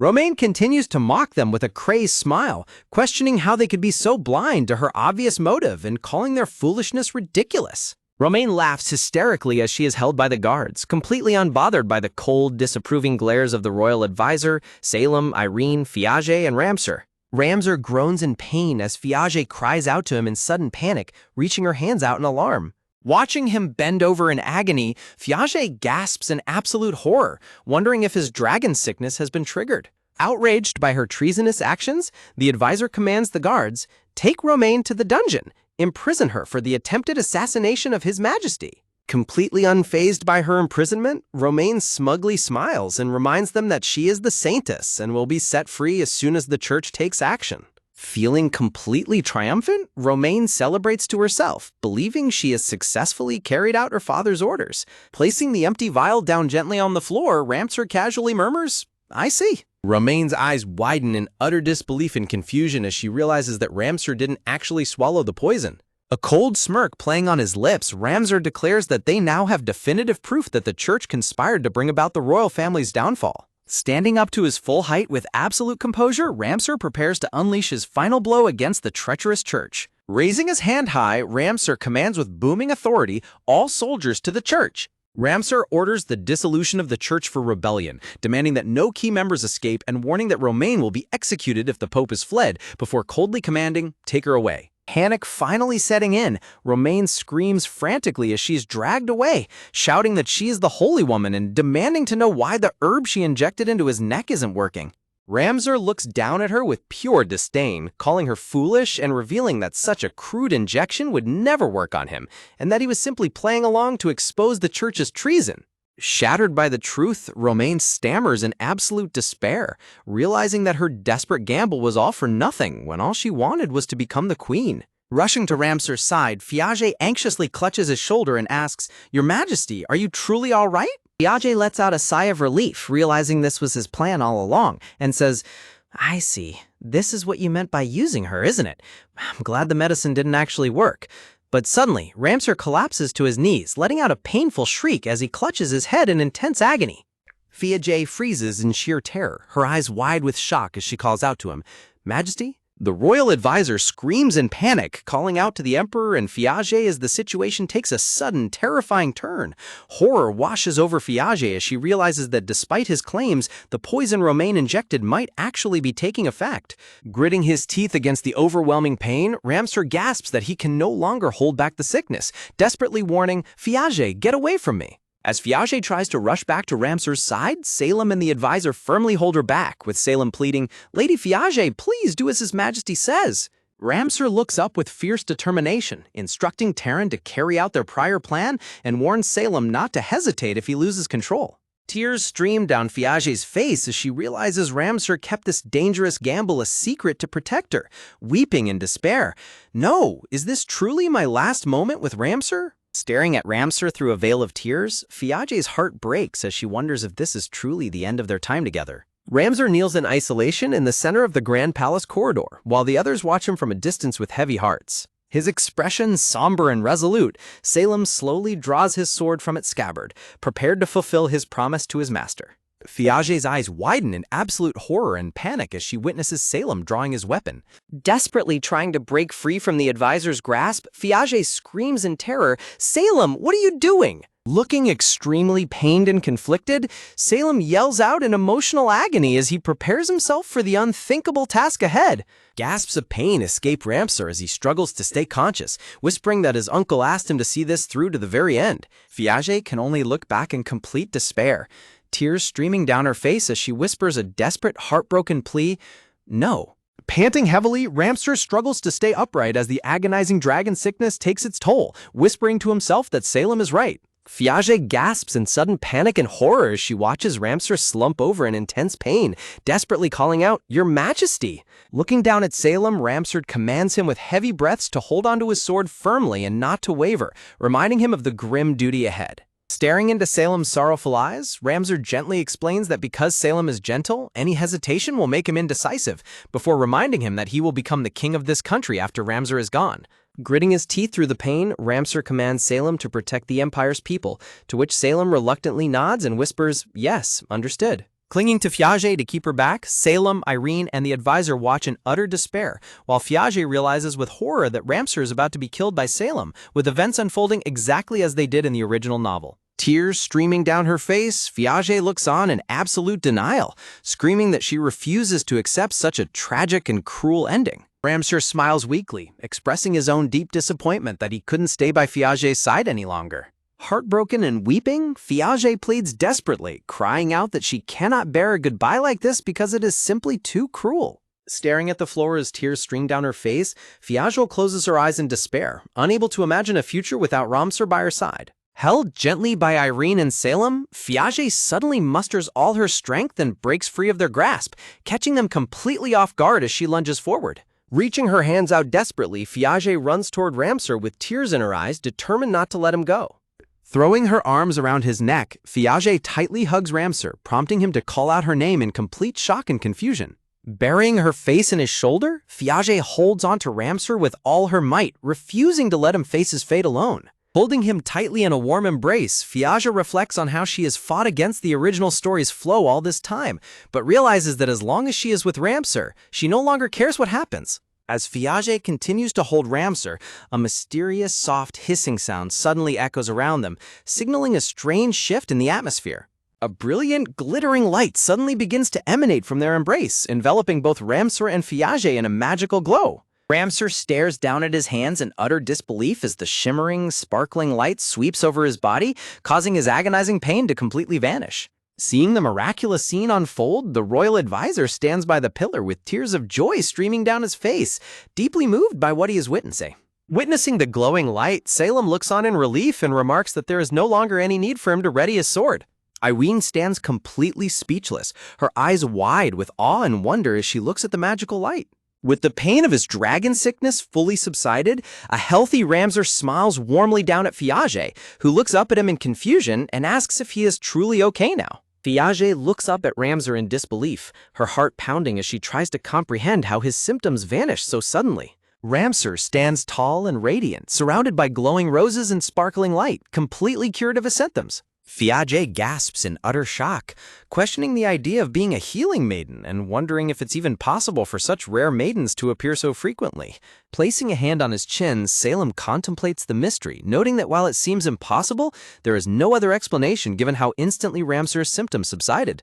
Overflowing with relief, the advisor happily wipes his tears with a handkerchief, overjoyed that his master's life has been saved. Salem explains the legendary lore of the Healing Maiden, whose rare and miraculous power is spoken of in ancient records to cure the incurable. Looking up at Ramsar, Fiage smiles with pure happiness and relief, grateful beyond words that he is safe. Wrapping her arms around him once more, Fiage smiles peacefully, holding Ramsar close as she thinks to herself that he is alive, and that is more than enough. Suddenly, Fiage's strength leaves her and she begins to fall limp in his arms, prompting Ramsar to cry out her name in sudden alarm.